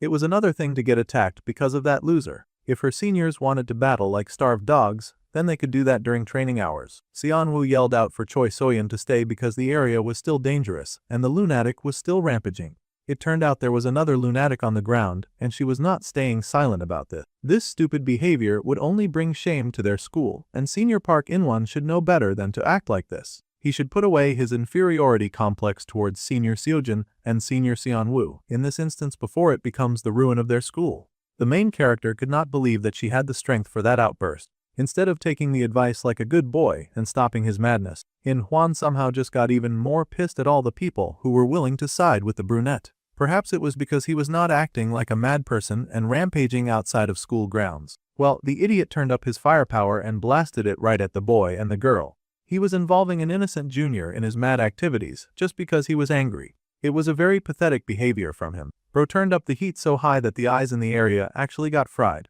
Now that was definitely a genuine cause for alarm, and the monitoring agent gasped in horror. Her magic circle had been destroyed, and she could no longer watch that batch of kids. Well, Hyunsu was not about to waste any time crying over spilt milk. He grabbed his word and headed out right away. He had promised the school that this search would not hurt any of the students. This meant that he was responsible for them, so he had to make sure that they were okay. The redhead was horrified, yelling about how the agent was going to blow their operation over a kid's fight. But it was necessary to protect the children. He would go and break up the fight and then come back. For now, all the redhead had to do was keep monitoring the other ones and to contact him immediately if anything happened. With those parting words, the agent zoomed off. Of course, the man recognized the rampaging students, and he recognized Park In-won, who seemed to be a designated troublemaker. What a tiresome child that boy was. Plus, the third one was Choi Soyeon from one of the 5 great magic houses. They could not let anything happen to that girl. He needed to stop those idiots before something serious actually happened. Meanwhile, the girl had been able to erect a form of mage wall around herself to keep herself safe as the bully and the clown continued their very mad and dangerous face-off. The bully was beyond livid about the whole situation. He yelled that the brunette should have just kept playing as the class clown, like at the start of the semester. He was infuriated that a complete nobody would join the special class, and he hated that the boy was not cowering in fear at his might. Bro was so heated that he did not care what damage he caused. Seoyeon was trying her hardest to keep that mad person at bay with a shield so that the 2 seniors would not fight anymore.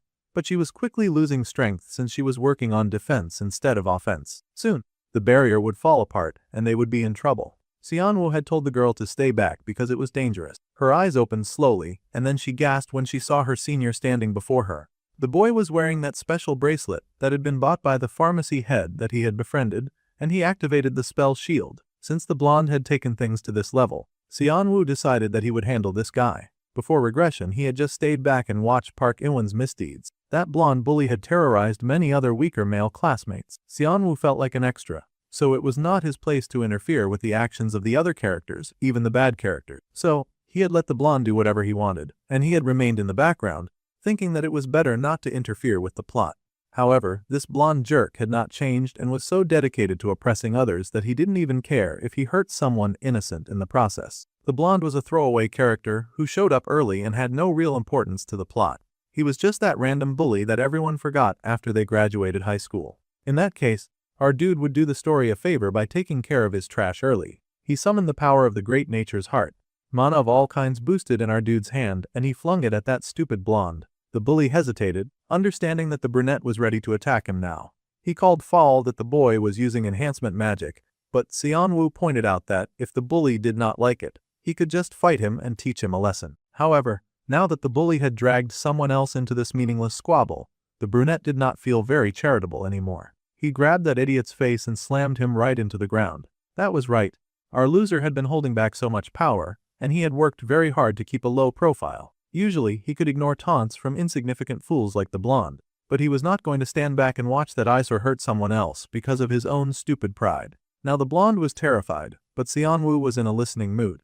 He wanted to know just one reason why he should forgive garbage like that, and it better be a good reason because his hand was charged and ready to fire at the slightest provocation. The blonde was singing a new tune, Lightspeed Fast, when he saw all that. Suddenly, he was on his knees and begging for forgiveness. He promised that he would not pick fights anymore. He was even willing to admit that he was wrong, so he begged for forgiveness this one time.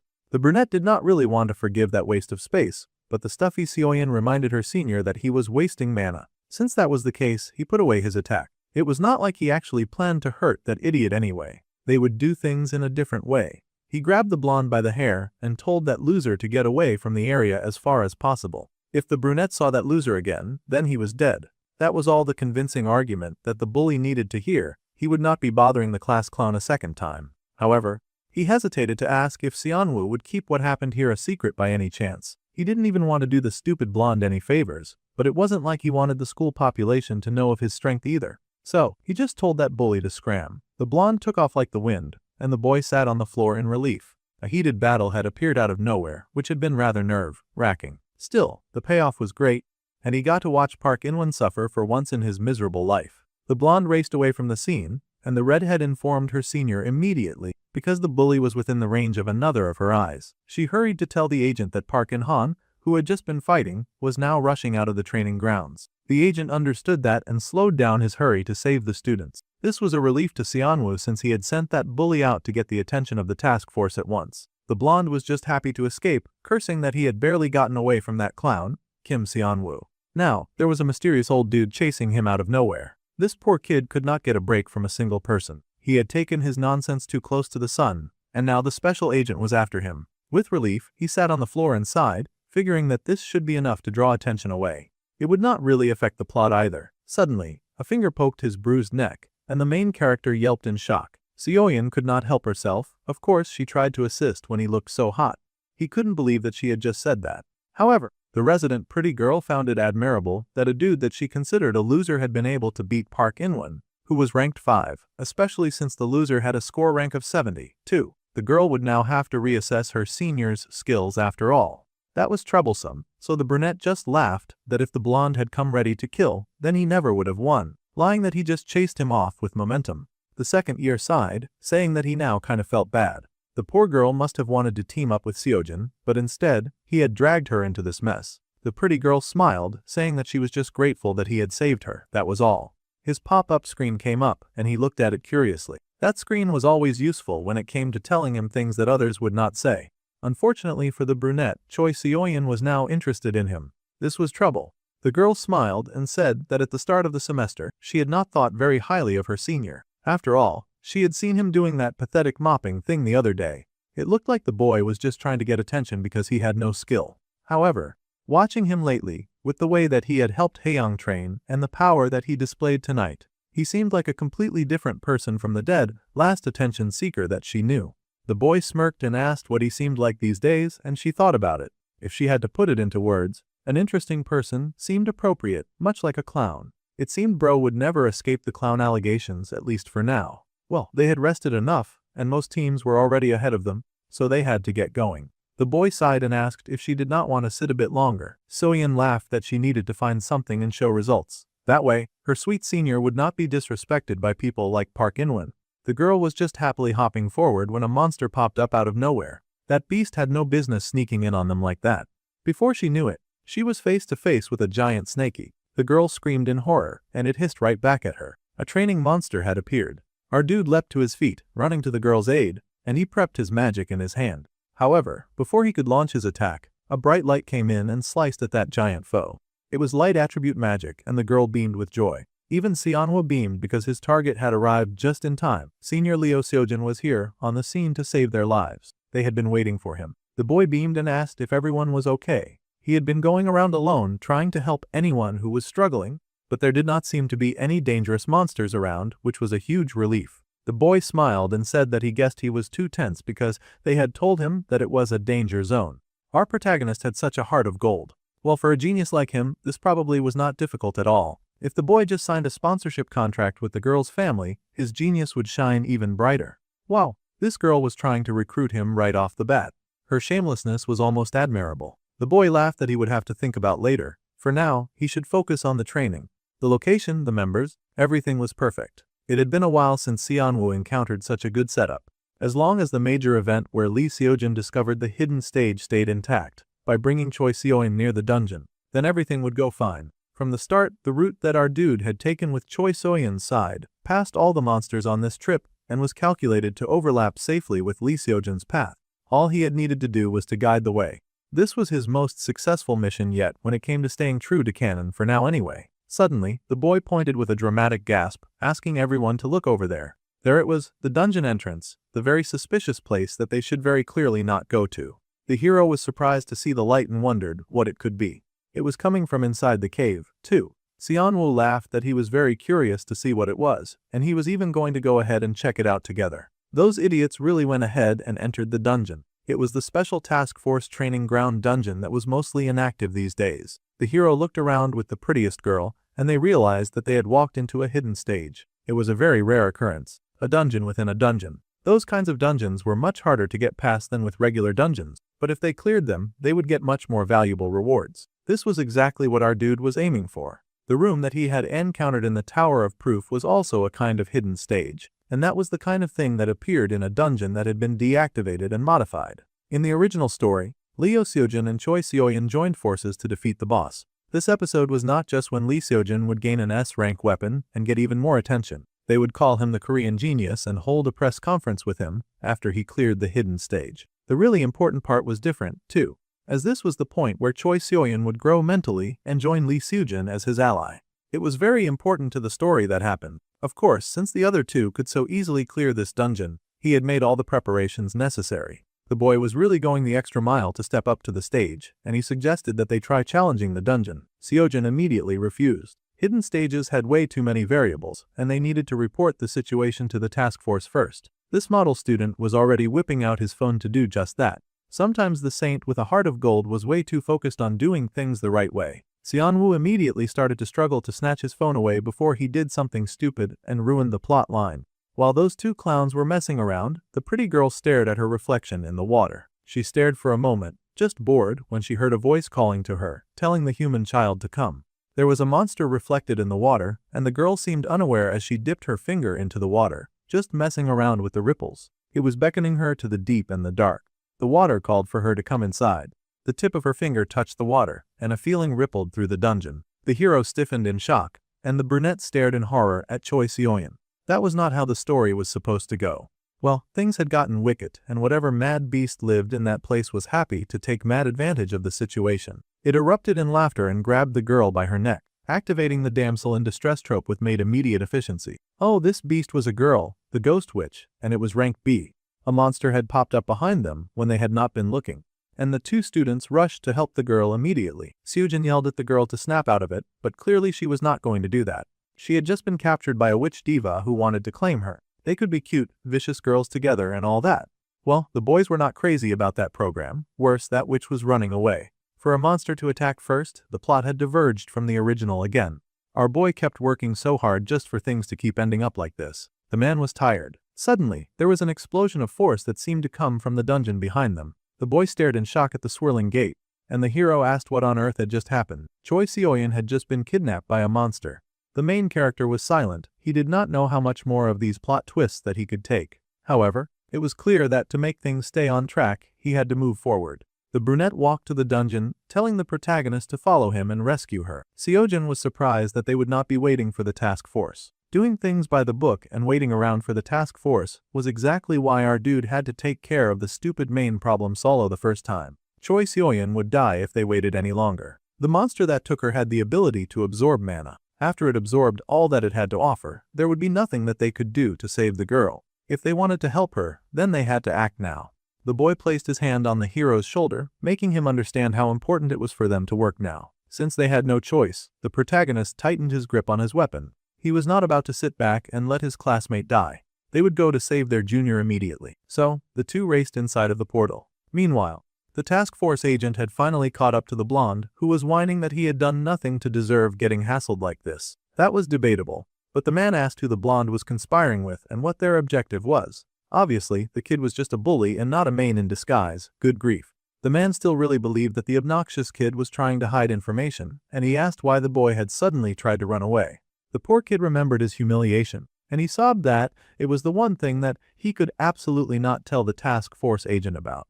Now the man was really convinced that the poor boy was working with the mains. The man had been going easy on him since he was still a student, but now he had no choice. The man told the poor Magic Academy second year rank 5, Park Inwon, that he was getting arrested on suspicion of conspiring with mains. The boy was so confused they had the wrong guy. The man was just calling his partner Baek Yejin that he had apprehended the suspect, and he needed backup to restrain him, but his partner was freaking out. They had no other situation on hand, and this was the case of 3 students who had just entered the dungeon that they had modified for training. One of her eyes had seen it happen. At first, the senior was not bothered by that since they had deactivated the dungeon, and it was basically a cave now. However, just now, they had confirmed signs that a hidden stage had just appeared in that dungeon. Stuff was getting very real, very fast, and the man's eyes widened in horror. The 2 boys stepped into this unknown land, braving a whole new world of ice and snow. The inside of the dungeon looked very different from the outside. It was a wonderland of ice. The main character reasoned that the evil witch must have strengthened the environment with the ice attribute mana that she had stolen from Choi Seoyeon. It seemed they had 2 girls in this story with the power of ice. The hero was shivering in this new dungeon. They were both rather underdressed for the occasion, and the boy could not help but think of how he had a mountain of things to do. For this situation, it seemed we got a glance into Seojeon's point of view for once. It seemed even heroes could be miserable when doing heroic things, and the boy felt so cold that he thought for sure that, at this rate, he would collapse from the cold. The thought had barely entered his mind before the main character draped a big, fluffy woolly coat over him. He was not about to let the protagonist back out of this very important mission, but he also would not let him die from a cold. Honestly, the hero was shocked at Kim Seon-woo, but the main character just smiled. He needed the dark-haired boy to wear the coat since it had insulation, and it would make him feel much better. The inside of a hidden stage was freezing, so the boy had made sure to put on 2 giant coats into the subspace pocket that he had finally gotten. He had bought tons of cold weather gear, too. The warm fleece coat increased cold resistance by 20%, and the warm gloves increased cold resistance by 5%. The hero was amazed that the brunette could even afford a subspace pocket since it cost over 100 million. The brunette just vaguely said that he bought some stocks and was able to cash them out. He had one more coat, of course, for Choi Seoyeon, but first they had to go get her. They saw a figure waving in the distance, and the protagonist sighed in relief, thanking God that she looked okay. He was kind of naive, because there was no way that the ice girl would just be walking freely in the dungeon after getting kidnapped. The voice yelled for them to hurry and save her. The aim was to get her out of there immediately, and the hero wanted to find the exit first. However, before the gnaw of a goody two-shoes made his way to the clearly fake Seoyeon, Seon-woo had to blast that immediately. The hero was stunned. He could not believe that our dude had just attacked the pretty girl. That was all quickly cleared up when the witch began to cackle. So, it seemed our guy had some pretty sharp senses for a human. The ice witch was now possessing the body of the pretty girl, because that was the only way that she would get a face life. Now that she was looking banjing and possessed a body with lots of power, she was going to make it everyone's problem. Suddenly, someone sensed a surge of killing intent aimed at them. It was Seon-woo, and that was the skill that alerted him to the schemes of the evil witch in the first place. The monster was controlling their friend. The monster was called the Ghost Witch, and if they wanted to save Seoyeon at all, they first needed to catch the witch. The witch laughed, saying the child's frigid. Icy manna was a delicious delicacy. She was being such a creep about a minor, it was very unsettling. Then she declared that once she had absorbed all of this child, she was going to eat the boys too. What an absolutely greedy, power-hungry pervert. However, she did not see much to mind the accusations and fired a bolt of power at the boys. Naturally, Lee Seojin took center stage with that cool sword of his. He raced ahead to take down the menace before them, and the main character watched in satisfaction. The ghost witch was an undead monster, so it was generally weak to Seojin's light attribute. There was just one solid problem. As the boy leapt up to face the beast, while the protagonist took center stage, our boy played backup, blasting away all the other attacks that the stupid witch dared to send in their direction. This was going to be a difficult fight because they were aiming to save Choi Seoyeon, but her beautiful body was currently possessed by their enemy, whom they were trying to kill. They had to separate them first if they wanted to make any progress. The rich and pretty girl was also ranked first in the first-year department, and her main specialty was manifestation. She pulled out ice fragments out of nowhere and tossed many at her enemies. As she ran forward, her subspecialty was revealed. She had the power of enhancement. She dodged right past Seojin entirely and aimed for our boy, probably seeing him as weaker and thus easier to defeat. She was about to be sorely disappointed on that end. Unfortunately, in this fight they could only stay on the defensive because they did not want to harm her, but they also needed to take her down somehow. When the girl manifested a sword of ice, a sword of light hit her away immediately, making sure that she could not harm Xianwu. The hero was fighting to protect his friend and take down the witch at the same time. As expected of the hero, he was tenacious and refused to bend to her will. The ice witch was also not about to take a no for an answer. She was fighting to win after all. She pulled out yet another icy magic and then tossed it at the boys again. This witch was just having fun abusing the pretty girl's body and doing whatever she wanted with her magic. More and more shots were tossed at the hero, but he was the protagonist for a reason, and he blocked them one by one. The more ground that Seojin gained, the more the pretty girl was forced to back off, but this could not continue for long. They needed to find a way to properly dispatch the witch. The witch was also realizing that they were only playing for defense, and she laughed at them for not being barbarians who could so easily hit a girl. Every single one of their attacks was pathetic. That was rich coming from someone who had hijacked someone else's body just to make a stand against them. The fighting continued with our dude playing the supporting role, while he ensured that the protagonist took center stage. Xianwu refused to get pulled into any more difficult plot lines. Quick offense, defense transitions, the utility unique to ice attributes, were synergizing with the environment. More ice came raining down on the boy, and he gasped in horror. Despite the fact that they were fighting 2 against 1, the odds were terribly against their favor, since they could not hit her back. Quickly, he dodged that downpour, managing to escape the ace. When he looked back, he realized that their escape path had been demolished. So, this witch was planning to tire them out and then drain their mana too. What a calculated little diva. The witch laughed that now they had nowhere to go, and she fired more wicked, biting cold magic at them. It was just attack after attack, and the brunette had to flee to get out of range. This was becoming a difficult battle, and the hero had to retreat to Xianwu's side, asking him what to do. The brunette seemed to always have a solution for everything, so the boy figured that the same should apply right now. He wanted to know if Xianwu had a plan. It turned out that the main character did indeed have a plan. Step 1 was finding that stupid witch's main body so that they could finally wipe the smile off her face. If the body felt threatened, then she would leave Choi Seoyeon, and they could get an advantage and get rid of her. The hero pointed out that this whole place was nothing but snow and ice, and searching such a terrain was going to be very difficult. He asked if the boy knew where the main body was. The main character did not know that far. The hero was surprised to hear this. The problem was that, in the original story, both Choi Seoyeon and Lee Seojin had entered the dungeon together. The hero had then slain the big witch by slashing through this entire area. It was not easy, but the brunette was sure that finding the main body could be done. However, he was not the one who could find the body. First things first, the brunette drank one of his special mana elixirs and increased his mana recovery speed by 500% for 10 minutes. After the duration ends, this would cause mana exhaustion for 30 minutes. The main character explained that it was the protagonist's job to find the witch's body and slay her. Meanwhile, outside the dungeon, Agent Hyunsu finally got some information out of the bully that he had cornered. The poor boy sobbed and explained that he had picked a fight and then run away because he had been embarrassed that he had lost. It was humiliating, but admitting that was better than accepting the fault as an aide to mains when he was just a mean bully. The agent now realized that he should have investigated each student more thoroughly before acting. It also turned out that the kids going into an active dungeon had nothing to do with the blonde wither. The boy wondered what sort of mastermind they thought he was in the first place. He was just a mean jerk who was way in over his head. He really did not know anything. The senior agent was furious about how things were going, scolding his junior because they were supposed to guarantee the safety of the students. The junior apologized for his oversight. The hidden stage was an unexpected anomaly. Honestly, no one was expecting that dungeon to open, or for students to be dumb enough to walk inside. Then, the man asked if there was any chance of rescuing the students. First, they would try to see if they could open the entrance from the outside. If they could not do that, then there was going to be huge trouble, and all they could do was pray that the kids would clear the hidden stage and come out. It was a pretty risky wish, since hidden stages could be very difficult. It seemed a huge crowd of students had gotten word about what happened, and now they were hanging around outside the dungeon cave, even though their teacher insisted that they should wait outside.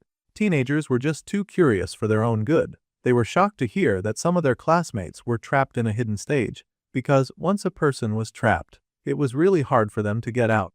Yura also watched silently, a little nervous but saying nothing. Each of their partners and friends were stuck in there. The dark-haired girl was worried because she still had questions for our main character concerning a trauma that he did not really have, but she suspected that he did. If anything happened to her unanswered questions, she would not let it go. It seemed this was her way of saying that she cared. She cared deeply for Kim Sang-woo, so she kind of needed that idiot to hurry and come back. Meanwhile, the brunette had shared his plan with the protagonist, and that dude was horrified. He could not believe that he was being told to find and slay the main body of the witch solo. Well, he was the protagonist, and it was time for him to experience some character growth. In this world, the hero could unleash his power freely. Meanwhile, the witch was acting cautiously because she realized that one of their mana flow changed. She scoffed and asked what he was scheming. More mana bubbled up behind them, and the boys were alarmed. This witch would not even give them the chance to plan ahead. She was determined to use her ice magic to bring them down. The more magic they wasted fighting that horrid witch, the more her chances of winning increased. Seonwoo turned to Sojin, telling him that he did not have to hide his strength, not in front of him. The boy could reveal his power as it truly was. It was fine, the main character would not get scared. But if he kept holding it in like this, they would surely die at this rate. Now that the protagonist thought about it, the only time that he had swung his sword with full intent was during the last main attack. He had also held back during the midterms as well. The boy had worried that if he got too far ahead, then Yura would get hurt.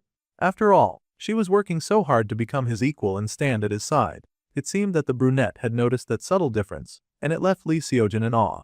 Then, the hero said that they should both go all out, fighting at full capacity, no more holding back. The Ice Witch laughed in glee, telling those tiny human brats that she was not afraid of them. She should be, because she was fighting against Cheat Code 1 and Plot Armor 2. Since the main character was putting so much faith in him, the hero could not bring himself to keep pretending. With a charge, his light magic lit up his eyes, his sword and his being. The Ice Witch had been cackling something awful until she saw the hero step up and summon a huge amount of light attribute mana. Now she was second-guessing her whole existence. Seonwoo yelled for the protagonist to blow away the entire dungeon, and the witch realized that her main body was in danger. In her distress, that idiot finally abandoned Seoyun's body, which made absolutely everything very easy for them. With a blast, that witch dove right for her body, leading them right to it. She should really be calming down if this was what she did when she panicked. It was a very bad habit to fall for your opponent's tricks. The evil Ice Witch dove into her body like it was the pool of life, and the brunette beamed now that Choi Seoyun was retrievable, which also meant that they no longer had a reason to hold back. The environment around them began to spasm and fracture, ice particles gathering and expanding as the lady showed off her increased power. Now that she was back in her real form, she screeched that she would not let the humans have their way in here. But Seonwoo just smirked that there was now no reason to keep that witch alive. It was time to let it rip. The monster gasped because she had fallen for their trap, but that was just about all the sound she could make before the light magic came tearing into her soul. Seojin was nasty with it too. He stepped in and informed the beast that he was the one in charge now. Meanwhile, outside the barrier, there was a team of desperate teachers trying their best to break into the dungeon. They kept checking their progress, but the portal entry analysis was only 2% complete. They were moving slower than snails. At this rate, the kids would be dead before they managed to break in. Not even a mosquito could get through such a tiny crack. It was very unfortunate that this was somehow the best that they could do. No matter which support mage they brought in, they would not be able to open this gate any further. Suddenly, the scarred agent got a message on his phone, and he checked it out. He was really worried about the situation. At this point, even if he got reprimanded by the captain, he needed to take responsibility into his own hands. He made a call to someone, informing them that Lee Seojin was one of the students who'd gotten stuck in a hidden stage dungeon of B rank. The agent started to apologize, but the person dismissed his worries, saying that it was fine and that the boy would come out on his own. This shocked the agent very much. Everyone was shocked and wondered what that buffoon meant that students could survive a B stage dungeon and come out on their own. Just then, the area behind them exploded in light. It genuinely exploded.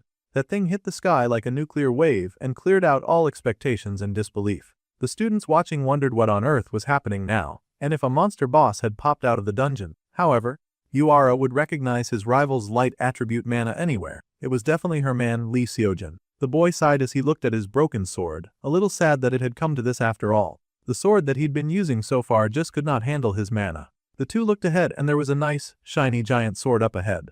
Right on time too. That sword was glistening with power. And they had retrieved their classmate, too. She was passed out behind them. It was the Blue Moon Blade, an S-rank sword imbued with mystical power that contained moonlight. It had weapon enhancement, which increased the blade's destructive power and mana amplification by 50% for 30 minutes, with a 30-minute cooldown. It had a lot of pretty good specs. Our dude sighed with relief and told the hero to claim the sword. It was his to wield after he had gone through the trouble of saving their lives. The hero had contributed the most to catching the ghost witch, and he just happened to need a new sword. Of course, the kind and sweet hero was immediately interested in what the brunette would get in return. After all, they had fought together. The brunette just smiled and said he would take all the other treasures apart from the sword. If that satisfied the hero, then he should hurry and claim his prize. Seonwoo would even watch over Choi Seoyeon while the other boy went over to collect it. Standing tall, the protagonist then stepped forward into his destiny, picking up the sword that was now his. This radiance that came from it definitely meant that it was S-rank. He could not believe that his partner would give up a weapon like this so readily. Our dude was only doing that because he kind of needed the hero to survive very long in this story, or the whole thing would crash, and he would be back to square one. Of course, he was handing over the sword. However, the protagonist thought that his partner was a very admirable young man. Now that they had subjugated the hidden stage jointly with Pain character, the causality rate went up by 0.8. The character Lee Seojin's interest in him had increased by 1, and the protagonist's interest in him had risen to level 2. Our dude now has 2,000 points as a reward. The system was getting really stingy with the points these days. Meanwhile, the boy was checking on the girl they had rescued. She was currently suffering from severe mana exhaustion because she was not yet at the level to fight on such a large scale. The evil witch had pushed her body too far. This was the aftermath of having her power forcibly squeezed out while being controlled by the ghost witch. The hero happily came over with his coat full of all the other items that were scattered around. Of course, he was happily giving this to Kim Seonwoo. The boy was grateful for the gifts, but now the hero leaned closer, trying to figure out what the main character was doing. Now that they had finished that very troublesome battle from earlier, the boy was trying to give the girl the extra boost in her health that she needed after experiencing such a difficult fight. The Ice Spirit's Heart is an A-type elixir. It was going to restore mana upon consumption and permanently increase the ice attribute control proficiency. Carefully, he poured that elixir into the girl's mouth to help her heal faster. Slowly, the beautiful damsel opened her eyes, and she found herself staring at the two boys who had saved her life. Seonwoo asked if she was doing okay, and the girl stared at her seniors. Suddenly, she broke into wails and asked why they were staring at her like that. She clutched Seonwoo's coat close to her body and acted like they were predators instead of the heroes who just saved her life. The hero was impressed that the girl was doing well, but he did not seem to care at all that she was wailing and abiding them. The main character also agreed with a grimace that she was definitely full of energy now. The girl stared at them in shock, wondering where she was and what had happened. It was a bit long to explain, but the brunette cut it short by just mentioning the hidden stage. Lee Seojin had worked very hard to defeat the boss after the pretty girl got kidnapped by an ice witch. Our dude was marketing the hero like a salesman marketing the best product he had. No matter what, he had to put the protagonist at the front of every successful mission. The hero was starting to recognize that pattern at this point. Someone their age had actually cleared a hidden stage. There had never been a record like this before. Well, technically, our dude had done it first, but that had caused a bunch of problems for his other self that he did not like to deal with, so he needed the protagonist to take the credit. The girl stared in awe at her two seniors, but they had to save the gawking for later because the exit had appeared, and they had to get out of there. The hero smiled, saying that he never knew that light could look this beautiful. That was funny for a dude with the attribute for light.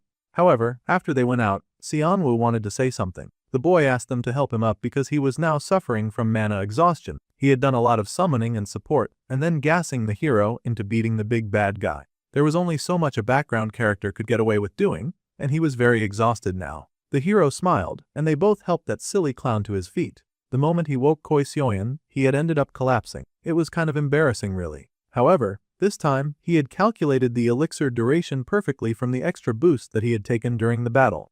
When this incident ended, the one who should get attention would not be him. The main character was smiling with such confidence that at this point, he was going to jinx himself. Still, he wanted Lee Seojin and Choi Seoyeon to get all of the attention from this stage. With a smile, he left the dungeon with the two main characters, and they faced the outside world while dragging him like he was a big sack of rice. Lee Seojin, who had cleared a hidden stage at the youngest age in history, swept public attention again following the main subjugation incident. The sword Lee Seojin obtained, the Blue Moon Blade, was later appraised and revealed to have two of the highest tier options even among S ranks. The boy made the front page of every newspaper. It was incredible. They just printed pages and pages of the young boy holding his magic sword. Lee Seojin's genius exploits were featured, and the world began to take notice of Lee Seojin. After interrogation, poor Park In-won was cleared of the misunderstanding of being a main insider. However, while being investigated for attacking the main character and Choi Seoyeon, his history of bullying other students with his gang was exposed. The poor idiot immediately faced disciplinary action.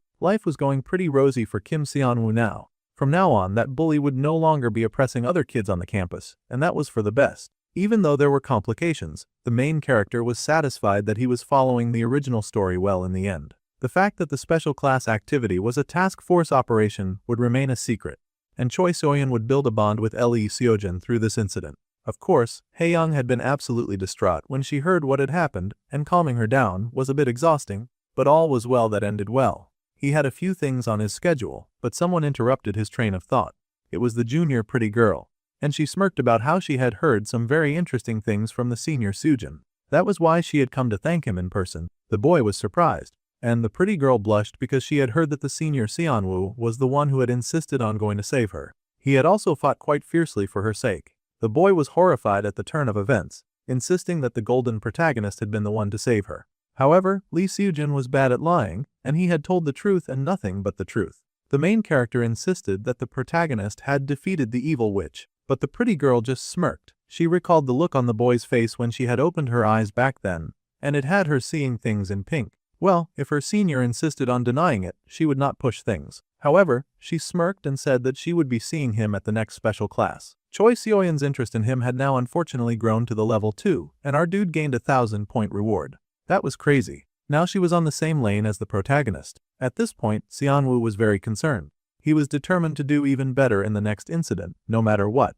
He refused to take credit for anything they tried to throw on him. Meanwhile, in the school gym, a lot of training was underway. Seon-woo smiled at all the students hard at work. It looked like everyone was doing their best and working hard enough to grow stronger. The brunette happily walked through the halls. Thanks to being next to Lee Seojin when they came out of the hidden stage, our dude had been able to earn a ton of points. So, he had bought a new trait this time. Specifically, it was the secret method of evolution and adaptation. This was the type that enabled the user to achieve evolution and adaptation by meeting specific conditions. It had been a really expensive buy, but now our dude could stay in cold places for a long time to gain cold resistance, and his night vision had improved too from hanging around in dark places. It was not the kind of skill that came with explosive changes, but it was highly versatile since it raised various basic stats. In the original, this was a trait that the first year rank 2 Jaeon Minky would acquire, but since what was in the point shop was separate, it did not really matter to the plot.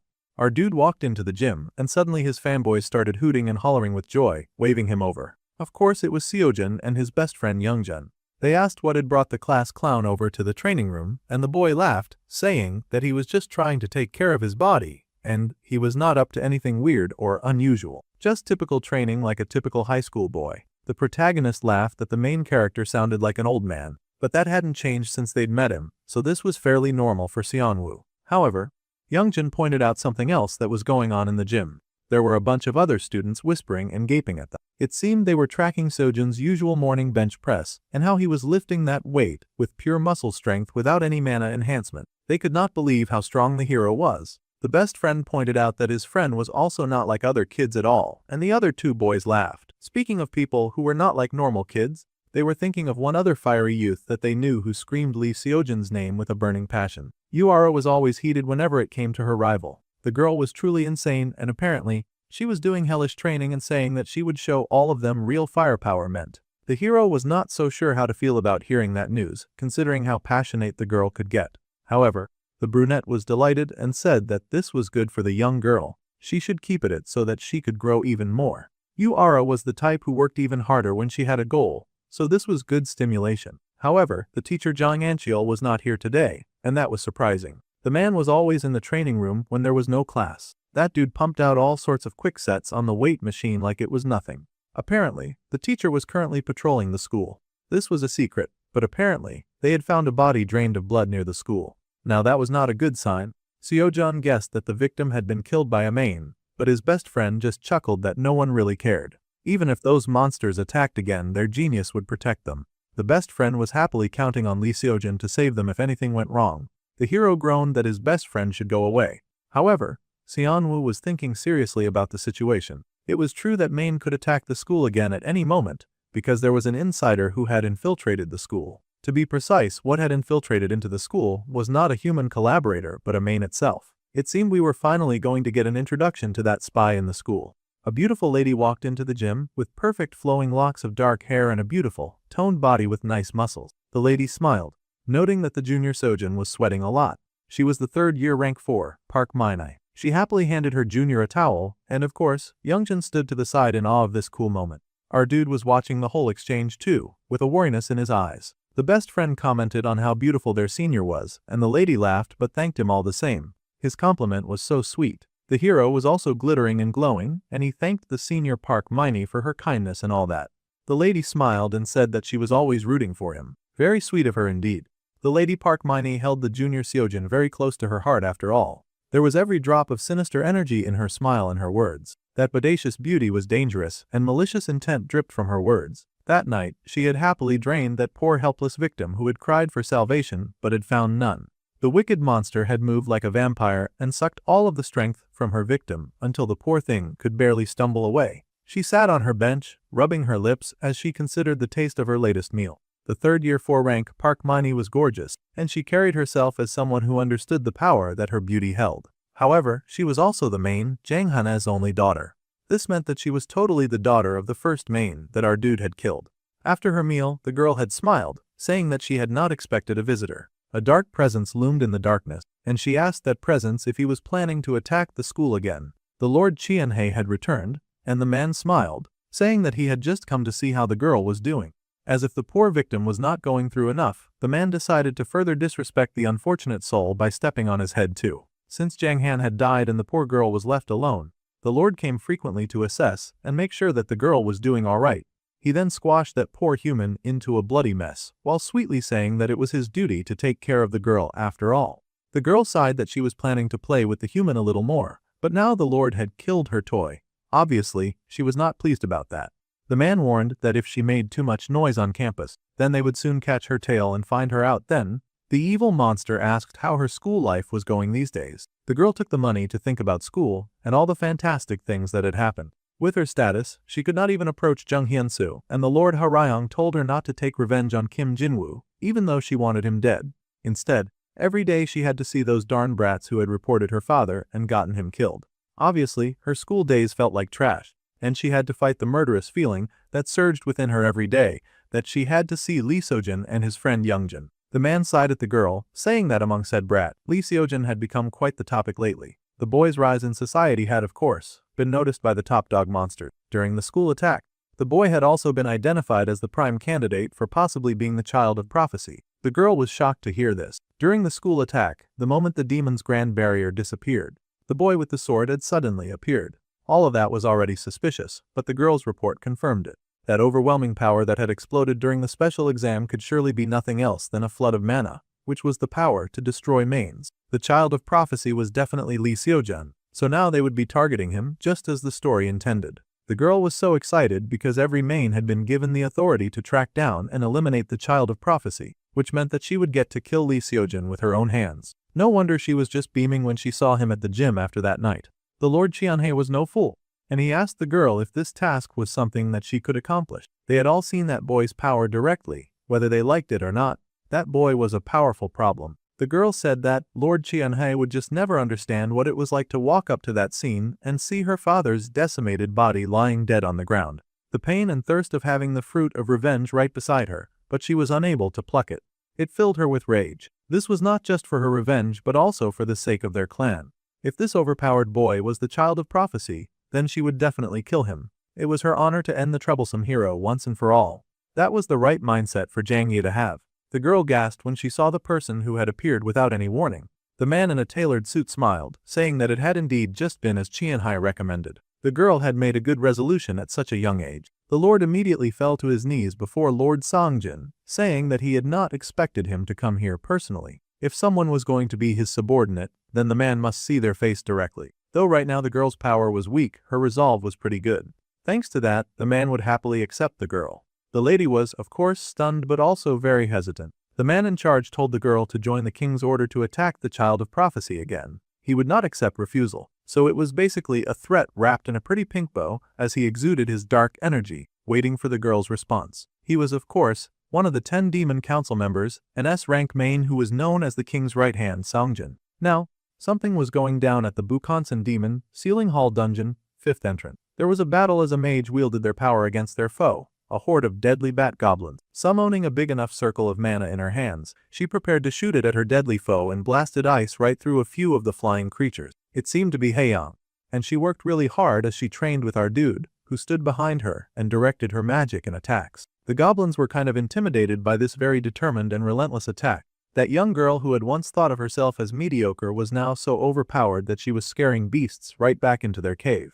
Now this was what a true level up looked like. They fled immediately. The ice girl was thrilled and happily turned to her teacher, asking if she had done well because she had worked very hard to impress him and all. The boy admitted that the girl had indeed improved a lot, but for now, they could focus on handling this form skillfully. She had been surprised when her teacher had suddenly said that they should go somewhere for the weekend. However, it turned out that they were going to the dungeon just for her training. The boy just laughed because he got lucky. It was indeed really lucky. He had discovered this dungeon purely by chance back when he was a C-rank mage before the regression happened. He had remembered it in his new life and had thought that it would make the perfect training spot for his little ice student. It was a place that did not really appear in the original, and it was known only to him, so it should not affect the plot if he just borrowed it for a bit.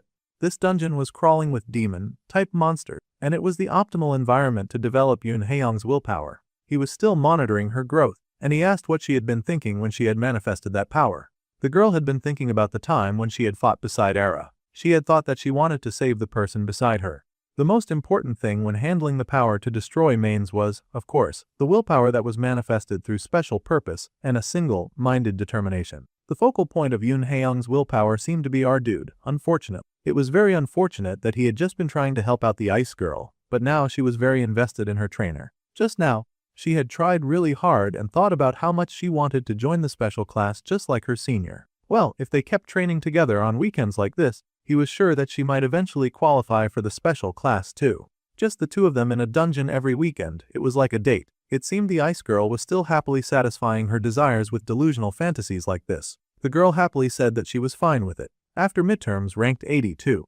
Now she would aim for rank 52 and then the special class. At this growth rate, Yun Haeyang would actually join around the first semester of the third year, just like in the original. Also, training in the dark cave enough times had upped our dude's evolution and adaptation powers. His eyes could not adapt to the darkness as well. Then all that was left was the problem of Jang Hain's daughter, Jang Yi. In the original, Jang Ye was a villain who approached Lee Seujin and continuously schemed for her father's revenge. However, now the ones who had killed her dad were him and Jung Hyunsu. Yet for some reason, she was approaching the protagonist even though he had not gotten the credit for slaying her dad. It made the main character wonder why that was. Sure, Seojin had delivered the final blow, but only people on the scene knew that. Something was strange about the new plot, and he had to figure it out before the protagonist got hurt. He needed to make the first move before that villainess could cause any damage. It did not take long for the main character to bump into the senior who sort of remembered his name. Of course, she remembered his name after all. She had heard that the boy had been rescued by Lee Seojun from a hidden stage recently. The girl had also heard that the young junior had something to tell her. The girl prepared to summon her magic, wondering if she had been caught using her main powers somehow. The brunette said that what he had to tell her was really important, as this was the only way to deal with the problem of Jang Ye. He reached into his clothes, and the girl gasped at what he pulled out. This was sudden, but the boy would say it anyway, and he raised a magical book at her, saying that he wanted to keep in touch with his senior privately. He was hitting her with a confession attack. This was surely going to backfire on him somehow. However, Seonwoo believed that he first needed to create a situation where the two of them would be alone. There was no better way to achieve that than with a confession. He suddenly got an intense notification of disgust. Dang, she did not have to be so mean about it, but she was genuinely infuriated. Our dude had achieved the medal of his first rejection, and he got 1,000 points for it. A win was a win. The girl truly looked disgusted, too. It had to be the first time that anyone had seen her make that face. The boy was hesitant at the instantaneous rejection. The girl really was hot stuff when she was not pretending to be human. How merciless and cruel she was. She had not even said anything, but just her eyes were threatening to strip him of his flesh. Then the girl spoke to her junior, Seonwoo, and let him know that he was not really her type. So, a personal relationship was just not going to work. For now, it would be much better for them if they just stayed as good seniors and juniors. The girl then walked away immediately, fuming at his audacity. She would never date a human. After all, they were beneath her and basically just prey for her kind. It was even insulting for him to suggest that. Even if he was a human, the boy sulked because he knew that he was kind of cute. It kind of sucked to get his first rejection from a girl who had looked at him like he was disgusting. Monster sure had odd taste. At any rate, Shin Youngjin sympathized with him, and he got 500 points as a reward. Our dude smirked because what he was really after was that guy. This was perfect as the hero's best friend seemed to be stalking close to the pretty senior too, and he looked so sorrowful at having witnessed our dude's rejection. The boy patted the main character's shoulder and told him to hang in there. The boy had not been trying to eavesdrop, but the training grounds were on the way. The senior Park Mai was at least worth confessing to. Even if he got rejected, she was reluctant to receive any attention though. Well, that was because she was a main, but most people did not know that. At any rate, the brunette focused on how Shin Youngjin had not even started his classical magic theory notes assignment. This caught the other boy off guard, and he asked how the main character had known. Then Youngjin sighed and admitted that he was an ace when it came to physical activities. Unfortunately, theory just did not stick in his head, no matter how hard he worked. It was a huge pain. Then, Seonwoo asked if the other boy wanted to reference his assignment. He was a rank 1 in theory after all. The musclehead was amazed, asking if that was really okay. He would appreciate all the help that he could get on theory. However, there was no condition. The class clown smirked and asked the hero's best friend about how he used the school message board. Later, most of the students were in the cafeteria just dishing out their food and eating with their friends. Soon they spotted the guy that they were looking for from the other day's school board. The boy could not get attention for being dead last, but now he was pulling wild stunts. It seemed the main character had done something crazy to get attention focused on him once again. Now, 247 people were interested in him, and he gained 1,500 points as a reward. The boy sighed at the results of his hard work. On the school board, he had written a rather audacious message, saying that absolutely no one should touch the third-year senior Park Manai. She was the Magic Academy's greatest beauty, and she had been claimed by the second-year class of Kim Seonwoo. No one was allowed to touch her. If this did not get the main heated, nothing else would. Already, word about the ridiculous message on the notice board was going wild among the students. The teachers were laughing, wondering if this was a way that kids confess their feelings nowadays. The teachers thought that it was such a cute expression of youth, and even the first-year students thought that this was hilarious. The ice girl was so upset to find out that her crush apparently liked older women, and the fire girl just told her to eat her food so that she would not hurt her heart. Logically, there was no way that he had posted it himself, so the fire girl guessed that someone must be playing a malicious prank. However, that idiot had indeed gotten someone to post that very stupid and audacious method for him. However, the ice girl was thrilled to hear the fire girl's theory. Now she wondered if Seonwoo was handling things okay since someone was playing such a mean prank. However, the brunette had truly not posted the message this time. He had just gotten someone else to do it. Both boys involved in the ridiculous event were sweating bullets at getting found out. Youngjin whispered that he had done his best to help the kid like he asked, and he had posted it on the board. But the muscle head was worried that the whole plan had backfired since the brunette was now the laughing stock of the school. Of course, Seojin had heard about this, and he was laughing about it too. The brunette admitted that he was not the result he wanted, but thanks to the help of his friends, he had been able to convey his feelings quite clearly. So even this result was fine. In truth, the boy had known that if he got Shin Youngjin interested in gossip, then it would spread across the whole school instantly. He thanked the muscle head for helping, and the boy promised to support the brunette until the end. Well, the third-year student finally appeared in the cafeteria, and the main character spotted her instantly. Then again, no one with brain cells would actually confess true and honest feelings of love in such a way. He had just created this kind of situation for the desired effect that he knew it would have on the main girl. Now the whole school was talking about her admirer. The boy had escaped from dead last, but as Choi Seoyeon had said, a lot of people just saw the boy as an attention seeker. While the girl was associated with someone like him, she would find it difficult to hunt people freely or even harm Lee Seojin because now there would be many eyes on her. The boy had no image to lose, so there was no damage to him and he was fine with making this sacrifice. Happily, he winked at the main girl like a silly clown, and her friends screamed in horror at how disgusted the action was. That poor monster girl found herself shaking in anger at the pure audacity of his existence. Honestly, their disgust was really too much. Sure, he was a poser, but he was not ugly. The main's friends sighed that pretty and kind people only ever attracted absolutely weirdos. They encouraged their friend to ignore the stupid human. There was no need to deal with a loser like that.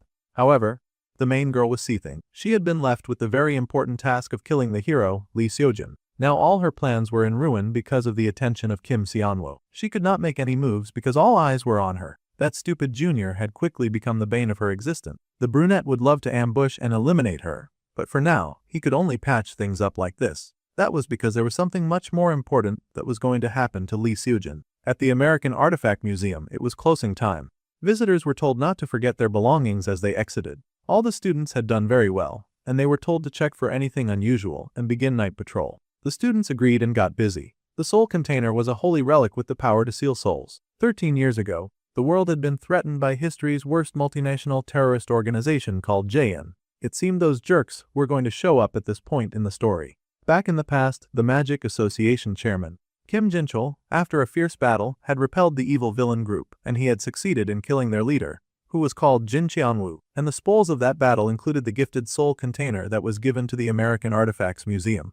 The soul container was all clear, and they continued to shut down. It was a holy relic, and one of the most important exhibits in the American Artifacts Museum. However, someone wicked-looking had shown up in that museum, and it looked like carnage was about to go down. The man tried to play it cool, telling the evil-looking lady that the exit was the other way. However, she smiled and said that to see a holy relic imbued with this much mystery up close was such a sight. The object was just too beautiful to be locked up in a place like this. However, the artifact was as dangerous as it was beautiful. This was why qualified people must safeguard it. The lady laughed that 13 years ago, that person was qualified to possess all the mysteries until he lost to Kim Jinchul.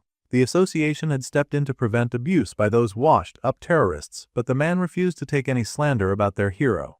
The power of mystery should be used only for the public good. Well, that was a debatable opinion because the lady vastly disagreed. Greater power should be used for a greater purpose, and their magic association was only desperate to monopolize such great power. That was when the man finally realized that he was not talking to any random lady who showed up in a sexy gown to debate him just for fun. His eyes widened, and he yelled for security to get the potential criminal out of there. Yeah, bro was pretty slow because there was no way that she had come this far without taking out at least half of the security. In fact, the last half of security got tossed inside the room and dumped at the man's feet. A big, muscular man came in, dragging the beaten and bloody bodies of the so-called museum security. It had been quite boring playing with them as they were all too weak, and he complained that he wanted to fight someone stronger. The man was in shock because all of the security were A-rank mages. The security system had not even activated until things got this bad.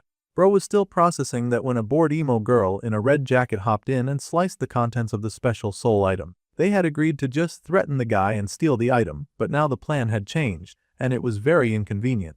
The man shook because he had barely noticed when that other lady had shown up.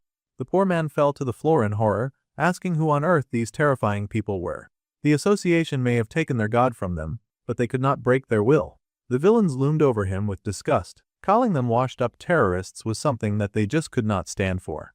They would make the man pay the price for insulting their almighty king. With a boast, the man realized the villains he was facing were Jayun, which was all he managed to say before the museum lit up and then exploded. The resulting echo rumbled through the whole city like a roar and a declaration. The schoolbook shook, and the hero paused in his reading at the rumble that he felt in his very soul. The recent terrorist attack at the American Artifacts Museum had been revealed to be the work of the cult group known as Jayun, which had previously vanished in the past. Though site records were damaged, the terrorist attack was presumed to have been led by Executive Burt.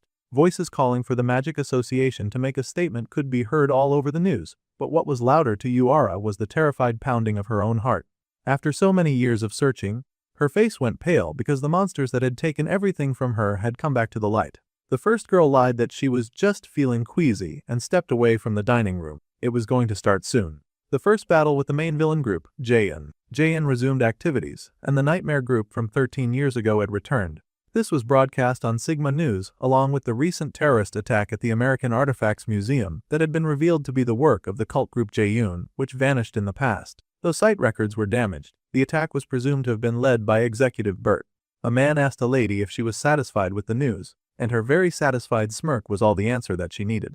The photo had come out very well. They did not have time, so the man had barely covered their faces. If they were going to do it like this, then he wondered why he had gone through all that trouble disabling the security system. This man was the JN member Jin. It turns out that the plan had changed because a clueless curator insulted the blonde. The woman smirked and said that she had made the man atone for his life. She could not stand for that loser calling them washed up. This was the JN member called Natasha. The bigger blonde guy insisted that the whole carnage had been ended way too quietly, and he did not like that. In the old days, they would have razed the entire surrounding block to the ground before leaving the site. Jae seemed to have a lot of conqueror and arsonist tendencies, but that would not work right now. Times had changed, and such an action was way too hasty. Even the dark-haired terrorist member agreed with Jin. The task force and the Blade of Dawn were still hunting them after all, so they did not have the luxury to take a lot of unnecessary risks. The big guy did not care. He was ready to fight those goody two-shoes any time, and he yelled at the woman not to call him an idiot. The blonde lady then stood and said that the team should go somewhere quiet for a while. Like Jin said, she had been a bit hasty this time, so they might as well go to Korea and take a bit of a break. Now, this got the entire terrorist group feeling pumped. Korea was a place with plenty of strong opponents for the big guy to fight, and the smaller looking lady wanted to hit up the Sil Magic Arena this time. The man Jin said that going to Asia was all well and good, but he wanted them to avoid running into Kim Jinchul. The blonde woman chuckled that the darkest place was under a lamp.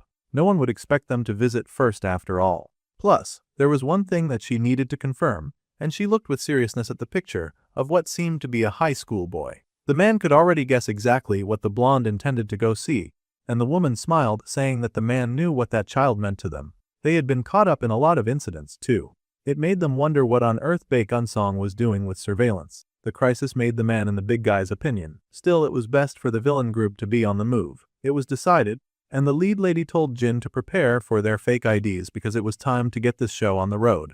They needed fake IDs and passports, and then they needed to contact Baek Unsong. They would tell him that they were coming soon. The lead lady was the JN member called Bert. Meanwhile, at the restaurant Kantia, our dude was out living his life. It had been quite a while since he had come out as Kim Jinwoo, and he should be fine to be active now. Since he had been this cautious, Ha Ryong's interest level should have dropped. He was not really looking to get the attention of such a dangerous man after all. More than anything, before they encountered one of the main villain groups of the story, he needed to raise his specs first. So, Seonwoo stepped inside the specially reserved room and found his favorite client waiting for him. The lady perked up as soon as she saw him walk inside, beaming at the fact that he had come. The guy mentioned that she could have just sent someone with the item that she came to deliver. However, it had been a while, and she had wanted to see his charming face. Happily, she pulled up what he had requested and showed him the holy herb potion and high durability combat boots. The boy stared in awe at the very nice items that he had been given. The combat boots were 6B functional multi-purpose combat boots, and they were custom fit to match the user's body. They reduced stamina loss from walking and running by 20%. It was a pretty good buy. They also had dual options that had our dude gasp in awe. He was sure that this cost several times more than items of the same grade. It was a gift from her, and she could not choose the ordinary items that he had asked her to pick out. Their food soon came in, and as expected, it was luxury dining. A gift should never disappoint the recipient. That was her principle. Kantia was the restaurant where Lee Seojun almost fainted after one bite of the food in the original. Our dude had heard that regular people had to wait for months just for a reservation. He wondered if that food was really that good in reality, and went ahead to taste it just to see what all the fuss was about. Our dude took one small bite, and as the golden pastry shell broke, what filled his mouth was the subtle mushroom aroma of the Dexel's sauce that flowed in with the meat juices. Finally, the 1++ Korean beef roast that had been made to perfection was hidden inside. It reacted with the red wine and became a sauce flavor explosion. The boy chewed with delight, his eyes lighting up with joy as he took a bite of the food in his mouth. He could not believe what he was eating. It tasted so darn good. It was crispy on the outside and then juicy on the inside. The food was just too delicious, and he cried tears of joy just eating the food. The lady with him laughed that his reaction made this whole thing so much worth treating him to good food. Happily, Seonwoo cleaned his lips and sighed. After receiving such wonderful hospitality, he could not just sit there shamelessly. The lady laughed that money was not necessary, and they were not the type to care about that. The man then smiled and said that he could produce something even better than money. He had noticed earlier that the lady looked troubled. This was likely because of the terrorist threat going around the world. The deposit of 2 billion won into a stated account had been demanded with the threat of bombing the Hansong pharmaceutical building in 3 days if they missed the deadline. The lady was shocked that the boy knew such top secret information that had not even been leaked to the press. The main character just smirked that he had his ways, and she should know that better than anyone. Back to the matter at hand, after the Jaein news broke, a lot of copycat crimes increased worldwide. The poor lady was already busy with the power struggle against her brother. Fortunately, the one threatening Han Sion had nothing to do with Jaein. The brunette happened to know that the real Joker who was messing around with the pharmacy hair was not Jaein, but an alchemist active in the underground by the name of Jo Seong-hun. That dude was just a small-time criminal who would eventually get caught trying to extort the rising Hansong pharmaceutical. The boy told the lady to check the financial situation of her security staff. She would eventually find someone involved with a low-quality alchemist. In the original, that phony was introduced just briefly to trigger an event, so this level of interference should be allowed. That was how he felt about most interferences until they eventually ballooned into something beyond his imagination. However, he was always able to handle the problem, so Seonwoo was not really worried about it. After dinner, the dude and the lady went out walking, with her looking like a tiny and thin in comparison, despite being a manager involved in a business. The pharmaceutical hair was pondering how the boy knew high-level information that even she did not have access to. However, the source was a complete secret. Finally, she voiced her concerns to Mr. Kim Jinwoo, saying that she did not know who he worked for, but if he would consider coming to work for her, she would reward him greatly. Little did she know that she was totally talking to a minor who used a cheat code to solve his problems. Still, the pharmacy hair forged on, saying that with someone like him,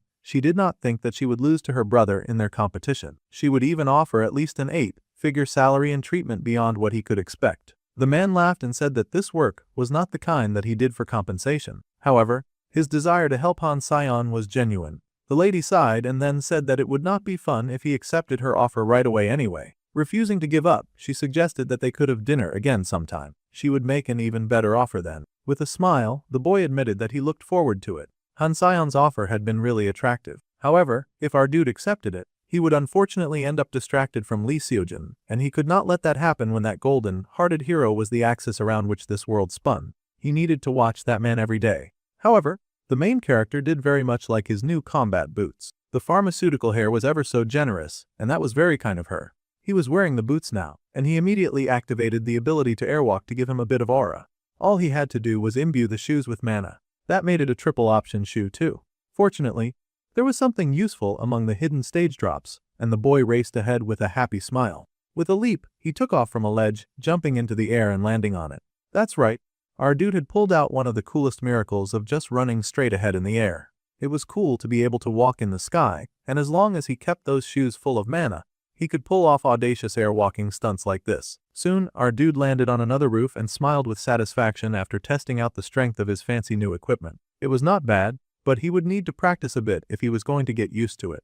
Back in the magic law class, our dude had to focus on his studies. There was a lecture that most students were taking seriously, and despite his late-night activities, our dude was somehow still able to pay even more attention than poor musclehead Youngjin. The students were then told that they had a 2-person theory research assignment due next week. Some of the students were thrilled, but a good load of them were horrified to hear about that, and Youngjin only woke up because of the noise. The boy complained that the teacher should at least extend the deadline, but the hero was totally judging him because he had seen that dude sleeping in class. Of course, the teacher had no interest in extending the deadline and the students would just have to deal with it.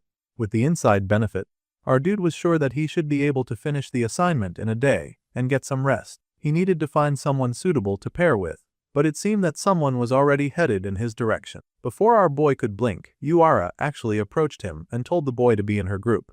The other students started to complain that Yuara had snatched up the kid who was best known for doing great at theory assignments, and they whined that all the top theory students were going to hog everything. Of course, the girl shamelessly said that it was their right to do just that, with such a dark and oppressive aura that all the boys in class just accepted their fate.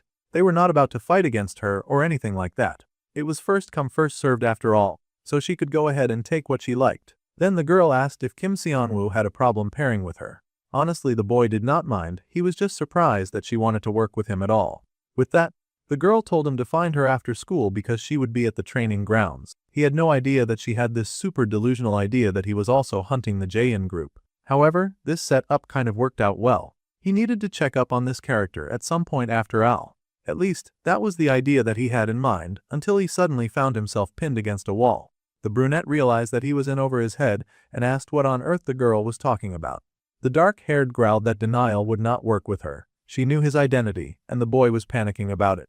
The boy said that even if she said that, he was not exactly sure what she meant. Honestly, she could mean anything by insisting on his true identity. He had so many at this point, like the secret of what happened in the hidden stage, the truth behind the main attack incident, the incident that would happen next. The possessed person, bro, had so many secrets that he could not even be scared properly because he did not know which one she was referring to. Yuara then said that on the first day of school, he had casually brought up personal circumstances of hers that he would only know if he had investigated her. That was when she had suspected that something was off.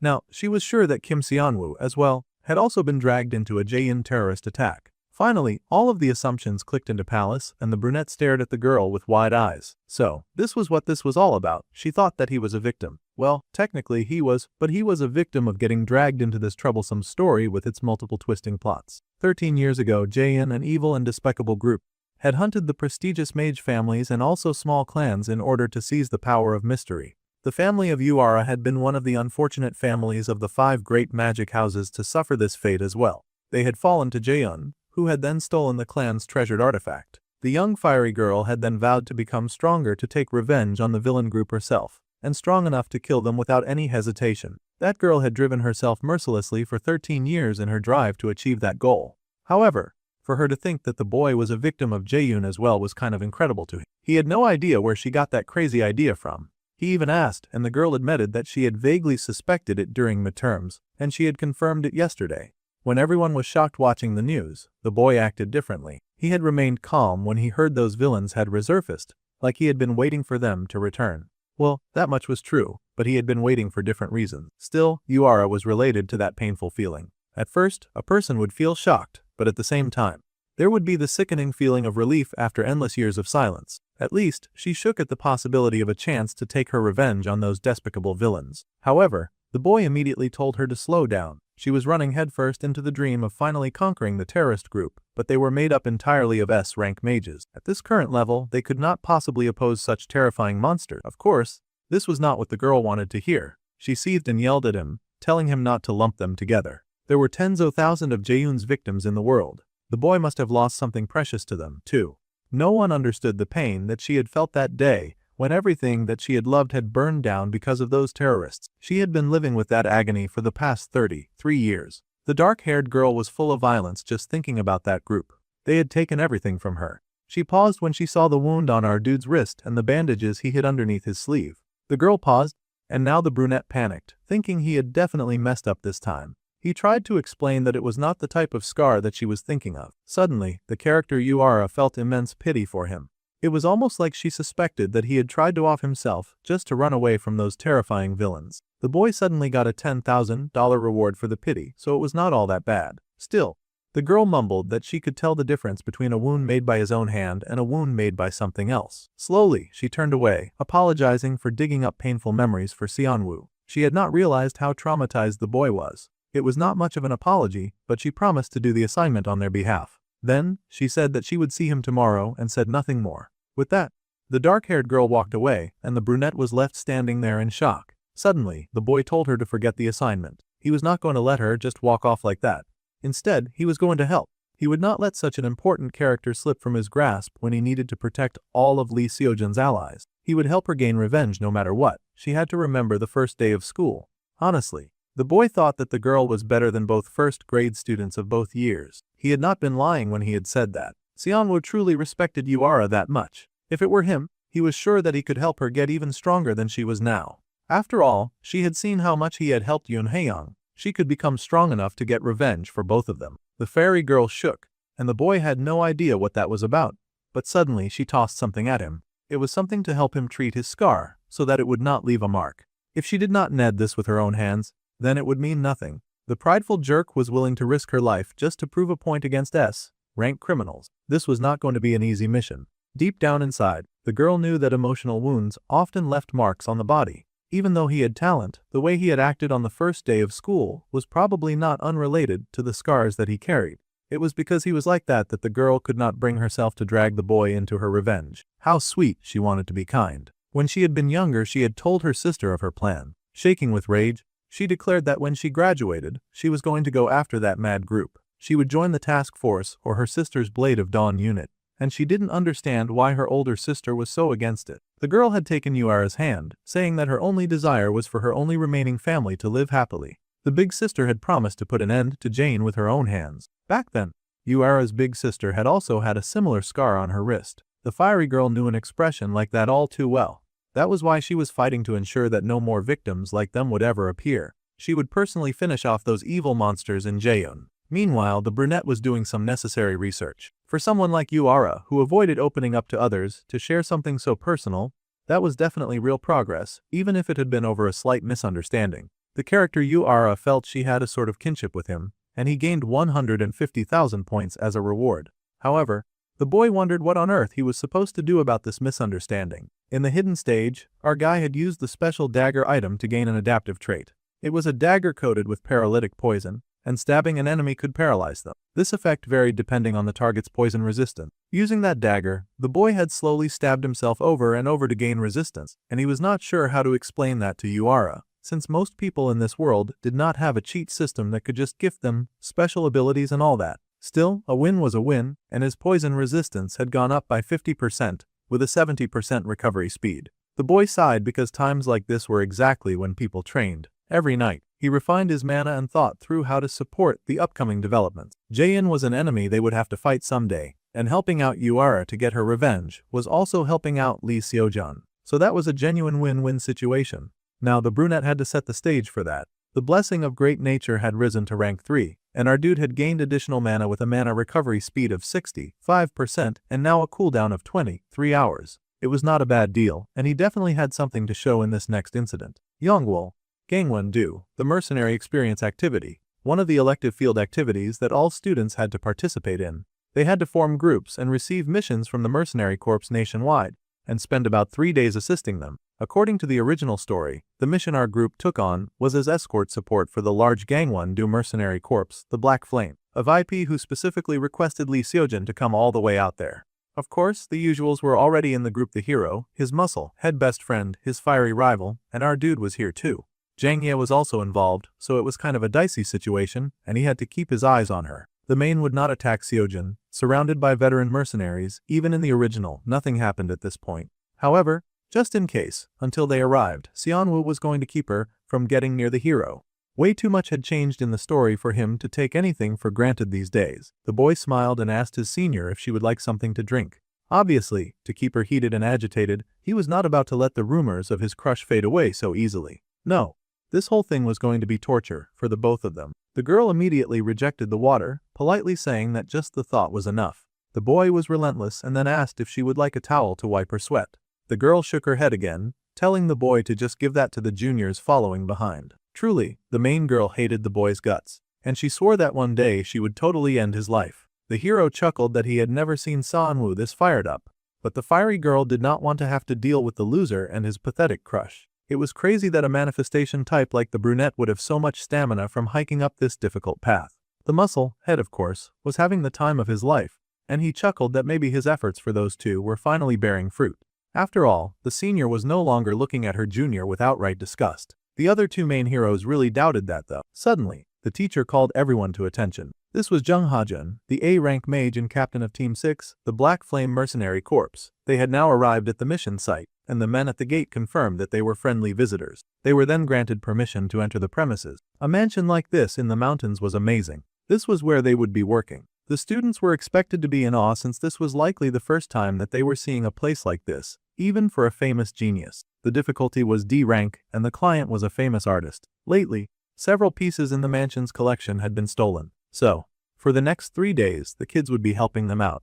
The Black Flame Mercenary Corps was going to guard this mansion from petty thieves. The man had gone through all the trouble to explain the job, but it looked like the students were not even listening. They were just going around admiring all of the beautiful paintings. Seonwoo even explained to the other students that the artist used intense colors, but the background did not overwhelm the subject, and everything was in harmony. This reflected the artist's unique view of their work. His classmates were impressed with such a sharp analysis. They asked how he even knew stuff like that, and the boy beamed, saying that he knew a lot of things. He should know about this especially. Down came their client, and she sighed that she was so grateful that the students thought so highly of it. They could even call her Charlotte.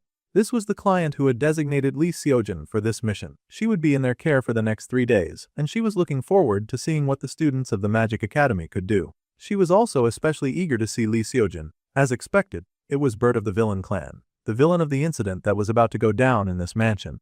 The blonde lady happily graced the students with her presence, telling them that they could call her Charlotte. She was going to be in their care for the next 3 days. She was so excited to be taken care of by the students of the Magic Academy and, of course, Lee Seojin. That person was no ordinary rich client, of course. She was a famous artist who designated the hero for this escort duty. But she also happened to be the main villain of this incident. The beautiful client was the artist Charlotte, but in reality, she was the JN member named Bert. Meanwhile, the other team members of the villain group immediately checked in with an informant of theirs. They seemed to be hiding out in a nearby safe house, and they needed to make sure that the person had not done anything wrong. The poor man insisted that he was totally dedicated to his job. He was the JN member called Bae Kun-song. As the surveillant, he confessed that he had never taken his eyes off Lee Seojin, and he had always watched the boy from nearby as best as he could. He had also checked on his grades, relationships, and health status and received regular reports without fail. This dude was either an A-grade stalker or some kind of parental figure. However, the dark-haired woman was not satisfied with the results, wondering why the precious hero had then gotten caught up in so many annoying incidents. The boy had nearly died multiple times. The big guy, Ska, just laughed at their worry, saying that they just had to watch them fight to see how they had grown. Instead of arguing, they should just eat. Natasha yelled that they could eat nothing when Ska was busy eating everything. It was almost like the villain group Jaein was acting as some sort of parental surveillance for the protagonist of this story. The man making the report insisted that if the young boy had been in any real danger, then he would definitely have stepped in. Well, they had to agree that Bae Kun-song was not clueless after all. Natasha and Skye were still bickering back and forth about table and food etiquette, as well as whether or not Skye had washed his hands. This conversation stressed Jin out so much that he told those two idiots to just shut up and eat. He was trying to solve a problem, and all they added to the situation was just arguing about food. Well, that deflated them pretty fast, so that he could finally turn back to the matters at hand. Tonight, at 10 in the evening, something was about to go down. Still, the man wondered if they really had to go this far just to see Lee Seojin. If they were curious about his skills, they could just go and test him directly. It seemed extra to have to go through the embarrassing route of disguising themselves as petty thieves. Natasha just simply said that they had to do it because Bert told them to do it. It seemed she did not really need any other reason. Well, Bae Kun-song was more than happy to join in on the fun, and he put on his mask with joy, asking how he looked. Jin sighed, but also put on his mask. If they wanted to avoid drawing Kim Jin-chul's attention, they needed to hide their identities first, of course. Bert's orders were to hold back and not kill anyone else. They needed to move quietly for now. Despite knowing these orders, as the villain group prepared to kick their nightly activities into gear, a few of them were worried as they were not very confident about holding back properly at all. After all, they were each very formidable foes. Now that they were dressed together,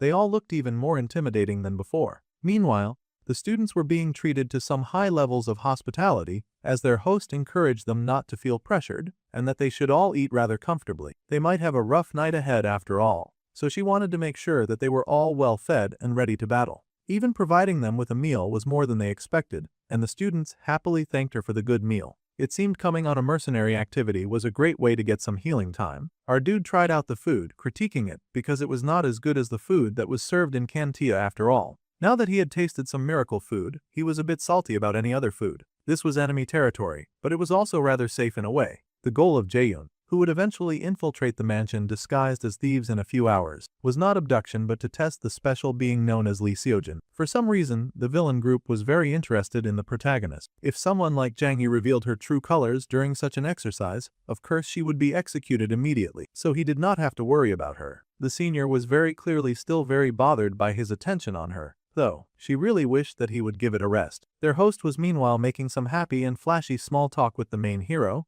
commenting about how she had seen the news about him being the youngest A-rank mage clearing a hidden stage. He had saved the student sitting over there, who looked very sincere. The hero shakily admitted that it was true, but honestly, Seonwoo had contributed a lot to saving himself, and he just might be the furthest thing from sincere. Even the brunette was offended to find out that he apparently looked rather sincere. It felt like an insult more than anything. Then the lady noticed that the female student who was active with the hero had not come along. The hero explained that Choi Seoyeon had some family matters she had to attend to. Some of the students were now wondering if this request to have students guard her was just so that she could get up close and personal with the celebrity that Seojin was becoming. The blonde smiled. She had her own reason for asking all of these questions after all. With the hero's talent, the lady smiled that his family must be very proud. Now this made the hero hesitate a bit. He did hope that his family was proud, but with a small, sad smile, he admitted that he did not really have a family. The boy explained that he did not lose them to anyone, he did not even know who they were. He was sharing this really touching story, but the main girl was just over there hating because she blamed the hero for the death of her father, so as far as she was concerned he had no right to mourn his family when he had taken hers away. However, the boy said that if his family was somewhere out there, well, he would hope that they were proud of him. The lady gasped inside that she had asked a rather inappropriate question out of excitement. However, she did understand that feeling. The main girl was just shaking with anger at this conversation. It was definitely a sight to see. Seon-woo watched as her anger continued to build because he had to keep his eyes on her to make sure that she did not mess up the mission. The hero wondered what their host meant when she said that she could relate, but she sighed oh so pitifully, saying that it was quite lonely and sad indeed. However, she placed a gentle hand on the hero's hand, smiling softly as she told him that family was not something that a person was born with, but it was something that could be created. At this point, it looked like the evil organization was trying to recruit the hero. She told the boy that they would both do their best together, and the boy smiled and thanked her. Seojin had such a sweet and pure heart, he would never suspect that the lady he was talking to was a total villain who did all sorts of horrible things to other people. After the food, they all thanked their host for feeding them, and it was soon time to return to their rooms. Some of the others agreed that what Charlotte had said was so touching, and others commented on the good food. According to the mercenary activity briefing that they had received earlier, they were going to patrol inside on schedule. Everyone understood this much, but the main girl immediately tried to make a move. That murderous little witch was done wasting time, especially after hearing that tear-jerking story that seemed to set her on fire. In fact, she was trying to steal a little moment with the ever-so passionate hero. Of course, before she could get very far, someone told Lee Seojin that they had just thought of a way to reinforce the patrol route. Seon-woo told the hero to come with him right away, stealing his attention and saving his life, much to the dismay and hatred of the main girl. That stupid brunette would never stop getting in her way. She shook with rage, wishing there was something she could do to get rid of the main character once and for all. Since Lee Seojin left, Youngjin noticed that their senior's expression had turned deadly. Now he was going to start jumping to all the wrong sort of assumptions, and he gasped, thinking that he was witnessing some kind of love triangle. Excitedly, he turned to ask Yuara if she had seen all of the chemistry building up too. It was definitely a love triangle, and she asked the girl what she planned to do about this. However, the girl was thinking of the words that the hero had said at dinner that day, about his family, and how he hoped that they were all proud of him. She scoffed. Of course, never one to dwell on such soft emotions, and the muscle head wailed when he was just ignored. The fairy girl marched away to start her patrol, focused on things that she found important in life, like hard work and revenge and all that. Meanwhile, Seon-woo finally found a little place where he could be alone with Seojin. First, he explained that if they started from the corners of the mansion, then they could plan a more efficient route. The brunette's goal here was to guide Lee Seojin in a direction where people would not get caught up in the resulting fight once Jaein attacked. The boy wanted to create as little causalities as possible. He then asked the hero if there was anything that they did not understand. The hero said that there was, in fact, something that he was curious about. He wanted to know something about Kim Seon-woo. So, the main character had not expected the focus to shift to him so suddenly, and the hero explained that his friend was kind of odd. See, for someone who supposedly lacked mana, the boy could fire off magic like he had an infinite store back in the hidden stage battle. Plus, our dude had a fighting style that spammed magic from the front while aiming for the opponent's weak point. There was only one person he knew who fought like that, and the hero was now getting very suspicious about a lot of things, from the boy's appearance to his combat style. Everything about Kim Seon-woo greatly resembled that of the one mage that he had encountered in the wild, the infamous Kim Jin-woo. Okay, so the main character had not expected the table to get turned on him so fast like that. The protagonist was not surprisingly acting just like Yuara. However, the brunette pointed out that it made no sense. A minor could not possibly be the mage Kim Jin-woo. The hero admitted that. The mage Kim Jin-woo was a hero who conquered the tower's hidden floor and caught a main alone. It was likely that the dude was several times stronger than his odd and suspicious classmate. Seon-woo could not figure out if that was some kind of compliment or an insult. However, it did mean that his secret identity was safe, so he would take it. However, the hero was curious about who the dude had learned his fighting style from and why he hid his own power from most people, especially after the brunette had told the hero not to hide his own powers. Alright, so Seojin was making a lot of really important and really logical arguments on that front. The boy was sweating, wondering what excuse he could make for a situation like this. However, they suddenly heard a voice, someone saying that they were not hiding their power. They just had no choice. Both boys turned in surprise to see Yuara walk in on the scene. That was exactly the girl that Seon-woo would prefer to avoid in a moment like this, but she was pretty hard to get rid of. The girl said that she was just taking a walk because she had stuff to think about. She was allowed to do that much after all. Sure, her walk was allowed, but the hero wanted her to explain what she meant by Kim Seonwoo having no choice. The girl sighed and said that there were cases where psychological factors make the magic discharge unstable. The gap between the amount and discharge could become large. She was speaking as someone who truly believed that the boy suffered from a traumatic encounter with the group Jaein. It just so happened that her weird little theory did match Seonwoo's initial display during that very first test, where he had become dead last in the class. In other words, the current brunette that could see before them was not developing his skills, but he was slowly rehabilitating back to his original level. Oh, the girl was scarily smart, so smart that it was almost terrifying. She was wrong on some accounts, but her last statement had been entirely correct. Now the character Lee Seojin was impressed by our dude, and he gained 500 points as a reward. Still, the brunette found the whole idea ridiculous. Sure, he'd had more power in his previous life, but in this life, he was truly starting from zero and growing. However, now this theory was making sense to the hero, and he suspected that it explained the strange medicine that his classmate had taken during the hidden stage. Well, our dude could not come up with a better theory as to why he was acting the way that he was, so he went along with it and sighed dramatically like they had found out his almighty secret. He sighed that he didn't want sympathy, so he had kept it a secret from everyone. The hero was horrified and apologetic for prying so much. He promised to definitely keep it a secret from others. Alright, now that his secret had come to light, the brunette pretended to be weepy and said that he was going to head back now. Lee Seojin should just start his patrol from the corners of the mansion, following the route that he planned. He was going away to collect himself. The hero wished the brunette some good rest, and the boy sped off, leaving the hero alone with Yuara. He managed to put some good distance between the two of them, and the boy sighed in relief because he had been able to survive thanks to Yuara's misunderstanding. Looking around the mansion now, he could not help but notice that Bert had collected a lot of precious stuff. This mansion was one of the hideouts of the villain organization, Jaein, scattered around the world. While some were painted by Bert herself under the disguise of Charlotte, most were plundered to raise Jaein's operating funds. However, the mansion's real treasures were not these artworks, but the items that Jaein had separately stored in a secret room. Using his special ability, the main character was able to detect concealment, illusion, confinement,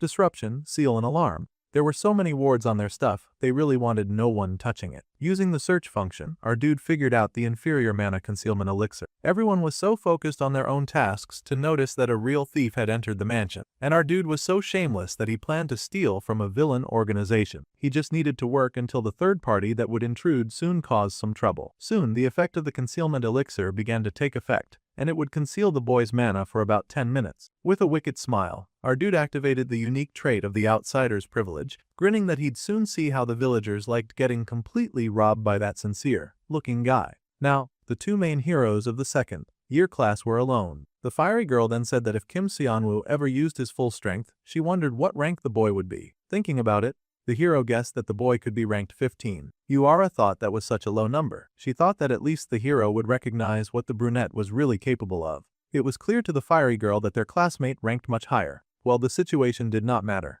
Yuara would swap with the hero when it was time for her patrol shift, so she told the boy not to bother coming to wake her up. The top-ranked student waved and also added that he had shared the route to her student ID, so all she had to do was check that out. The moon was bright in the sky, and clouds drifted in the sky. Meanwhile, Seonwoo was hard at work. The boy understood that just having a large mana pool did not make an excellent mage. It really depends on how precisely that magic could be executed. In that case, when the hero had guessed that Seonwoo would be the 15th, that was not the highest level that the boy could achieve, not in his opinion anyway. 15 was just his starting point. If the power that he had displayed in the hidden arena at the time was truly the youth's true level, then the hero could not help but smile at the other boy's talent. Suddenly, he heard a noise that alerted him that someone was nearby. Immediately, Seojin turned and he found someone walking around at night. That was the main senior who was supposed to be patrolling far away from him. Our dude left his kids to themselves, and they were doing anything but sticking to the plan. Now the hero boy had spotted their senior Manai. Meanwhile, our dude was hard at work stealing gains from thieves. He needed to hurry and finish up that work before the third party barged in and caused a ton of trouble. Carefully, the boy decoded the magic formula of the security system in his path. Thanks to his outsider's privilege, he was able to decipher any magic spell structure. However, if the enemy was a Jaein on Bert's level, then she would probably sense the mana being released right now.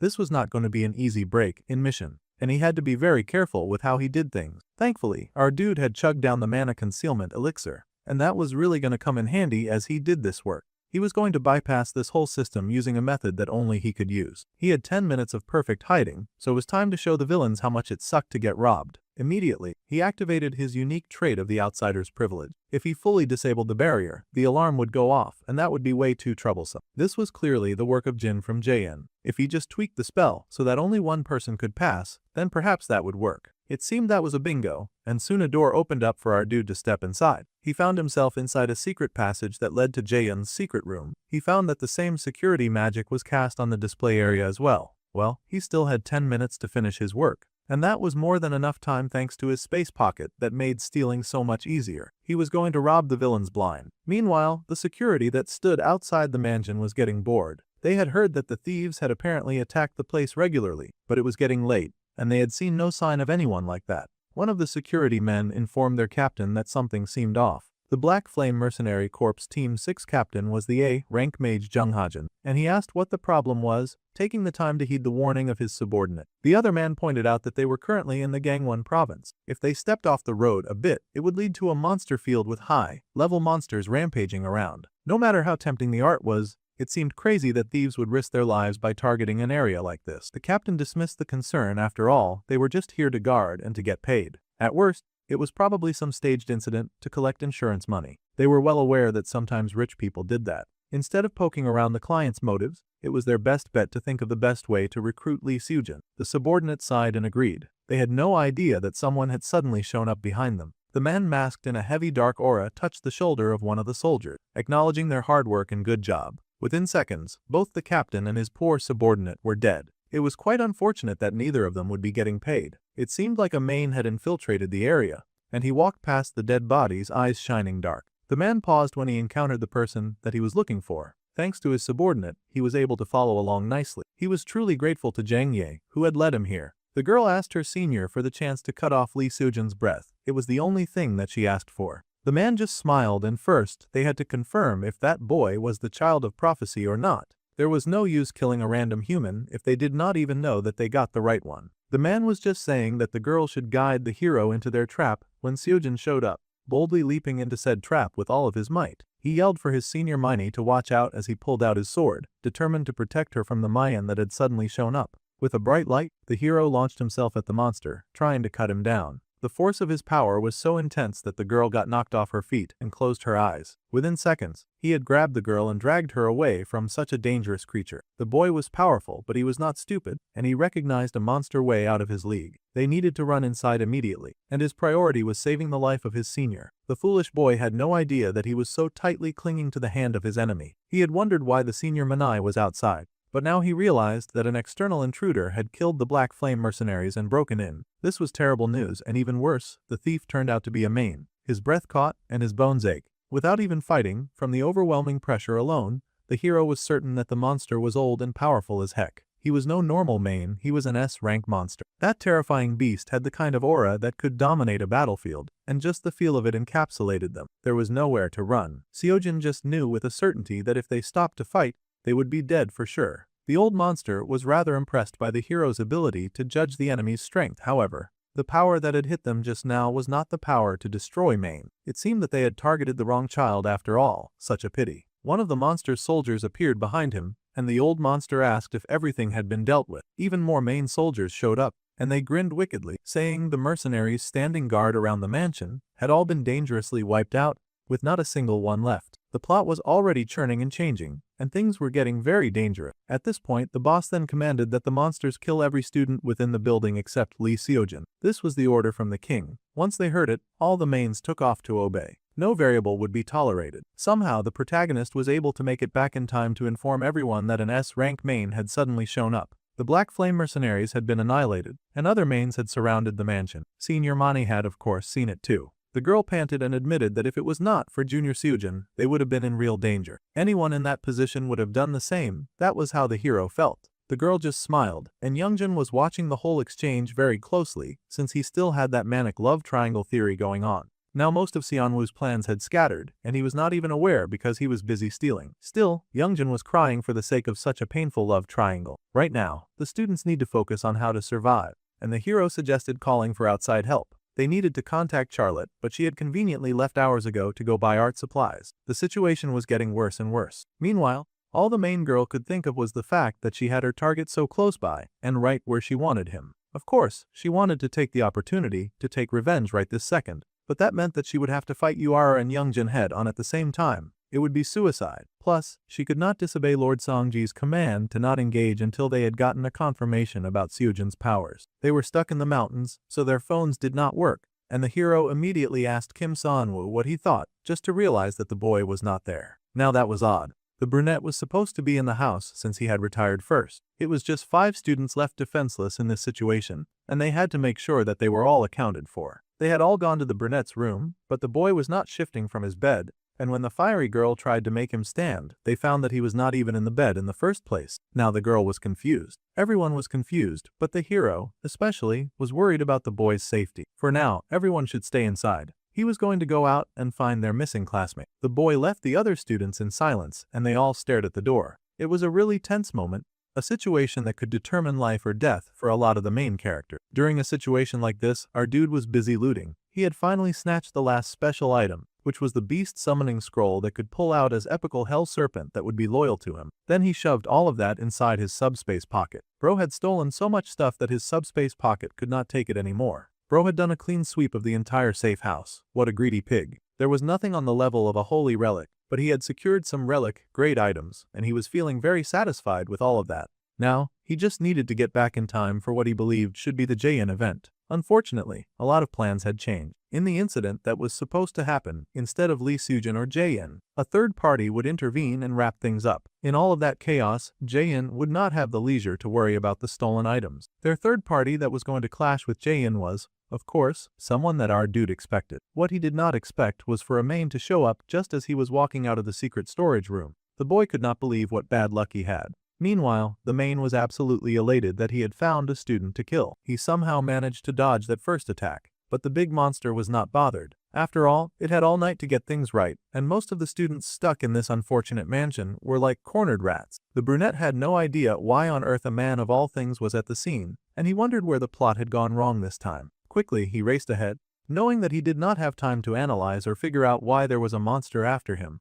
Right now, he had to somehow survive it, so he whipped out his trusty scroll. It was a monster summoning scroll, the kind that would summon a powerful hell serpent that would be loyal to him. Barely 2 seconds after stealing, and he was already trying to launch an attack using stolen artifacts. Fortunately, the snake scroll worked, and the monster leapt out of the pages, targeting the burly main, who had not expected a student of all things to care about a dangerous snake. The brunette smirked because he had brought the creature just to serve as a distraction, but he had not expected such a powerful serpent to appear. That creature was gigantic and hungry, as it immediately got to work threatening the monster man with its fangs. Now that the main was restrained, Seonwoo moved close to study the situation. The creature was a B rank. Acknowledging this, he moved to questioning the man immediately, asking why on earth he was attacking this place. The main was a bit intimidated now that he knew this kid could summon mana balls out of nowhere and giant snakes. He was not really crazy about finding out just what else this kid could do. However, the big bad monster suddenly started to laugh. Even if the kid was weird and dangerous, he had no desire to betray his master,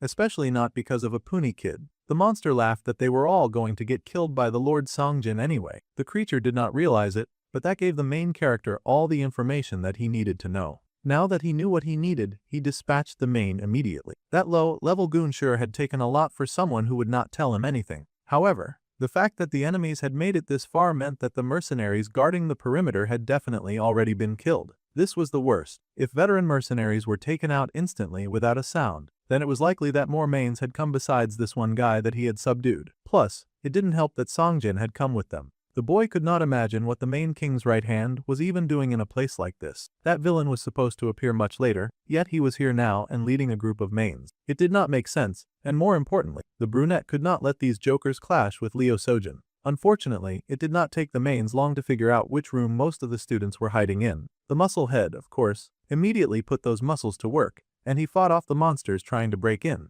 It was tough luck that the mains had come in a large group and were not ashamed to call in backup to assist themselves. Their goal was to kill all the students except Lee Seojin, of course. The entrance was too narrow, so fortunately, it was holding back the monsters a bit from fully entering the room. They had to push Youngjin away from the door, but the boy stood his ground as much as he could against those wicked monsters. Suddenly a cheater main showed up with some firepower, telling his subordinates to just clear the area because he would take care of the children himself. That big ball of intense magic was actually hurled at the poor combat student. Even the main at the door was shocked that they would endanger him like that. However, before that dangerous-looking mana ball could make contact with anyone, an even larger flame shot out of the room above Youngjun's head. It seemed those losers had forgotten about Yuara, but she tossed a fiery greeting at them to announce her presence. The fire quickly combined with the purple mana ball, and the resulting explosion shook the house. It sent those monsters flying, but it was a temporary win because those jerks had way too much backup.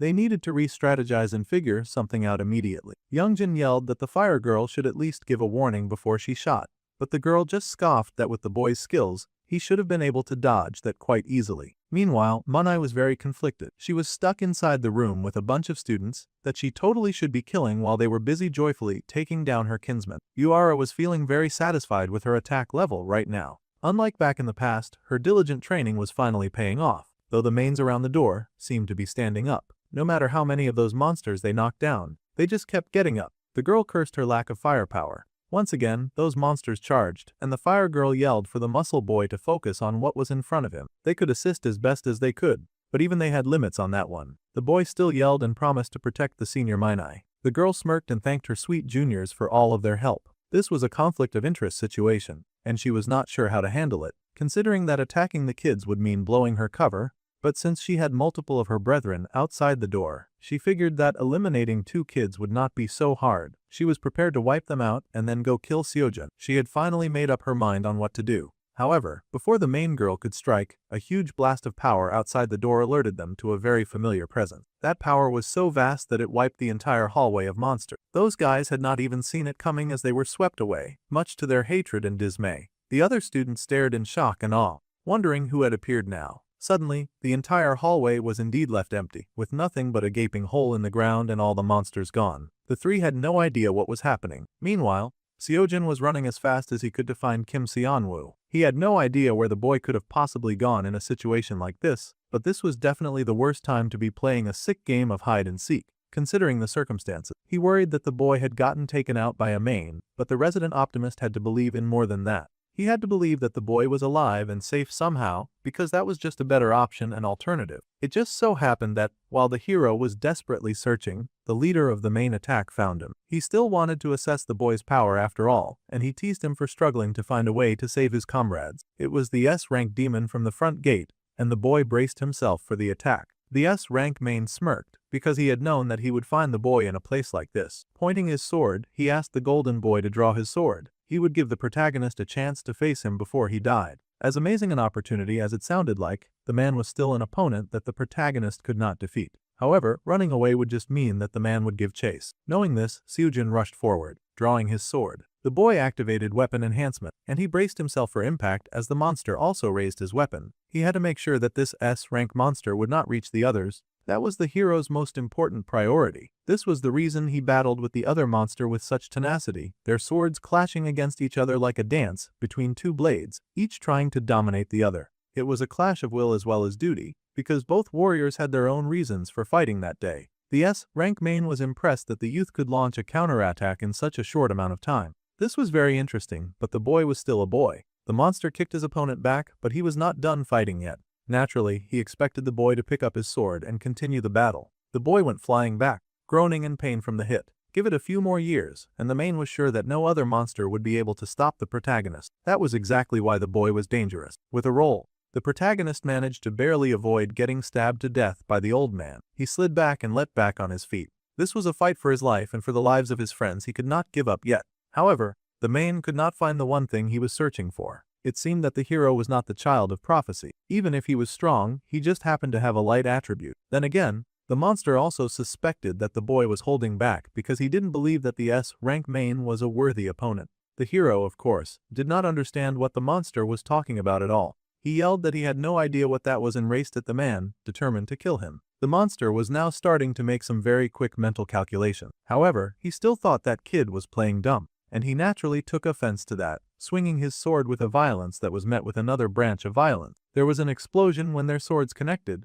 and it took all of the protagonist's strength to stay standing against such a terrible monster. The main was still aggravated, saying that he had come to this remote land with orders to kill the child of prophecy. If his kind said that the boy was the child of prophecy, then all he had to do was shut up and prove it. Seojin had no idea what this guy was talking about. To make things worse, his sword could only take so much abuse. This battle was a strain on his abilities because he had not yet reached the level to face off against a villain like this. The main pushed for a confession, wondering why the boy would dare try to toy with him with such weak lies. However, Seojin was truthful the entire time. Whether it was the power of ruin or the child of prophecy, he did not know anything about it. However, with a slash of his hands, he managed to deflect the blow directed at him. Even if he knew, he would not tell that beast, that was a fact. The S-rank main cocked his head and then decided that the hero was useless, and if that was the case, then it was time to kill him. The boy was barely staying upright as he leaned on his sword, and the monster brought his sword down, intending to slay the boy once and for all. It looked like, for all intents and purposes, that Seojin was cooked, until a familiar blast of blue light entered the room, of course. The main froze, but he had not shifted enough when that mana blast came in and tore right through his shoulder. A sniper of all things had shown up, shocking the protagonist and shocking the main. So much was happening, but they both wondered who on earth had come. Well, there was one now, and he happened to see the dude retreating. If Seonwoo wanted to dodge accountability, he should really try running away faster. The main Seongjin was not pleased about the situation at all, and he growled about who the heck would dare to interfere with his battle. Of course, the main character was not dumb enough to reveal himself. Honestly, that monstrous jerk somehow being able to dodge his fatal shot had not been part of the plan. So, the villain had indeed dodged, he just had not dodged all of it. Our dude had, of course, used his trust-amplified mana elixir Rick to increase his recovery speed and take up his mana levels by 500%. Of course, now he was in the mana exhaustion period, but thankfully, the concealment elixir made sure that he could actually hide after taking so many reckless actions. The poor boy had drunk a potion on top of the Heart of Great Nature, and he had poured in all of his power into that stupid attack.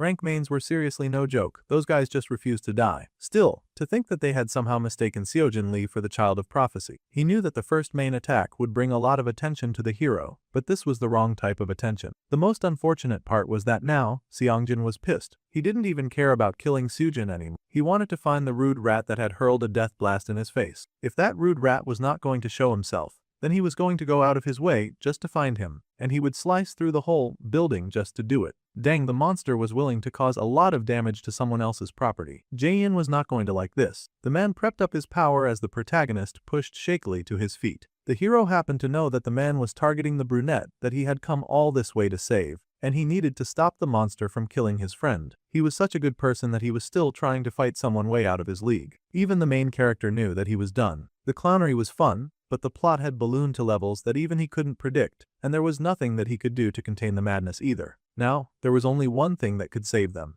A sudden, very violent blast of power informed the brunette that this saving grace had finally arrived. It was golden and brilliant, a bright light of such immense power that even the S-rank main was dwarfed by its intensity. The man growled as he struggled against such intense power. The explosion from it rocked so hard that even the brunette noticed. The attack was so brutal that it stole the clothes right off the villain's body. The man accused the fighter of attacking from behind like a coward, but she was clearly standing right at the front door. He asked the person to reveal their identity and purpose, but the lady had the exact same words for the jerk who was destroying her house. Finally, it seemed their host had returned, and she was not in a silly, goofy mood. Meanwhile, the other mains in the compound were getting taken out immediately by other members of the team, who could not believe that some other group had stormed their base. It was so rude of them. The poor mains got beaten up so bad. And yet Jin just fixed his glasses like they were such an annoying minor inconvenience. The power of villain groups where all the members are powerful, which can never be overrated. Now the lead lady was confronting Seongjin, asking why on earth this monster had broken into her house to target Lee Seojin. The brunette sighed in relief, now that they could pit one enemy against the other. Now, they could kill each other to their heart's content, and the students would not have to do any of the heavy lifting. And my goodness did they try. There was no holding back when it came to two overpowered monsters, and high-level magic was soon flying around the scene like a nightmare. The lady was not even bothered. It would be no surprise if Seojin wondered why she had even hired them in the first place. Since the stupid main was not going to talk easily, she had no intentions of holding back either. A blast of magic power had her flying back, and the S-rank main growled that those who dared to interfere with the king's orders would die for sure. Alright, so both of the main villains had blasted themselves out of the house to continue fighting outside, which meant for now that anyone inside was safe. The hero could not believe the amount of firepower that Miss Charlotte was packing. With that much heat, thieves should have been the least of her problem. That aside, It seemed the other students had finally found him. Youngjin raced out to ask him if he was okay. The whole arena was a total mess, and Yuara wondered what on earth was going on. The hero admitted that he had almost died fighting an S-rank demon, but somehow Miss Charlotte had shown up and saved him. This did not make sense to his muscle head friend. After all, Miss Charlotte was supposed to be a civilian. He wanted them to go help her, but Xianwu had other ideas. They needed to get the heck out of this scenario immediately before they got caught up in this nasty fight. All the others were relieved that he was safe,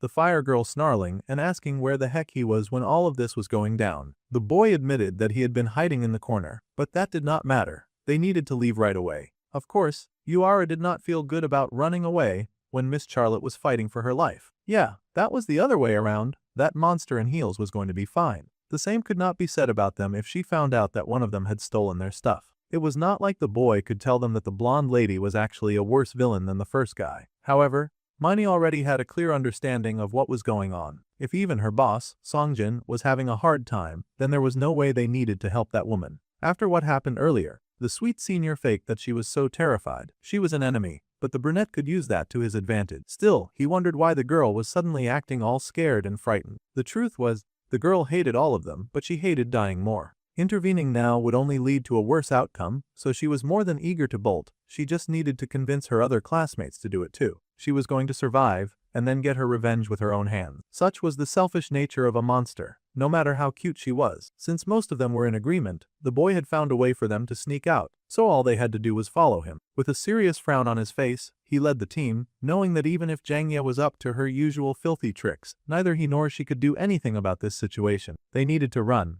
and it was time to make their exit. Meanwhile, carnage, death and destruction were being wreaked on the front lawn. Those two villains were tearing at each other like a pair of wild dogs fighting over bushmeat, and their battle came with special effects. Both villains thrummed with different elements of high-power magic, and neither of them looked interested in backing down. The man launched his black flames, and she launched her golden lightning, each of them trying to beat the brakes out of each other. Bert easily recognized the dark transformation attack and responded with her own high-level attacks. Those were not even enough to distract her, and she met Songjin head on and face to face. As the man leapt forward, swinging his mighty sword, one of her henchmen showed up and blocked the attack. It seemed they had quickly wrapped up killing the insignificant monsters, and they were now bored enough to join hands in beating the old guy. Of course, old Big Bad Mane was not crazy about interferes when there was someone he was trying to kill. However, he clearly had no idea who he was dealing with. They accused him of interfering first. This was their battleground and their trap, and now this idiot had shown up out of nowhere and tried to call dibs on their hero. Obviously, they were not having it. The slice from the first guy took out the Mane's leg,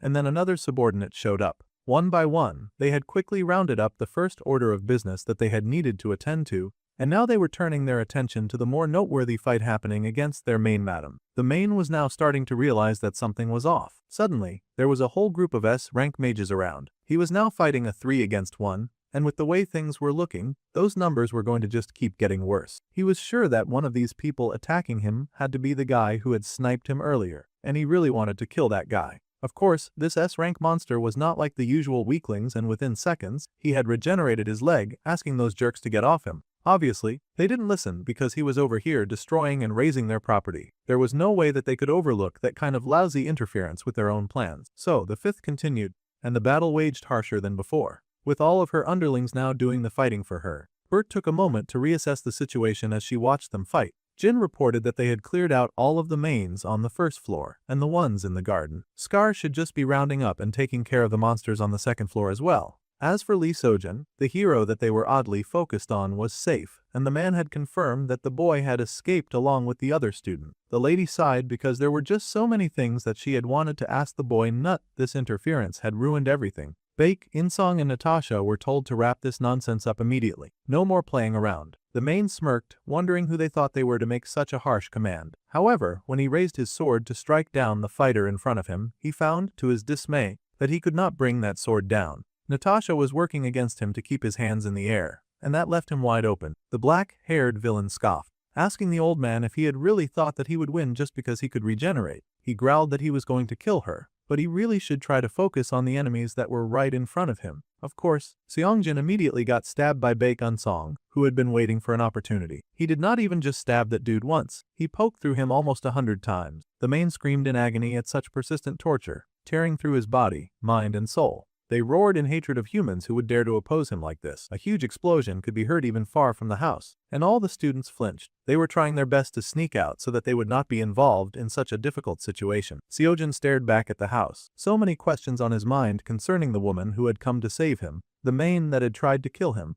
and the mission they'd been hired for. However, it did not seem like he would get any of those answers right now. He needed to focus on what he could do, which was escape. Main got all fired up. Clearly, they were having a whole lot of fun in this ultimate battle between the big boys and the big girls. It was a matter of pride on the line. When a main that fed on human blood was pushed to its absolute limit, it would trigger a last resort for survival. In this case, it was clearly the body quaking, roaring and life-bending transformation that the man was going through. His eyes blacked out completely as he activated the ultimate form of rampage. The man who had come close enough to stab the rising monster widened his eyes in horror when he realized that the man was slowly becoming something else. This was dangerous, and he yelled out a warning to his peers that this monster was clearly about to go berserk. There was a huge explosion as the students, shamelessly working very hard, tried to sneak out of this chaotic situation. No matter how they looked at it, it was way more than they could handle, so their best bet was really to get out of the premises as fast as they could. Still, the hero was such a nice guy that he worried when he saw the explosion. Meanwhile, the League of Villains stood around each other, falling back when the monster transformed. During a rampage, a main would lose all reason, but in exchange, they would recover a great amount of physical ability. Mana and all other states would rise dramatically. Mains that were A rank or stronger may even change their appearance to suit combat, which was exactly what the old main had done, because now he was decked out in some high-class fancy battle, like armor. It was rather impressive. Actually, bro was decked out from head to toe in full body covering armor, and his rampage, berserk style, looked very stylish. He even had horns on top and a nice magic sword to boot. Just at a glance they could tell that the mage they were fighting was no ordinary monster, and they had to wonder what such a high-level monster was even doing on their property in the first place. The stronger the main, the several times more dangerous it could get during a rampage. They all turned to Bert, their leader, of course, and asked for some direction concerning their next course of action. Well, the fact remained that the monster was here, trashing their home uninvited, but they did have to take note of the fact that a dangerous nemesis had appeared. They wondered if there was anyone willing to risk their lives fighting such a terrible-looking beast. Of course, there happened to be one member of the Villain League who was very excited about it, and he leapt in with joy, excited to see this dangerous enemy. With a grin, Ska declared that he would handle destroying this monster once and for all. He dove in, throwing a few hits that, of course, didn't land. It was way too early to defeat a monster that powerful after all, especially now that he was wearing his fancy new fit. Having dodged the first attack, the main happily retaliated by swinging and hitting the villain so hard that he was blown to the other side of the compound. That was kind of rude of him, but the berserker main happily flexed its muscles, like it was daring them to challenge it. Skay got to his feet, figuring that it was not such a bad greeting at all. Bert watched the fight carefully while Jin assessed their environment. Before returning to the fight, Ska asked to be sure that Bert and Jin were okay. Jin was furious, telling the idiot not to say their names. They were supposed to sneak in and out of this environment undiscovered. Then again, anyone who would recognize them was mostly dead. It was just them and the beast right now. The beast was also not waiting around for any introductions, and it charged forward, breaking the concrete under its feet with every step that it took. Following orders, the big blonde reported that he had killed only mains and did not touch the kids. Then he asked if they were over there having fun and engaging in combat without him. Bert just sighed that they were just warming up, and she set her hand on fire as she prepared to face the bast in front of her. The monster also braced for combat and then leapt right at them. Currently, all the villains were standing together, so it only had to focus its attention on one place. The blonde lady instructed her group that from here on, as that dark and evil mass approached them, they would fight as Jaein. There would be no more holding back, especially since the kids were gone anyway. Meanwhile, as the kids continued their trek to safety, lightning and thunder danced in the sky from all of the fighting going on nearby. The hot-tempered, intense fire girl of the class felt a shiver run through the air. Those thunderclaps seemed almost familiar for some reason. There was also the situation of the mana scorching the air, which made her hand go numb with every breath. Even the sky looked just like a distant memory, one that she had tried very hard to forget. The day that her parents had been murdered by those creatures in human skin, but she could not accept them as human. The boys noticed the girl looking back, of course, and only the main character knew that it would be difficult if she realized what was truly going on back there. In fact, they could feel the energy just sparking within the distance. It was definitely the power of an S rank. It was the right that they would have to bear from now on, especially once main plot points started kicking off. Currently, Jaein was fighting with a rampaging main, and they didn't need to involve themselves in that, but they did need to get stronger. An enemy with an overwhelming gap in power so vast that it could not even be measured was in battle. They utilized magic circles and even more magical chains to restrain their enemy. Magical chains hold the rampaging main in place while magical attacks hit its weak spots, Jaein attacking as well, coordinated group, each of them striking fast and hard. The main bled from multiple points while actively battling against the chains that held it down, the biggest weakness in its current attack being the fact that it chose to fight alone. Then the yellow lighting came down, scorching the sky and painting the clouds. It roasted the enemy before them, striking sharp and unforgiving, and the old main screamed in agony as his body was lit up in pain and sparks. What the main character had truly wanted to show Yuera and Lee Seojin was never a landscape this hopeless. What was currently going on down there was frankly a battle that they could not win, and just as quickly as it started, it had ended. Jaein sighed as the main fell to his knees, noting the end of that difficult fight. It was rare for a rampaging main to come back from it. That was quite a sight. Despite all that they had done to the old monster, it seemed to still be whole and in control of some of its senses. The more the creature regenerated, the more Skye got to hit it, and that worked for the fight maniac very much. He even tried to get Baek Unsong to agree,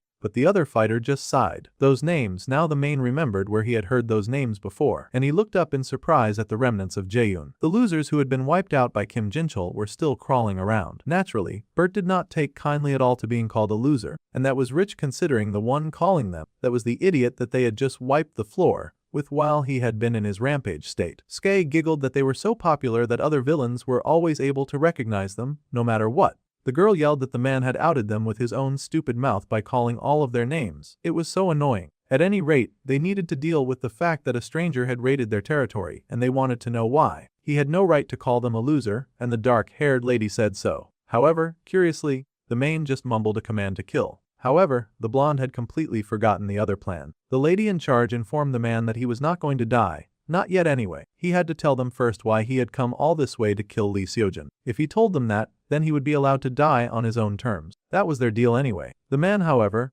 just chuckled and said that they would all die regardless of his will. Not just him, but every single person in that house is there. Now that was not just a threat, it also sounded like a warning of some sinister plan. Looking up, they saw something bright and pink in the sky coming down. Jaein just could not rest as they kept suffering trouble back from various invaders in their house. It seemed that little rat had some more allies left after all, which was very inconvenient. However, the blonde looked up and recognized that annoying mana. It did not belong to a main. The old man seemed to smile his agreement as a big swirling pool that looked like a falling star came down on them. The blonde sighed because she'd had enough of this nonsense, but it seemed that a new guest had arrived at the mansion. It seemed the person that our dude had been waiting for had finally arrived. The brunette's eyes widened as the third force finally appeared on that faithful night, and all the students stared with wonder at the falling ball of red giant rock. The muscle head pointed in alarm, but the other students managed to maintain their cool. Honestly, that dude had finally arrived right on schedule. The beautiful sight that the main character wanted to show his friends. The power of S-rank villains was really overwhelming, so overwhelming that a normal hero could not even begin to grasp how to defeat such might and terror. However, the boy did not want the protagonists of this story to be crushed under a villain's power and fear, or to carry that scar that would taint their minds and haunt their dreams. What he wanted to show them was the figure that suddenly appeared in the air, carrying that big ball of red light. This was because no matter how powerful the villain, there would always be an even stronger ally who could overpower them. With a wave of their hands, the new hero dropped the rock on the villains, and it split into a dozen pieces, falling like fiery rain. One day, the main character wanted the heroes to believe that they would grow beyond these inspiring ground-shaking heroes, and that hope would shine through at their darkest moment. The Witch of Flames had arrived, and the young Yuara stared in awe at the appearance of her big sister, the perfect person to chase away her nightmare. The master of the Jaein Victims Guild, the Blade of Dawn. Blade of Dawn was a guild that consisted primarily of the victims of Jaein. The master leading this small elite force, composed entirely of A to S rank mages, was none other than the almighty and powerful Witch of Fire, also known as Yuian, who wielded the primordial of flame, attribute manifestation in the world. It seemed something had attracted her to this area, and she had finally found the enemies that she had been searching for, the scum known as Jaein. This time for sure, she swore to wipe them off the face of the earth. Meanwhile, Bert sighed as she greeted yet another very troublesome guest. This seemed to be a time for people just breaking and entering into her home. She had not even invited them either. It was very rude of them. The dark-haired Jaein member immediately suggested that they bail. This did not seem a fight worth risking their neck about. However, the main laughed that escaping the magic of this scale was damn near delusional, and there was no way for them to run away from such an almighty force. That fireball was coming down fast, and the man laughed that at least the road to the afterlife would not be lonely. That sucker who had ruined their night was really rejoicing over the thought of them dying with him. He laughed that he would get to watch all of them burn to death as his entertainment. Skye growled that he should crush that disrespectful main insect before they left the premises, but his teammates reminded him that focusing on nonsense like that was a stupid thing to do. They had to focus on running away first. The blonde lady smiled and told the blonde bespectacled magic man that she was counting on. He always found a way to fix their messes after all. The man could only use this charm once, but he activated it, and the magic bubbled around him like a rising wave. Slowly, magic circles appeared underneath their feet, and the members of Jaein prepared to be magicked away. The man was, of course, disgusted and horrified to see that his enemies were clearly escaping, as they had seen a way to avoid such a tasteless death. They teased that they would love to take that guy along as well, but there was a limit on how many people he could carry. That was clearly i.e., because he then told the monster to rot in hell alone, before the entire organization disappeared before the man's eyes. The poor murderer Main would then have to die alone, and he sat in fear at the burning rock coming down on him. In his last moments, he passed a message to his king, and praying in the usual fanatical worship that his dark king would reign forever. Then that burning rock came down and consumed him entirely, as well as the whole house. The resulting explosion was massive. That was the power of an S-rank hero. Flame rose into the air like a gigantic blooming flower, tinted in the colors of orange and yellow. The kids saw the explosion from afar, of course, and it was so great that they actually had to lift their arms to cover their eyes as it came in. They were amazed to realize that the identity of their client, Miss Charlotte, was actually that of a member of the worst terrorist organization. A man from the guild landed before the kids and put up a shield to protect the students from the resulting blast. He warned the kids behind him to keep this encounter a secret. If information leaked that they had met up with Jaeyoon, it would interfere with their pursuit of them after all. Their defender was the Blade of Dawn, an A-rank mage called Jong Jake 1. The man yelled to his guild master that he had found the kids that they had rescued from that terrible house. As soon as Ion heard that, she sprinted over at once because her little sister was a part of that group. The amazing fiery lady descended, her hair flying behind her as she made her landing. As soon as she landed, her teammate asked for updates on Jaeyoon. Unfortunately, those cowards had escaped, and they had a degraded copy of a teleportation sacred relic. How annoying of them to be so resourceful. Ju-won groaned because he knew that was definitely Jin's handiwork. He hated that magical engineer with everything within him. Then the older fire lady paused when she saw her younger sister. She stared at Ara, calling out to her, and the girl acknowledged her older sister. Immediately, without saying too much, the big sister pulled her younger one into a big hug. She was so glad that her sister was safe. The last time that her family had encountered those monsters, they had not been so lucky, so of course, she was loath to lose anyone to Jaeyoon ever again. The younger Ara sighed that their enemies had been so strong. She hated that she did not even dare to lift a finger against them. However, her sister also knew this. She had been chasing after them so long, but still she urged her sister not to chase revenge. She wanted her younger sister to live a blissful and happy life while she got revenge on their behalf. No older sibling would want to see their younger one suffer and struggle after all. The girl yelled back that her sister knew that she could not do that. She was such an ambitious young lady that she wanted to join in on the hunt after Jaeyoon. She also wanted to make them pay with her own hands for what they had done to her. The big sister could not believe that even after everything, her little sister had refused to change. Thus was the way that life sometimes went. The girl smiled that her sister could not beat her stubbornness. She had not succeeded back then, and she would not succeed now. However, Ion sighed that it was not stubbornness, but something so much fiercer. It was a promise. She looked down at a cloth wrap around her hand, recalling the promise that was made 4 years ago. A promise between sisters that the younger girl had asked her older sister not to hurt herself with a knife ever again. It seemed Ara carried scars from when her sister used to cut herself, which was why she had reacted that way when she saw the main character's scars. In the darkest period of Yu Ion's life, she had lost even the will to live due to the overwhelming helplessness in her life. Back then, her sister had held her and cried, saying that she was all that she had left. The big sister also found herself brought to the point of tears to hear her sister say that,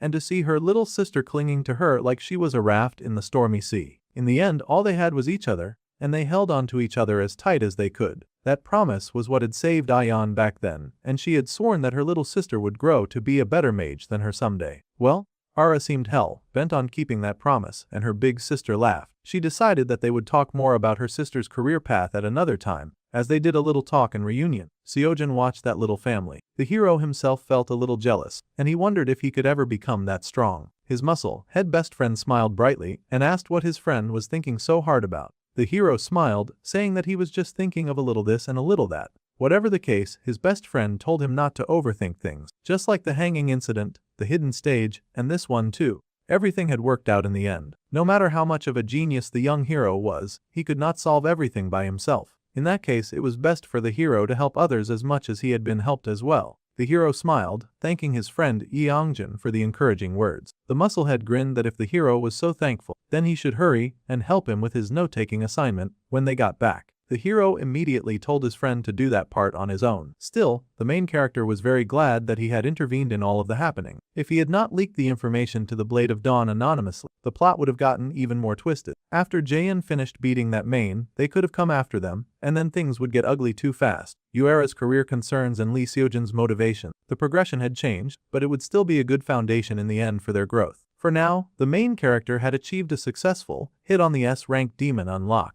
and he had earned 5,000 points. He also indirectly defeated an S-rank demon, which earned another 5,000 points. These rewards were getting more and more random by the second. He had made a minor contribution to the subduel of the S-rank villain Songjin, which was a major change in the story, and the efficiency had been increased by 1.2. While the progression had changed form before, it looked like nothing had directly affected Lee Seojin like this until now. The main brunt turned to glance at the fire girl, watching her hair blow in the wind. Yuera had a brief encounter with Jaein. She had seen them from closer than she'd been since the day they had ruined her life, and her drive to destroy them still burned strong. For now, the brunette had to start preparing for variables that would arise in the future. They soon headed back to the Blade of Dawn Korea headquarters, and as expected, the specific details of the incident had remained undisclosed, and the news just reported that a huge forest fire had broken out on the outskirts of Gangwon province, with multiple Black Flame mercenaries dead. Mage Association Chairman Kim Jincheol had pulled some strings to ensure that the hidden connection between Lee Seojin and Jaein would not become a subject of gossip. In the ruins of the mansion that served as Jaein's hideout, they had not been able to discover anything special, really, but they guessed that the villain organization probably kept the important items stored elsewhere. Unfortunately, our dude had already wiped that area clean,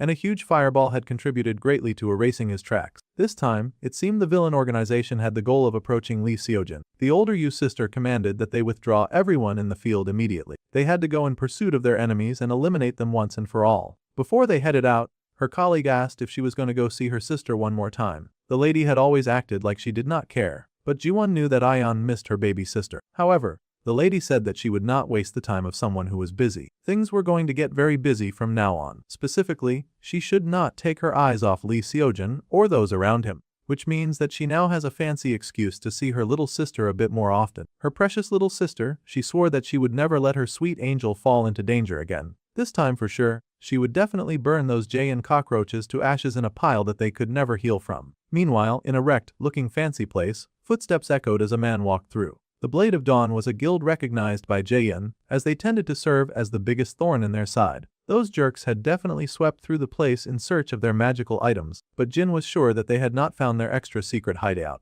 How curious that the house was still standing enough that the man could still sneak in and walk through a mostly stable hallway. As expected of Jaein, they made their hideout out of some strong stuff. Even the paintings that Bert had drawn had all been burned up, and the blonde man was not so thrilled about that. However, his focus was on their secret safe stash. He opened the magical wardrobe and reached inside, sure that those stupid heroes had not been able to find this special spot. The real treasures that were hidden away as mere art pieces were worth way more than anything those guys had been able to find in the house. Jin was feeling very confident about the one who had designed the security for his precious treasures. Too, however, he found that the perfect storehouse completely swept clean. Xianwu had robbed them blind. The blonde could not believe that the hero organization could be so efficient, and he growled, asking which of their enemies that had suddenly shown up that day had been able to steal his stuff. Well, it was the enemy that he least expected, and the brown-haired youth was happily chuckling to himself about it. He sat in his room with his inheritance of the formless spirit relic and many other stolen artifacts. The main character smirked and said that he would be sure to make good use of it. Mystery was a power that even science and magic could not explain. It was a power that reached the very root of the world, and items that harbored such mysteries were called relics. The legacy of the formless spirit, the relic, was an item that imbued magic with an element. This ring was the only relic among the items that Jaein had stashed away. Light, along with non-attribute, was the only element that could not be adapted through training. So, if he was going to acquire one first, then the boy focused seriously as he grew the power before him. Naturally, the talent he wanted to acquire now had to be the light element. A relic would also allow him to learn every element if he added his newly grown power to this light formula that he was working on. There was one thing that the brunette had learned after the battle in Gangwon province. It was a discovery that was limited to when he used elixir or skills, but the mana he focused to its absolute limit momentarily could reach A rank. The reason Seongjin the main had noticed the boy's sniping that he'd used to assist the hero of the story was because it had exceeded the C rank mana concealment limit. From A rank onwards, manifested magic could generate a silver aura. Now, the boy had unlocked an achievement of Silver Mana Manifestation, and his mana control proficiency had increased by 30%. He also got a reward of 5,000 extra points. Now, if he could just get the hang of controlling this power freely somehow, then he would be able to excel a bit more. The main character focused and drew in a breath, sighing because all of his training had just led to mana exhaustion. He was getting rather tired of feeling numb, while he worked very hard to succeed. Even using the heart of Mother Nature and an elixir had not been enough to buy time to compress it to the power level that he wanted. After all of this training, the boy just had a few of these extras left, and he wanted to save them until he really needed them again. As he considered his options, the boy recalled what it had been like to fight that powerful main. He could not let a situation like that happen again. The hero had come really close to dying. He did not dare lose Sujin now, especially after all the hard work he had already put in to protect the boy. Exhausted, the brunette flopped into bed, raising his hand to examine the ring that he had stolen. If he did not get stronger than he was now, the way he was right now was not someone who could be of any help to Lee Seojin. The brunette had stayed up all night agonizing over what he could do right now. He had looked through the demonic beast summoning scroll and even the sun and moon pharmacopoeia. Besides the relic ring, those were the only useful tools that he had looted from the villain organization. He had already tested the demon beast summoning scroll in battle, and Han Seong would love it if he gave her the sun and moon pharmacopoeia. Perhaps he could use that to get some extra points from the pharmacy company. The boy walked ahead and paused when he got a notification for character insight. Last of all, he had used the points that he had earned this time to buy a trait that would come in handy. Uera and his sweet student were waiting for him, and they happily waved for the boy to join them. The main character apologized for being late and decided to test out the character insight skill. It told him a bunch of stuff he already knew. The two girls before him were Yoon Haeyoung and Uera, both age 18. The Ice Girl had Joyful Mana, while the Fire Girl had Calm Mana. Ice Girl was C rank and the Fire Girl was B. Era's interest in him was still on level 1, but his little student had risen to level 2. The Ice Girl happily said that she had saved a seat for her senior. The Fire Girl, prissy as ever, just asked why he was so late. This was as much information as he could get from the character insight, and he just laughed that he did not sleep well last night. The Ice Girl was surprised, asking if he was sick. The Fire Girl even suggested meditating before bed. So she did have a heart after all. Right now, the boy was working very hard to mobilize every possible method available to him. In the morning, they had the second year Class A Manifestation Department class. They asked what they would be learning in today's manifestation class, and it would be mana shape transformation. First, they were to form a mana sphere over their hand.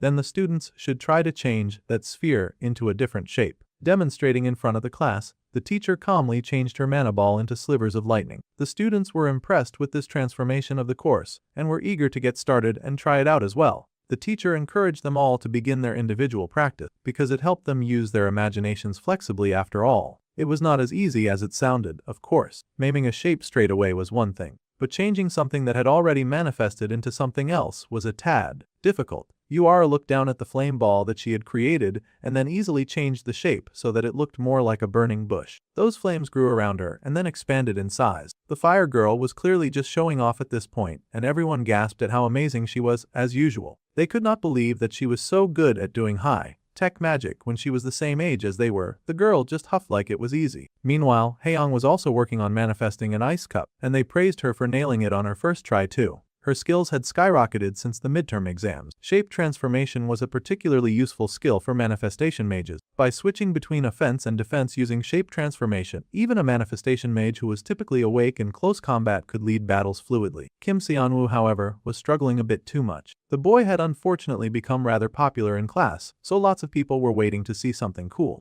The poor boy knew that transformation was a much higher level skill than manifestation. Only those who were naturally gifted could do it well from the start. He was trying really hard, and he wished his classmates would focus on something else. Suddenly, he felt a familiar itch and looked up to see that the Fire Girl was watching him like a cat watches a mouse. He asked if this was hard, the first time seeing someone who could not do a shape transformation. It wasn't. She just thought that it was a bit unexpected. She had sort of gotten used to seeing him excel at random things at random times. She knew that he had his circumstances, but she did not understand why he could not do a shape transformation when he could even use compression manifestation. The boy scoffed that those two were in completely different realms. Compression manifestation was an issue of control. It was something that a person learned through repetitive training. On the other hand, shape transformation was the power to handle the flow of your own mana. It was a purely innate ability based on a person's imagination, and our dude happened to struggle with that a tad. So, he was saying that compression manifestation was the realm of hard work, while shape transformation was the realm of talent. That was exactly what he was saying, so he needed to tell the two girls to lay off. Talent and hard work were two different things. However, the fire mage was still surprised. She had been so sure that Xianwu was a young man just bursting with talent. Meanwhile, the brunette decided to check up on his student and ask her if she was still keeping up with her practice. The girl beamed that she was,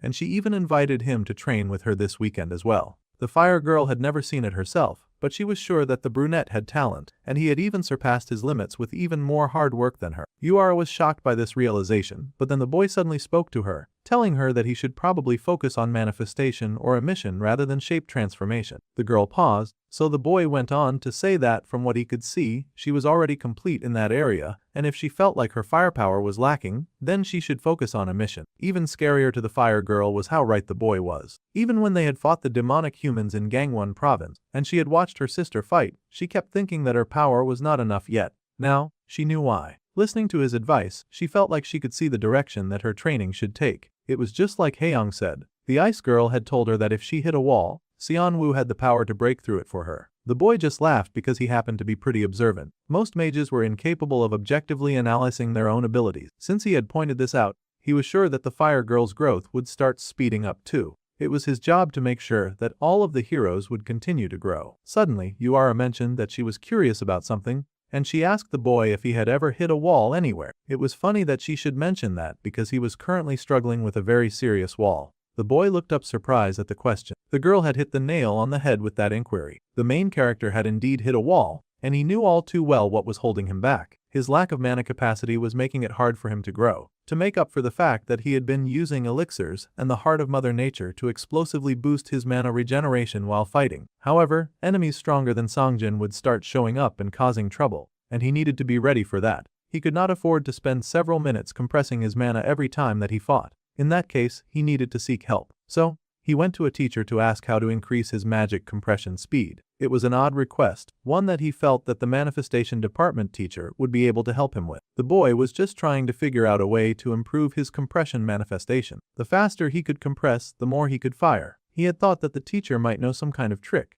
Miss Lee was surprised that the boy who was always helping other students would struggle with something like this. However, she explained that there was no trick to it. When it came to magic, the answer was always talent, time and hard work. That was great, but he was kinda lacking in talent as well as time. He needed faster options here. However, the teacher then mentioned that there were other ways to grow besides just speed. Under the light of the full moon, the boy knew that increasing his manifestation speed would require an immense amount of time and effort. However, he did not have that kind of time. The villains targeting Lee Sojin would not sit around and wait for him to get stronger. The conclusion that the boy had reached after hearing the teacher's advice was a manifestation detail. The boy drank an elixir and began to grow the magic in his hand. Yura's flames could unleash a powerful, destructive force even without compression, and the same went for Haeyong's ice. Even with the exact same shape, how delicately it was refined to match its element would determine the magic's destructive power. However, with his abilities, the boy whined that his limit was the basic spherical shape. However, that was simple too. The details mattered more. Perfection was difficult for anyone to achieve, but if the boy could not create perfection, then he would spend the night crafting something else. Xianwu focused and made his magic into something sharper. He would keep the compression time the same but increase the clarity of the sphere to the absolute limit,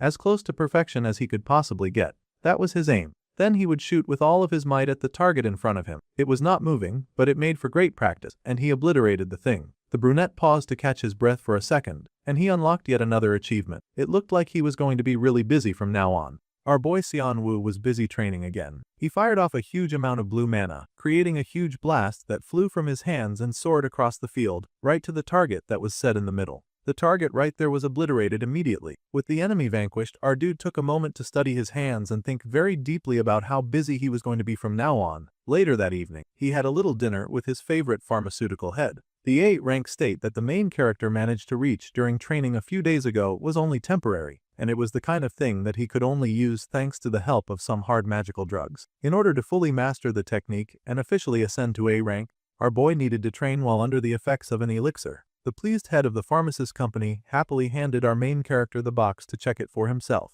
Once the case was open, it revealed 100 bottles of elixir that he had asked for. The boy stared into the box knowing that he was going to need a lot of them. Now he knew it was an unreasonable request, but the lady really did live up to her title as a genius pharmacist. The lady just laughed and said that she would not have even gone this far if it weren't for his request. Thanks to him, she was able to achieve all sorts of new stuff. Since his information had helped them catch the terrorist threatening them, he should just consider this a token of her gratitude. The boy thanked her. The pharmacist smiled as she looked at him, asking if he was really sure that he would not join her side. She could really treat him so well if he just considered it. Well, it was a great offer, but he did have to babysit the heroes since his death would lead to the destruction of the world as they knew it. So unfortunately, our guy would just have to pass. He really appreciated the offer, but he had to politely decline once again. This time, she asked Jinwoo if he was waiting for her to take over the Hansing family. Then she teased that he would be too late by then. The man just smiled and said that it sounded like she was planning a new business venture. This got the pharmacist all excited, and she said that she would only give him a sneak peek just because it was him, and she trusted him. See, they had recently discovered a large dungeon in the provinces, and now they were going to build a massive hotel right inside it.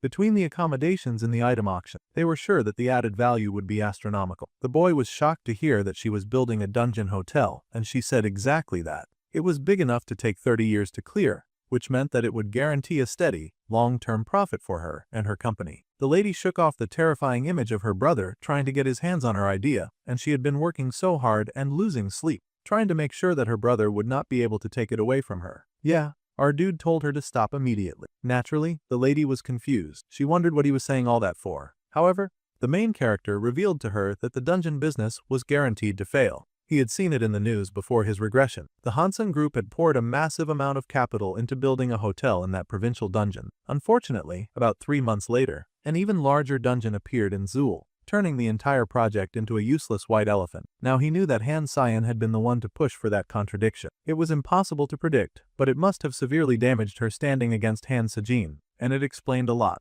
No, of course, this was a lot to believe all of a sudden. She could not see how this dungeon hotel was going to fail, so she asked the main character to tell her more about his grounds for this belief. Naturally, he couldn't tell her that he just saw all of that in his past life, which was impossible to prove. He just said that dungeons were hard to find right now, but a massive one could suddenly appear out of nowhere. Unfortunately, that was just an assumption, and she could not just cancel a project on the verge of being announced based purely on speculation. Business required concrete data after all. However, the boy was pleased with Han Sayan. He really needed her to take this advice seriously, and anyway, he pointed out that he'd never been wrong before. Well, that much was true, but she was still hesitant, so he decided to add on some extra stuff. If she was willing to trust him on this, then he would give her an extra something, and it would definitely make it worth her while. He had that fancy pharmacy book that he wanted to give him anyway, so he might as well use it to get some gains. It was the Sun and Moon Pharmacopoeia, the secret medical term that was lost 50 years ago. The lady could not believe how our dude had ended up with such a rare item.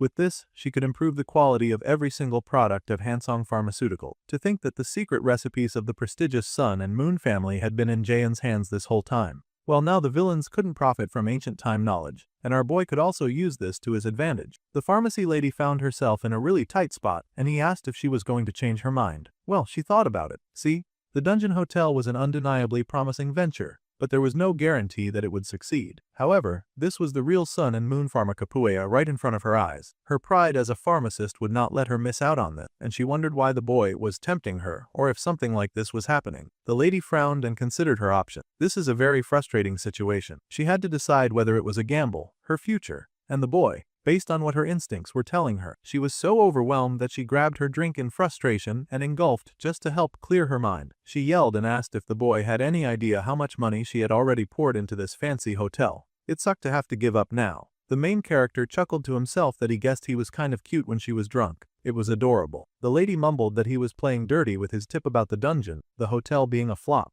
If it turned out to be untrue, he had better take responsibility for it. She was really maxing out her cute points because she looks adorable getting all weepy and everything. Jingwoo promised that he would take responsibility, so he asked her again if they had a deal. He was just going to give her the book anyway, but at least this would remove some variables. She knew that the boy would not say something like that without reason, so she was just going to trust him again. However, it would be a waste to scrap a project right before its announcement. If it was doomed to fail, anyway, she might as well just give it to her evil brother, who was working with demons. The main character smiled and told her that she was making an excellent choice. Later, with the moon shining high in the sky, the boy got out of the car. He was hoping that this would deal a decent blow to Han Senan, and finally that jerk would lose enough money that he'd stop hardcore sponsoring the mains, especially as their human collaborator. He needed to keep the main fact check so that another incident, like the one in Gangwon province, would not repeat itself. They should not have shown up at the Jaehyun house. At school, Our bro had used the character insight skill to keep a constant watch on Jang. Yay. He knew the basics about her now,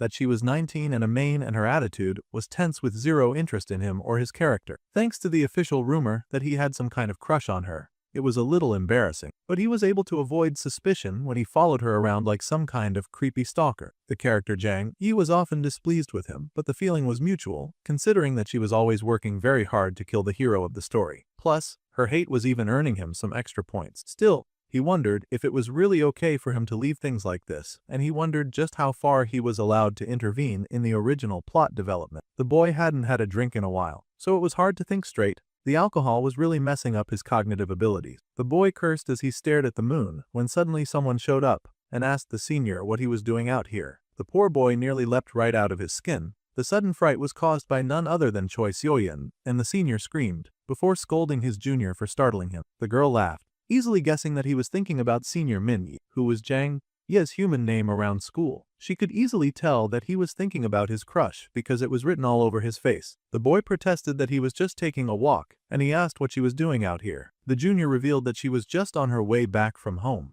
Around this time, the rich and popular junior girl was being constantly harassed by her main family, which happened to be one of the 5 great major families. With the highest society, major social events, the Night of the Pioneers approaching, her father, Choi Jae-hyung, was forcefully dragging her out just to build his network. He knew his daughter was pretty and polite, so he really thought she would help to boost his image. The girl's side is said to have wanted to go on a field trip with the upperclassmen, too. She had to come back to school without even having the time to wash off her party makeup. The boy sighed and noted that she's been going through a lot, forgetting that he wasn't supposed to know that. Whenever she got family events and was treated like an accessory, she would always wonder why her life was like this. And whenever that happened, she would think of the person who saved her life, and it was a brightness in her dark world. And the original that was supposed to be Sujun, but now it was our dude, Seon Woo. He was someone who set his own goal and worked desperately to achieve it no matter what. He was someone that she aspired to be like, and someday she really would. Just hanging out with him made her blush. Then she sent her something strange. The girl pointed out that she could smell alcohol on our boy panicked. Technically, he was old enough to be drinking alcohol.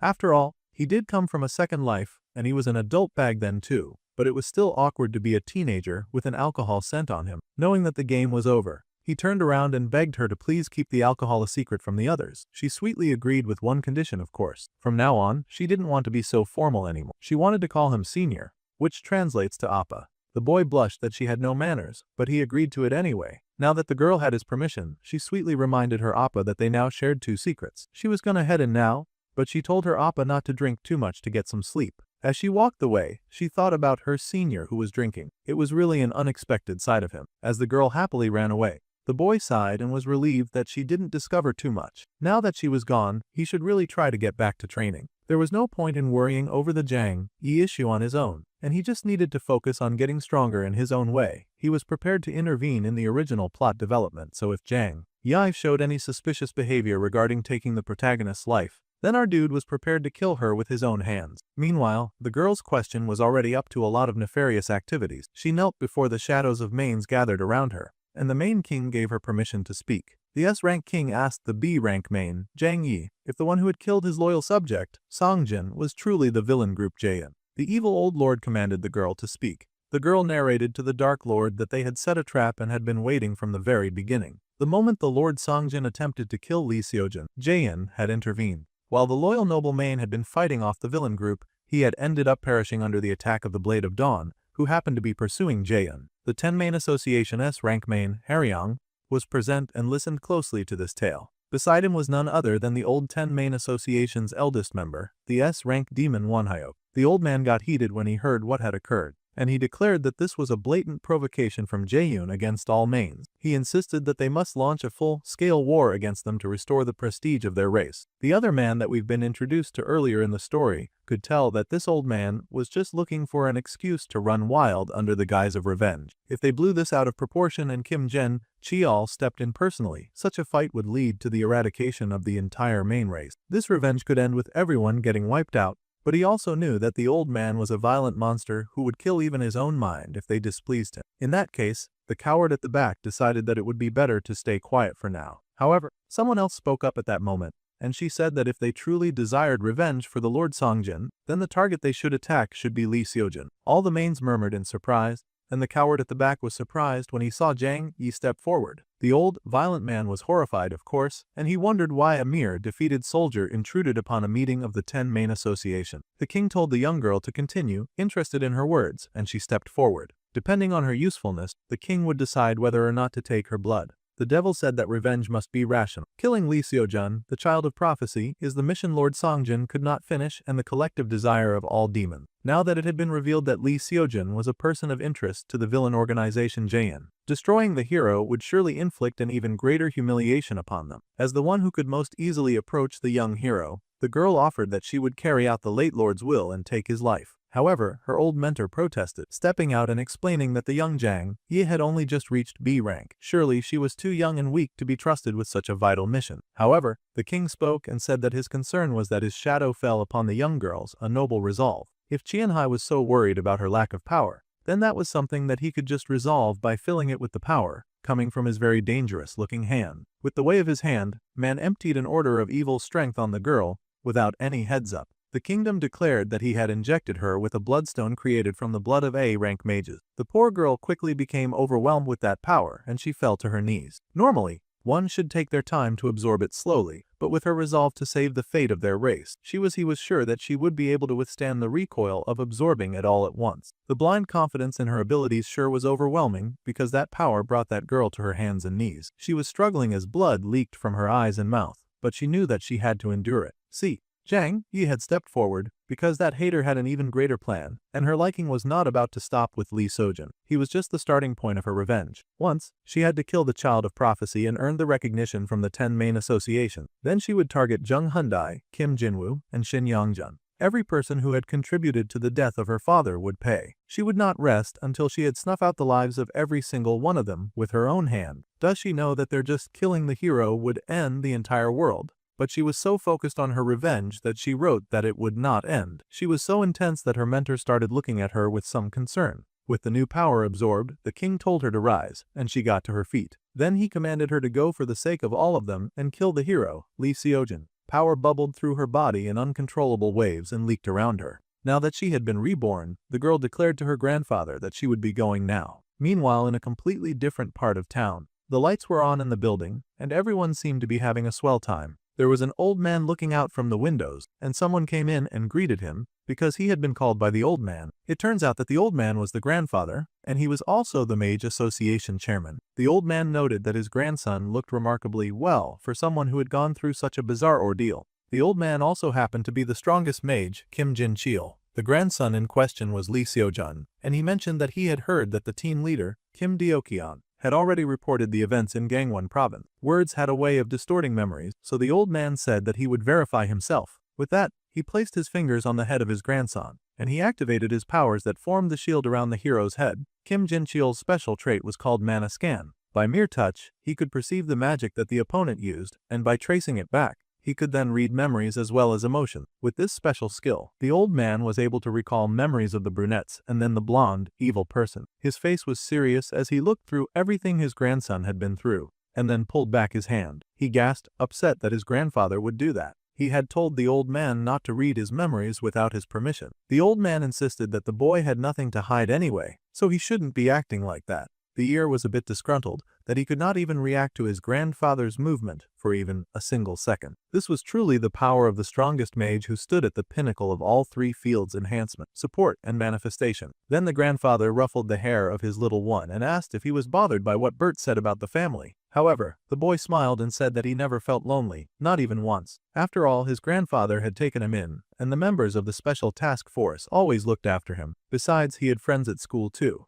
The grandfather was pleased with his disciple's positive behavior. That aside, he acted as if the boy was still the strongest among his school friends. The hero confirmed that he was, and they both laughed about it. Then the old man asked about the very interesting fellow that he had seen in his grandson's memories. The hero could immediately tell that he was talking about Xianwu. The young, unpredictable class genius sometimes did things that were hard to understand, but he was always reliable in a crisis. In the end, he was the type who delivered the best results even. The hero admitted that he didn't know much about the main character in the first year, but his grade suddenly shot up too. If he ever got stronger, he admitted that he'd like to have a deal with him someday. The old men considered it and even thought about the deal. Then he chuckled that it might not be long before that boy grew to the hero's level. Seojin was surprised by this assessment. He knew that Seonwoo might be good at catching people off guard, but he was not at that level yet. The old man just chuckled. The people only saw the moments of flower bloomed and assumed that everything happened overnight. However, the seed had taken time to take root and endure the winter. And that was something that never showed on the surface. The main character's green eyes seemed to hold a lot of secrets, and he must have put in a grueling amount of effort where others couldn't see. This was the old man's assessment anyway, and those with eyes like that,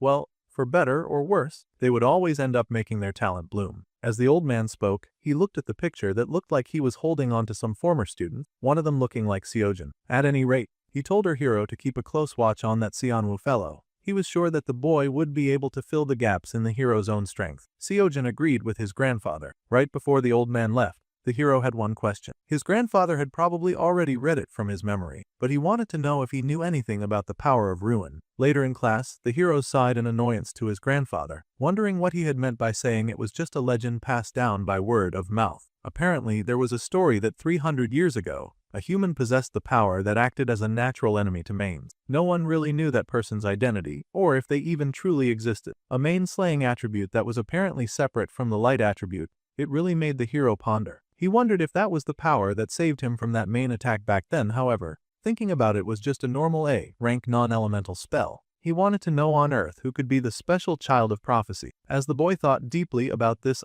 Brunette watched him closely. A main destroying attribute, separate from the light attribute. The hero wondered if it could have been the power that had saved him back then, but that also felt rather unlikely. That was just a normal A-rank shot after all. It really made him ponder who on Earth it had been that had saved him in that last moment. The culprit in question was seated right beside and watching the hero get deep in thought. Lee Seojun 8, human, calm with an A-rank mana and a level 2 interest in our main character. Seonwoo had to keep an eye on this boy in particular, considering he held the fate of the world in his lifespan. The hero was normal as always today, though he was kind of jealous of the boy's ability to hit A-rank mana at 18. The teacher suddenly called their attention and informed the students that next week all of the students would be participating, and he would announce the method for the second midterm exam. The method was to hunt monsters living on a deserted island owned by the school and collect the magic stones inside their bodies, a relatively simple mission. Scores would be decided based on the quality and number of magic stones retrieved, and alliances were allowed regardless of grade, but duels between students were strictly forbidden. For safety, surveillance drones were placed across the island, so they were advised not to do anything stupid. The teachers were watching. That was all.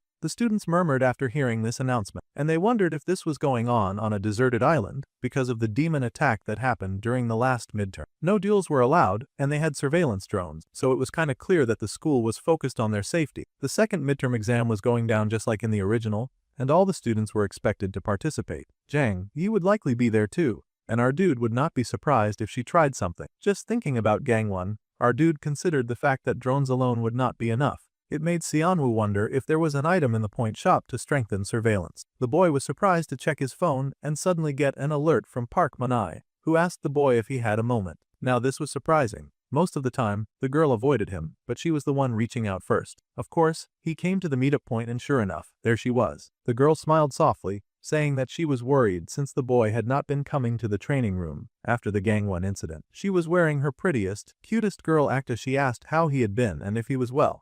The boy laughed nervously and just said that he had been thinking about her day and night. He had also been training every night while drinking elixirs, so he could not rise early enough to meet up with them in the training center. A few days ago, he had noted that Jangji's mana rank was B. She was not his opponent, so there was no reason to be nervous. So now, he asked if there was anything that she needed. Absent-mindedly, the boy activated his character insight, and not much had changed about the senior, except her mana rank, of course. For some reason, now the already impossibly strong girl was now rocking A-rank mana overnight. The boy was horrified to see this upgrade in skill. Not only had her mana rank risen to A, but he could also now detect the darkness just emitting from her power. This girl was so very clearly up to no good, and that was very concerning for a whole lot of reasons. Mana rank was usually determined by combining manifestation power and control. Usually, B rank was a professional level that could make a living with magic, and reaching that level in your teens was considered highly talented. From A rank, magic users then became agents of government organizations with the power to combat serious, high-level villains. They could also be the main force of guilds and mercenaries, and the rare S rank in the world were treated like individual incidents, like the superpowered dude who worked for the pharmacist, and a few other overpowered individuals who were recorded in history. Raising mana rank took years of dedication and practice at a minimum, or even a lifetime for some people. That was why Lee Seojin, who was a teenager with an A rank, was a different level of genius. Janji was impressive, but she was not a supernova genius to suddenly be rocking an A when she was B rank just a few days ago. The girl looked at him with concern, pointing out that he looked pale all of a sudden. The boy gasped when the girl suddenly came in close and smiled in his face, asking him if it was uncomfortable talking with her. The boy blushed and turned around, boldly admitting that being alone with her was making his heart beat too fast. The girl chuckled and then led him away, saying that they should sit and talk for a moment. The boy was worried about the current situation and wondered if he should start a fight right here and now before things became difficult. However, he could only temporarily use A-rank mana. If he started a fight now, he would lose, and he stood the risk of looking like a jerk if the girl did not get exposed as a main. The boy wondered if he even could defeat an A-rank main head-on. Well, the girl was focused on other matters, and she drew the attention of the main character. For this second midterm, she asked if he would be so kind as to team up with her.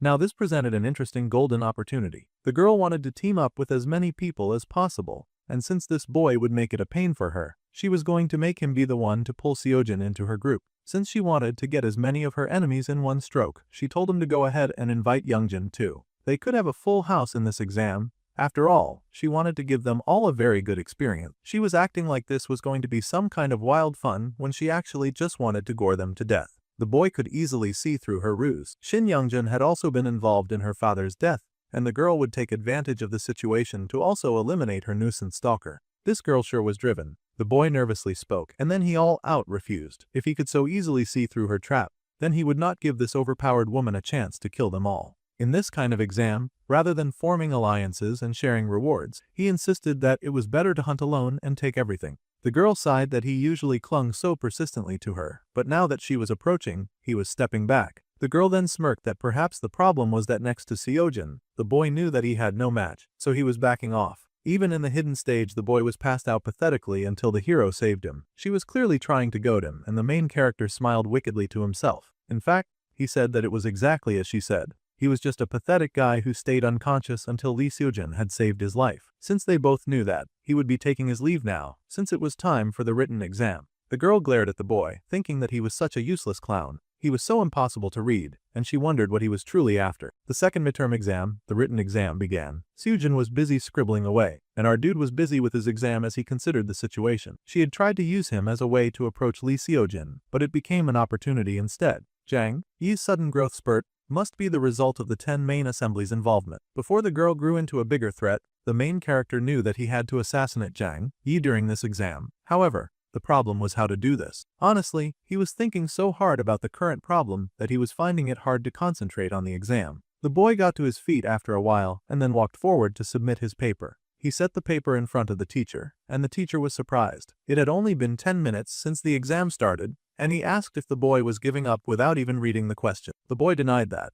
In fact, he was so worried about the girl that he had just activated the outsider's benefit and used that to solve all of the questions. There was a villain currently trying to end his life and the lives of those he cared about. He did not have the time to sit around playing with books. Meanwhile, in a different part of town with the moon high in the sky, a man lay dead and drenched in his own blood. A high school girl stood over his body, and of course, it was Jang Ye. She was really rocking this evil villain mode like it was a lifetime dream of hers. She cooed with excitement, loving that the Bloodstone's power would make her this strong. Chian-hei continued to monitor her, warning the young girl not to get so drunk on power that she acted recklessly. The girl acknowledged her senior, and he offered to her what she had requested. It was an item that could disable all electronic devices within a 30-mile radius. It was an artifact, a support from a human who had long supported the 10 main assembly. Since this mission carries the fate of their race, they had to prepare as best as possible. The man was cautious, careful. It was almost a shame that all of that would be a waste, considering how reckless his little prodigy was, because Jang Yi just smiled, saying that no preparation was needed. The power granted by the king would surely be enough to put her on equal footing with Lee Seojin. The man warned that strategy came before power. Until now, the girl had built a calm image at school, so she could gather information without raising suspicion. He warned her to observe her surroundings carefully. If there was someone lying to her, that person would likely be the child of prophecy. However, the girl told her mentor not to worry so much. This time, she would definitely target the right person and get her necessary revenge. Meanwhile, our dude was making his own preparation. He looked at all the tools spread before him, his thoughts focused on Jang Ye, and her thoughts focused entirely on Lee Seojin. With murder burning in both their eyes, They both swore that they would definitely take the lives of their enemies. This was their promise. Our boy Xianwu was all ready, and he stared at all the things that he had prepared for the eventful fight of a lifetime. This time, for sure, he would finally deal with the pest that was Zhang Li. The girl was also making a few of her own pledges as she looked darkly before her, thinking deeply about Li Xiujin, whom she wanted to kill more than anything. This time, more than anything, both the main character and the villain girl were out for blood and death. So it was that all the students in the academy gathered near the portal that would take them to the venue of the exam hall. One by one, each of the students stepped through the portal and walked into a brand new environment. Once the teacher had confirmed that everyone had arrived, a total of 450 students were confirmed, and it was now time to close the dimensional gate. Everyone's attention was immediately called. For this exam, after moving to their assigned areas, it will run from this afternoon until the next morning. As previously announced, surveillance drones were placed across the island, so they had to refrain strictly from cheating. Then, they asked if anyone had any questions. Xiujin was thinking deeply about what he had learnt from his grandfather, and the old man had encouraged the young boy to decide for himself if there was something that he could learn. The hero of the story thought for a moment, then he turned to his obvious pick for an unpredictable exam. He needed to know if Xianwu had signed up with any team yet. The brunette admitted that he had not, which was great news to Xiujin, because he then asked the boy to team up with him. The brunette was quite surprised at this offer, but he immediately had to turn the hero down, saying that he had his own plan. The hero sulked and insisted on carrying out the plan with the main character. With his powers, he could even make the work go faster. It was not like Xianwu did not appreciate the kind gesture. It just happened to be way too troublesome to drag the person he should be protecting right to the person who was trying to kill him. It would look like he had agreed to help the villainous Zhang Ye if he led the hero into her trap. The only thing he could do at this point was to give the hero a piece of advice. The advice was serious, and all he had to do was to make sure that he moved alone. That was all the advice that our dude could give. He had said it so seriously that the hero paused to consider the suggestion in surprise. Unlike the early semester dungeon training, there was no score adjustment this time. Even if they teamed up, time would be wasted regrouping and sharing rewards. It sounded like a good idea. Meanwhile, the ice girl was happily teaming up with the fiery girl of their class. For top ranks, it was better to hunt even one more monster. Kim Xianwu was truly someone who thought very deeply and far ahead. Now that he had our dude's advice, the hero rang up his senior Zhang Ye and explained that he could not make it after all. He had to listen to his homeboy's advice and work alone. Naturally, the pretty main girl was not pleased about such a reply. So much of her perfect plan was falling apart after all. Well, the time for picking partners was over, and the teacher announced that the second midterm monster hunt would now begin. It was going to be a race against everything with two opposing forces and the life of Li Xiujin hanging in the balance, as well as the world around them. No pressure. So, all the students went into the forest because that was what they were asked to do. The greenery was really nice, but they did not have time to admire it for too long before they quickly got thrown into the throes of battle and fighting for their lives. Of course, everyone was doing their best to take down every monster that they encountered so that they could have points. Yuara and her fireballs worked quickly, but some of the other students were not slacking off either, and they were all beating beasts and earning points. A group of monsters were soon spotted, and the students called to each other for help, backup, or just to work together to take down as many of those beasts as possible. Everyone was busy hunting, while in the second year, rank 72, Kim Xianwu could not rest at all. High-ranking scores were not the important part of the exam, of course. The boy considered his options, but he could not forget that his top priority was assassinating Zhang Yan, because he could not let that girl keep getting worse until she became a problem. What our dude needed was just a way to find Zhang Ye somewhere safe on the island, and then find a way to block her access. The eyes of the teachers monitoring from the control room. They watched everything that unfolded on the exam grounds. The teachers were, of course, impressed that Xianwu was already able to take down high-level monsters, and Xianwu kept improving every day. At this pace, after just 3 houses, he would easily rank. Truly, the teachers marveled at such a spectacle, because the youth had even brought hiking gear for an exam on a deserted island. They had bought a compass, trekking poles, and everything, which was also cute, but they also had to make sure that it was not against the rules to use these items during the exam. They were, unfortunately, just survival tools, so they would not affect the exam. They were using the demon detection compass, which was a special item that would track the location of the nearest demon for 2 hours. After that, it would lose its effect, so they could only use it for a short amount of time. Our boy paid attention to the details on the compass and noted that it was pointing him west. Zhang Ye was likely waiting in the forest, also likely looking for the opportunity to surprise the hero and take him out. That girl would likely be extra pumped and dangerous, especially now that her powers had boosted significantly. He needed to hurry up and find her before she got to Li Xiujin. Even if he reached the same A rank as Li Xiujin, he did not dare to let his guard down. Before attacking Lee Seojin, he could already guess that the villain girl would first try to understand the hero's fighting habits. The villainess did not have time to dilly-dally on nonsense. See, she needed to find Lee Seojin as soon as possible. If Kim Seonwoo were just a bit useful, this would have been over already. Instead, that stupid boy who had been crushing on her and making life so difficult was now backing up when it benefited her the most. Well, it was not like she expected much from him anyway, but she tensed when she heard a sound behind her, turning fast to see what was going on. It was the young first-year genius. The girl greeted her senior Min Yi, amazed by how many prey the girl had already been able to take down. The senior hesitated. She had not expected to run into Soyeon, and she really had no beef with the girl personally. Choi Seoyeon was the kind of annoying and loud person, much like a kid. The girl happily said that she had not talked much with her senior, Min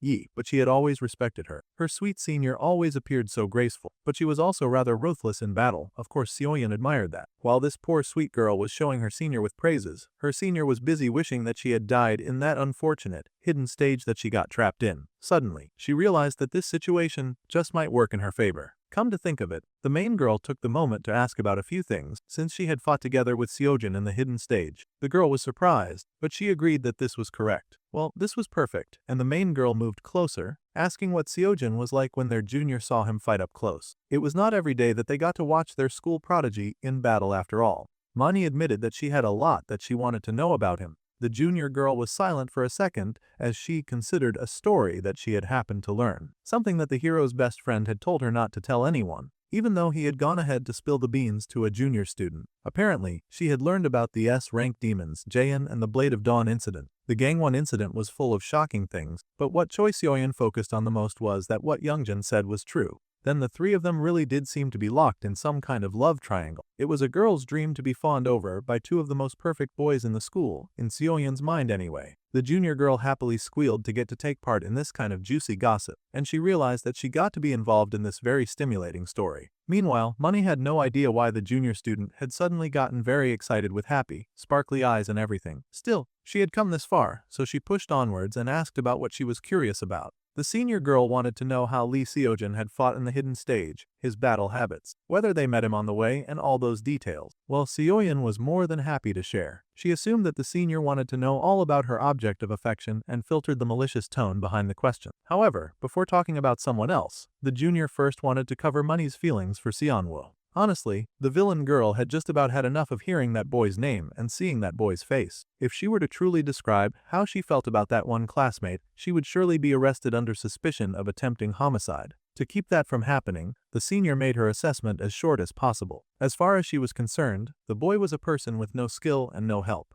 The junior was surprised to hear this, but the senior was on a roll now. Seonwoo to her was someone who craved recognition, but he only caused trouble and clowned around. People like Kim Seonwoo just so happened to be the very brand of people that she hated the most, and she had never been interested in that boy. It was indeed a very cold devastation of an answer, but the senior asked if the junior was satisfied now because she wanted to learn more about Seojin. Well, those harsh words were certainly a lot because the senior had just spent some time talking down on someone that Seoyeon happened to admire a lot. The junior was more than hurt to find her senior to be such a harsh critic when it came to judging character. Sure, it was not like the brunette was a beacon of perfection, and he could be odd from time to time, but when it came to his goals, she knew that he was more serious than anyone. He was always there to help others where no one could see, and he even stayed up all night doing things that people would not expect, like training. Though she almost made it sound like something completely different, Seoyeon really did not like that her senior would call her a clown. Well, this conversation had taken an odd turn, and even the rich girl blushed, wondering why on earth she was defending that clown so much. She even stupidly spilt the beans on who had worked so hard to save her. Money was absolutely shocked to hear this. The rich girl laughed rather nervously that this was supposed to be a secret,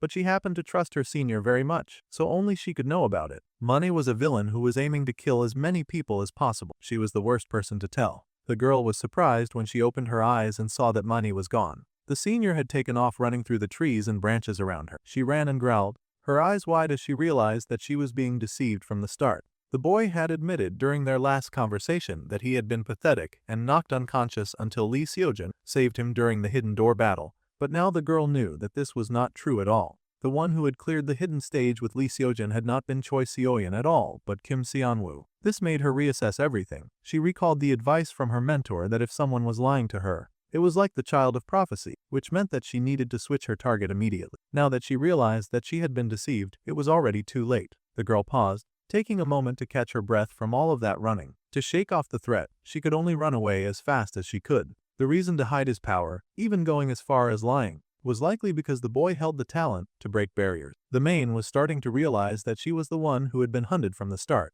They had all been deceived, so she whipped out her phone and immediately called Qianhai. Well, she had been right about them being deceived, but definitely not right about who the child was in her prophecy. She yelled into the phone that Lee Sojin was not the child of the prophecy at all. The man was shocked to hear this, leaping to his feet to ask what she was talking about. He asked her what had happened and if she was okay because the girl was clearly out of breath. The network started to break, but the girl hurried to pass her message. Unfortunately, signal interference kicked in, and she could not confess who was the real child of prophecy. The girl paused and looked up, seeing all of the drones that maintained the barrier around her. Starting at the drones ahead, she saw that one of them seemed to be sparking with fire. The only one who would interfere with her network like this was surely Kim Seonwoo. The boy in question was watching from afar as he gathered some power in his hands. It was one of the few times that our Mina character would have such a dark expression on his face as he charged up his power and then fired. Jang Ye was still waist deep in her Kim Seonwoo obsession and hate, especially now that she knew he was more than just a weakling. She could sort of sense him in the area,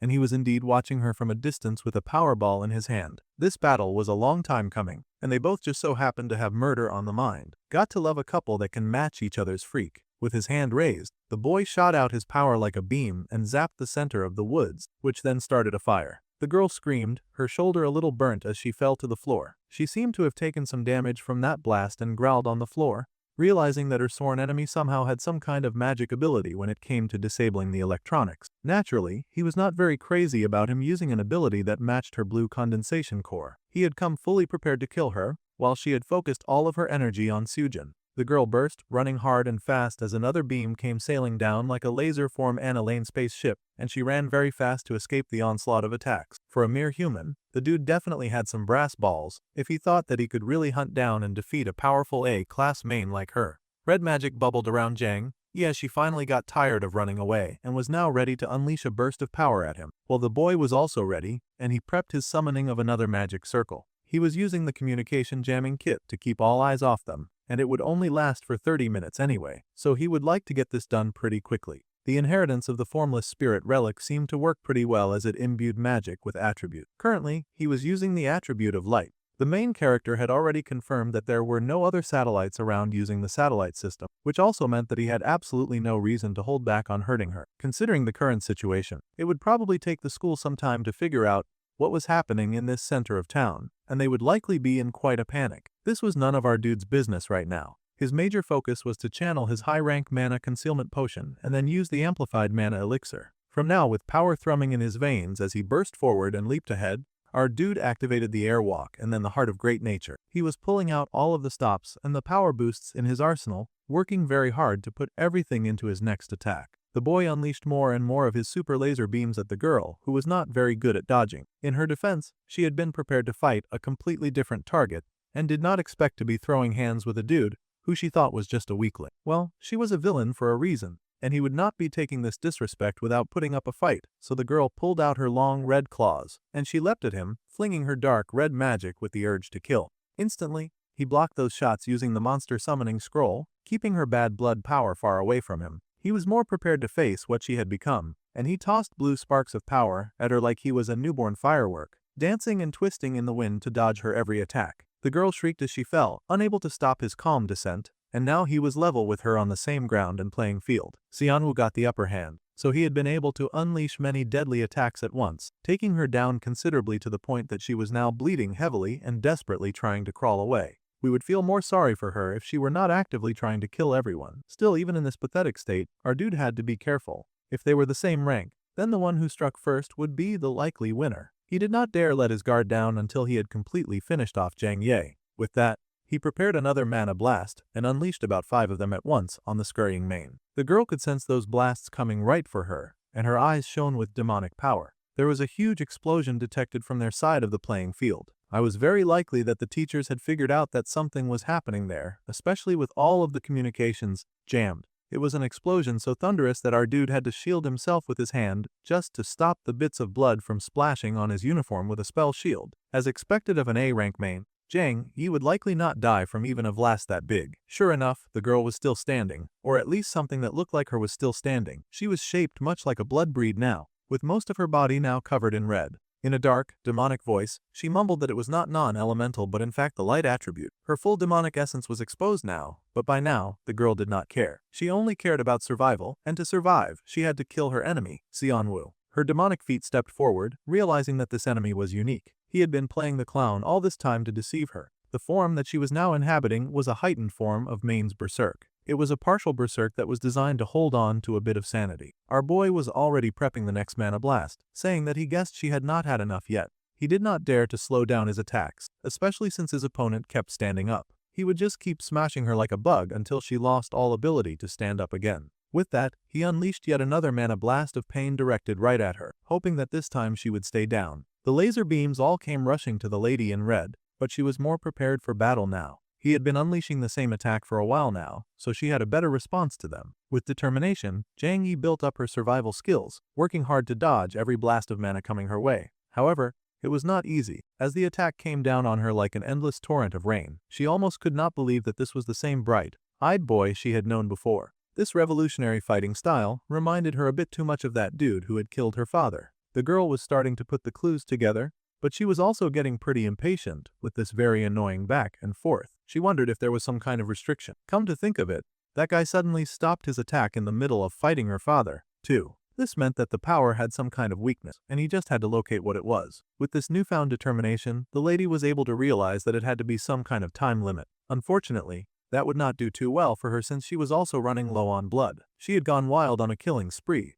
but he had blasted most of her reserves from her body. She could not keep fighting this dude, which meant that she needed to go find another prey. However, the boy was not about to let that happen since he was also working with a time limit. He unleashed yet another blast at the girl, who was quite tired of getting blown up at this point. Unfortunately, this time Jang Yi used the shadow shift, and our dude had to pause to catch his breath. He could not believe that the girl could already use a technique that only a handful of A rank or higher demons could use. She kept shifting her position too, and he wondered if she was moving away. If it was the Jang Yi that he knew, she was the kind to never give up on a target once she locked on. Her saying that she was looking for other prey was likely a trick to get him to lower his guard. However, he also knew that most of the events so far had diverged from the original story. Originally, there was almost no reason for Jang Yi to target Lee Seojin on this island. Unfortunately, the Mian incident happened in the Jaein house, and now they were here. The main character feared that what if the changed plot might have affected Jang Yi's behavior as well. There was a chance that she had really given up on him to go suck the blood of other students. 2 minutes were left before his mana exhaustion, and he could not waste this time. If he did not kill Jang Yi before the elixir wore off, he would surely die. It was time to get even more serious than he was before. As our dude was busy contemplating, there was a huge aura of red madness coming up behind him, and he paused, realizing that this girl was definitely nearby. He was not a natural-born genius in any way, but because he had worked so hard, our dude had fought using any means necessary, calculating the situations he found himself in over and over again. One thing that he trusted the most was not the original story or some split-second instinct. It was his own experience that he valued more than anything. The red demon creepin' in suddenly paused in surprise as our dude took out his glasses. If he could not predict the situation, then he would just have to switch up the tension. Donning the glasses of the dude who had killed her father, the boy smiled and asked if he draws some aggro by creating a situation that he could predict. In this case, that situation was Jang Yi's flaring rage when she saw the one who took her father away. Instantly, she activated ignition, and she roared, screaming that it had been him all along. He had been the one who started her entire beef with the story's hero, and everything that followed after. Immediately, he detected her murderous intent, and the girl screamed in rage, declaring him the child of prophecy and her father's killer. Well, she was hyping a bit too much importance on his lowly shoulders, but he would take it since he had been looking forward to ending her once and for all. As her huge mass of red leapt towards him, summoning some demonic-level clouds of magic, targeting the boy as her victim, the main character turned with his own blast in hand. The girl screamed out his fake name in rage, and the boy gritted his teeth, growling that he was going to send her to join her nasty-ass dad. With that, he raised his hand and fired like a Power Ranger Megazord. The beam went flying, and it soared, encapsulating the area with a big and bright light. The old man sat at his dressing table, preparing for a competition with all of his makeup and beauty products spread out in front of him. His daughter walked in on him as he was busy preparing, and she happily called to him. Once upon a time, Jang Yi had been a normal teenage girl, as normal as a main teenager could be anyway. She happily waved and asked her father if his performance preparations were going well. Even back then, she was just a B rank main. Her father smiled when he saw her as they lived their cute little domestic life, and he was also a B-rank main by the name of Jang Han. He happily greeted his little darling, reminding her not to call him dad when they were outside. However, she reminded him that there was no one around anyway, so there should be no reason for him to fear his cover getting blown. The man chuckled and ruffled her hair, asking how she had gotten here at all. Lord Qianhe and Mr. Baekgang had been so kind to drop her off. The people in question then showed up and happily waved to the man. How sad that of the people gathered in that room, only 2 were currently alive. The 8-rank main of the 10 demonic assembly Qianhe was as sour as ever when he showed up with the B-rank main Baekgang. They both happily greeted their friend, gushing that his daughter acted all polite just because she was under Qianhe now. She even used to call him Uncle Qianhe when she was little. The girl laughed that, unlike Baeknag, she knew how to separate her personal and professional life. Jang Han sighed, admitting that he still did not know if sending her to the Magic Military Academy was the right choice. He was worried that she might cause trouble since she was so young. Still, Qianhe assured him that his daughter Jang Yi was doing a phenomenal job with her infiltration mission, even though he said that the girl was already in her graduating class. With that level of talent, she was sure to grow into a key asset for the 10 demonic assembly someday. Besides, being a graduate of the Magic Military Academy would make it much easier for her to blend in with the humans. They knew why they had to succeed in human society, and it was not a choice but for their own survival. Then, Qianhe paused, a little worried as he examined his friend. He asked if the man had been keeping up with their usual meals of blood, because Han did not look very good at all. The other man admitted that hunting was getting harder by the day. There were way too many humans who had swarmed the area because of the festival happening at the Han River in a few days. If he moved his territory, he would have fewer chances to see his daughter. So, the man figured that he just had to bite the bullet and endure it in some way. Still, his friend told him to please take care of himself. This starvation was the first step to triggering the domino disaster that would befall every main standing in that room. However, at that point, they did not know that. Qianhe just told the man to take good care of himself and not to miss any of his meals, or he would end up going berserk. They also told him to let them know if he ever needed help. The man chuckled and just told them both to worry about their own territories. As far as he was concerned, he was not yet desperate enough to beg them for help. Just then, Jang Ye turned to her father with a bright smile and told him not to worry. Once she joined the 10 demonic assembly later, she would make sure that he lived out his days in luxury with all the power and blood that he could drink. The girl beamed like a happy teenager, and he smiled, thanking the girl for all of her hard work and drive. Someday, he hoped that she could build a world where the mains could live with their heads held high. Perhaps such a world would have been possible if they didn't make a living from killing innocent people. Unfortunately, it did not take long for her dreams to be shattered as the poor, bright teenager soon walked in on the scene of her father losing his life. That day would always repeat in her mind, haunting her every waking moment, for how powerless she'd been the day that she watched her father die. Now she was falling to the very hands that had attacked him, a hole blasted into her torso.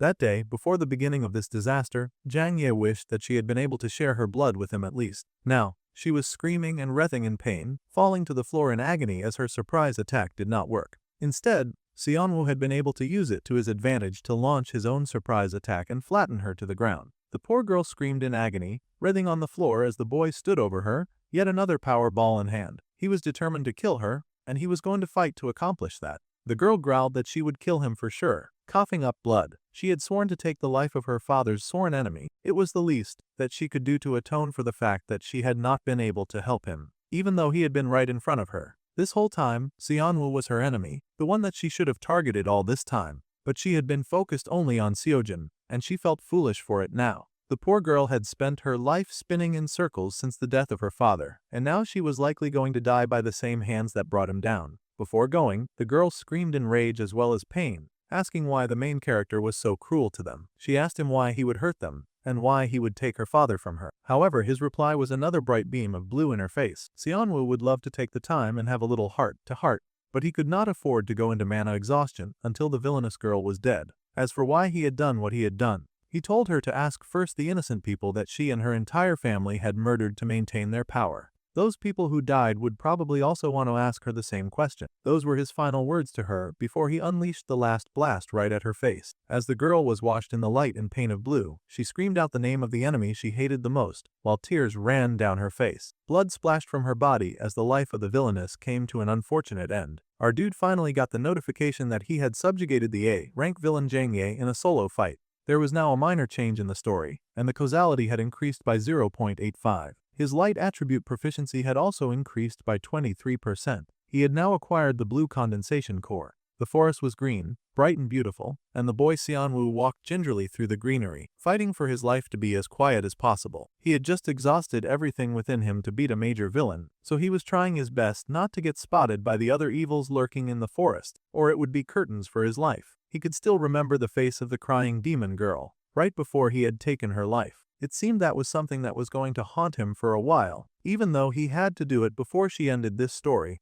by killing him and the hero. The original plot had never shown anything like a main shedding tears before. It really threw off Sanwoo. It was not like the main character was being swayed by his emotions or anything like that. Just as Jang Ye lost her father at his hands, mains had also taken away the lives of other people's family members and their loved ones. They were a species of people that had to hurt other people to survive. Besides, our dude's only job right now was to save Lee Seojin and then return to his own original world. It was not an easy job, and it meant that a villain's circumstances would just not be worth his sympathy. This is what he was trying very hard to believe. The boy was tired, his feet skidding off the road as he walked. He was so deep in his difficult emotions that he forgot to pay attention to where he was going, and now he was free sliding down the hill. He managed not to scream because that would be dangerous for him, and he grabbed onto a branch to steady himself. Mata exhaustion was a terrible thing. His body was shaking just keeping himself up. Right now, the most pressing thing for these young students is somehow securing their safety for the duration of this mana exhaustion. Taking down Jang Yi did not mean everything was over, either. He needed to move away from her corpse while the comms jamming kit was still active, as well as establish an alibi to prove that he had nothing to do with her death.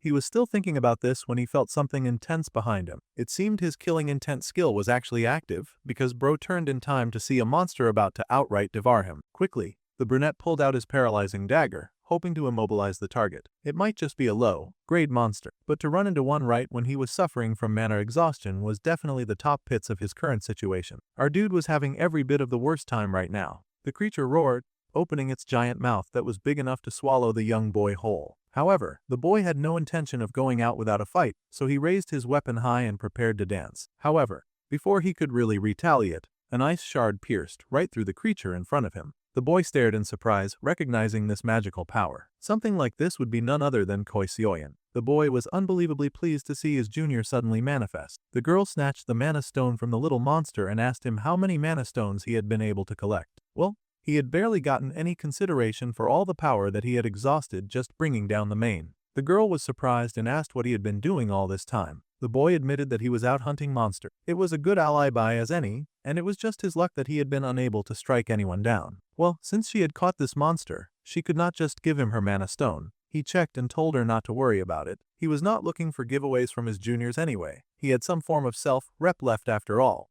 The girl watched him curiously and smiled as she recalled Senior Min Yi's serious situation when she had asked a bunch of questions about Xianwo. The junior was now blushing and thinking deeply about the romantic situation of her seniors. Meanwhile, our dude was busy thinking about how ferocious monsters grew at night. There was no guarantee that he could survive for 20 more minutes with just a single dagger, so he was thinking of hiring a mercenary. Then, he leaned in and turned to the mercenary, who had just so happened to show up. Choi Seoyan surely would do nicely, so he asked if she could kindly stay by his side for the next 20 minutes. It seemed an absolutely reasonable request to him, but Seoyan had a crush that he was oblivious about, so of course, the request sounded completely different to her. The girl was hesitant on how to respond, and he just laughed and said that he needed someone to chat with for a while. Normally, she would not mind giving him 20 minutes of her time, but ever since the hidden stage, the expectations from her family had skyrocketed even more. It was unfortunate, but in order to keep up with her father's expectations, she could not just sit around and chat for 20 minutes, not even with her crush. No, especially not with her crush. Plus, one of her classmates, Jian Mingyi, was working very hard to compete against her, and she needed to beat him by an overwhelming margin this time, especially with how poorly the last exercise had gone. Surely, he could understand this much. The boy considered it. Clearly, the most important thing to her was finishing in first place, and she protested that it was not as easy as he made it sound. She had been under so much stress from working hard just because of that, but then he pulled out a crystal and handed it to her. They were going to make a deal. She would get 1 mana crystal for every 5 minutes that she stayed with him. If she stayed for 20 minutes, then she would get 4. It seemed a pretty good deal to him. The girl was amazed to be getting such huge grade mana stones. She would need to hunt for at least 3 hours to get that many. Well, the examiners had forbidden fighting each other, but there was no rule against trading since they did not expect that anyone would want to do that anyway, since he was going to pay for her time. She even suggested keeping him company for as long as he wanted after the exam was over. However, he insisted that it had to be right now. She had no idea what the urgency was about, but if he did not have her guarding him, he would be toast for real, and his mana would never recover from all of the apprehension he would face just dodging monsters around. So very earnestly she asked her to stay by his side. Then, since it was him, well, she could make a special exception. The fact that he insisted on them staying together alone at this time of the dark was definitely not helping her crush situation. However, she did ask for payment up front. The night continued, and the two struck a well-meaning deal. The night sky was dark and filled with stars as the two just sat together, enjoying nature's breeze. They lit a bunch of logs on fire, and they gathered near the camp. As the boy rested and tried to recover his strength, the girl put on her best business smile and asked what he wanted to talk about since he so desperately wanted to spend time with her. Meanwhile, the boy had just bought her protection and was busy staring off into space like he was trying to figure out how he was going to feed his 3 baby mamas. They called out to Xianwu, and the girl sighed, sitting by him and pouting in confusion. She had no idea why he wanted her to keep him company, but he had just been staring at the first for 10 minutes. The boy remained silent, staring into the first like it was questioning his soul, so the girl took the moment to inspect her senior. She noticed a few small injuries scattered around his form. He must have fought desperately to look good to his senior Mine. She had totally thrown in the idea, considering he had fought so desperately just so that he could kill his senior Manai.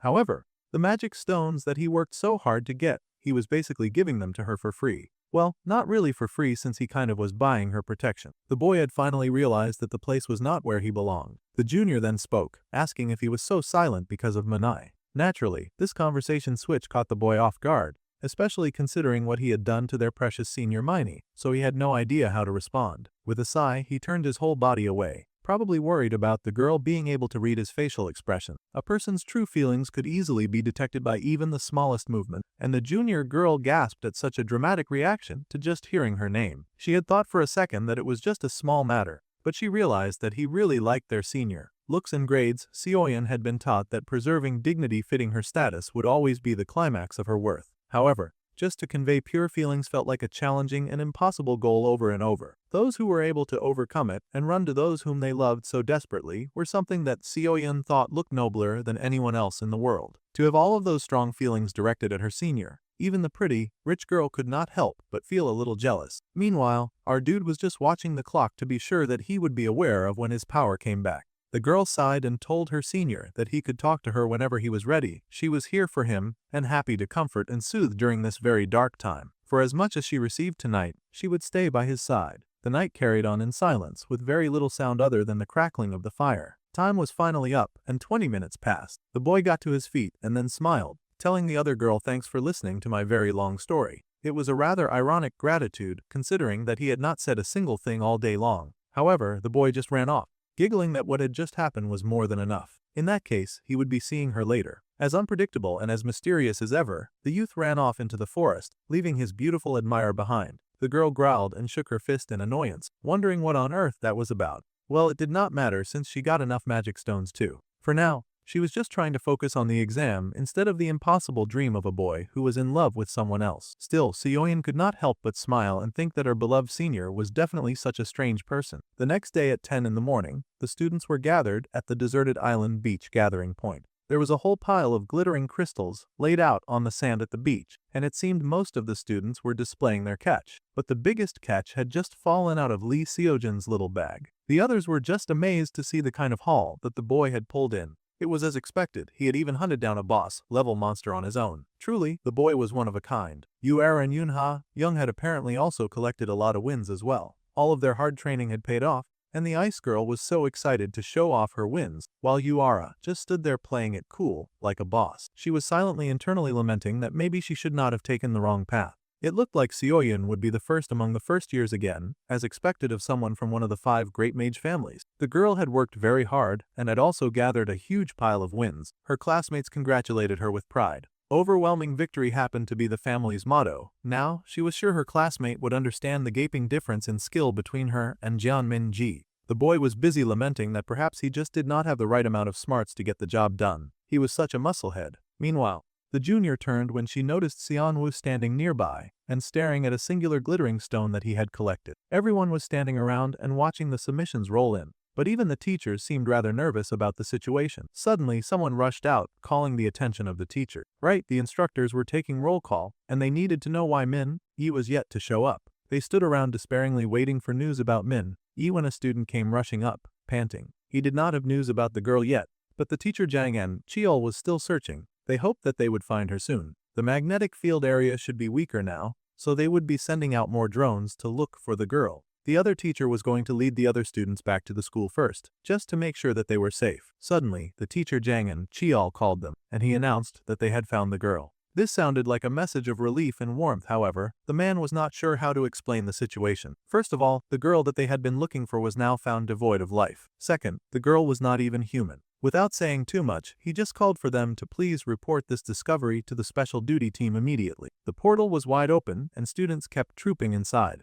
Before leaving, Xianwu cast a gaze over his shoulder. His expression almost looked troubled and concerned. However, the boy pushed forward and kept walking, dropping some sort of time device in the sand as he walked forward. Meanwhile, the Dark Lord of the Mains sat in his castle, lording over everything. Qian'e had come to report to the king the final information that they had retrieved from Zhang Lei. It turned out that Li Xiujin was not the child of prophecy after all, so they still had not discovered who that child was. The Demon King was, of course, not happy and then resorted to stabbing his employees in his fury like an overgrown child. The main king needed more information, so Qianhai was going to have to keep talking, even as the king assaulted him with many blood spikes. The last living member of the group agreed that he deserved death for failing the mission. It was his fault, and because of his wrong judgment, he had given the girl the wrong information and had pushed the poor girl to her death. The reason the 10 main assembly accepted someone who was only A rank, like Qianhai, was because of the competence that he had shown until now. However, not only had he failed the first search mission, but they had also blown a boatload of power chasing after a dead end. The king was not happy, especially if the result was the death of his loyal subject Xiangjin and the loss of the bloodstone and artifact. Poor Qianhai continued to suffer assault from the bloody spikes that relentlessly tore into his body. Next time, the responsibility for that would be paid with his life. But right now, the main king was feeling nice, so he just let his humble servant pay for it with intense suffering and pain. The poor man screamed, swearing that he would obey his command. He promised that he definitely would do more than anything, avenge his dead little girl. Meanwhile, back at the school, Zhang Ye's death and identity caused a huge uproar among the students, and they all wondered what on earth had happened on the deserted island. After the midterms, the Magic Academy once again allowed a main infiltration, and no one had detected it for so long. Naturally, this led to the Magic Academy security being strengthened so that there would never be another main infiltration. Xianwu, who was known to have a close relationship with Zhang Yi, was treated quickly like a tragic male protagonist, as it was whispered in the halls that he once desperately had a crush on the girl who had been murdered. Of course, it was true that he had been depressed ever since the Zhang Yi incident. The demon detection compass of 10,000 points and the communication jammer kit of 20,000 points had been sacrificed after all. Preparing to hunt Zhang Yi, the boy had spent all the points that he had saved up to buy the blue condensed core artifact that disabled nearby electronic devices. It was good that he got an artifact with the same effect as the jammer kit, but that alone would not prepare him for any future incident. Bro was busy mourning the loss of objects instead of his moral compass. Fair to say that the compass was probably already long gone. Suddenly, someone leapt on him from behind, cutely calling his name and wrapping her arms around him. It was actually Ha Young, his ice student, and the girl smiled, showing off that she had risen all the way to the 32nd place in the second midterm. He congratulated her for working so hard, but she just gushed that it was all thanks to him. She had moved all the way from the 52nd position. Then she asked what rank her senior had gotten, but he just laughed that he had moved to 16th from 72. All that hard work just to be met with bad luck because he could not find a lot of monsters, when in fact he had blown his power-ups just getting rid of his fake crush. The fire girl protested that the rank was way too low for his skill, but they just giggled that sometimes they had days like that. Next time he was sure that the girl would be able to beat Li Xiujin, and he would even cheer for Yuara. The girl just scoffed that he should stop comforting others and take care of himself first. Then she patted his shoulder like she was trying to comfort him for losing his crush. The fire girl was just trying to encourage him, that's all. The boy was so touched by all of them. It seemed both the fire and ice girl felt sympathy towards him, so he gained a healthy 1,500 points. The points helped his life, so he managed to give them a smile. Also, the teacher Anchiol was apparently looking for our dude, so the brunette was asked to go see him as soon as possible. The boy was surprised that his teacher wanted to see him. He had already explained that he only had a casual relationship with Zhang Ye. Now he found himself standing in the office with two adults looking very seriously at him. This extra person who had been called in was none other than someone whom he totally did not recognize at all. That's it for this episode. Until next time.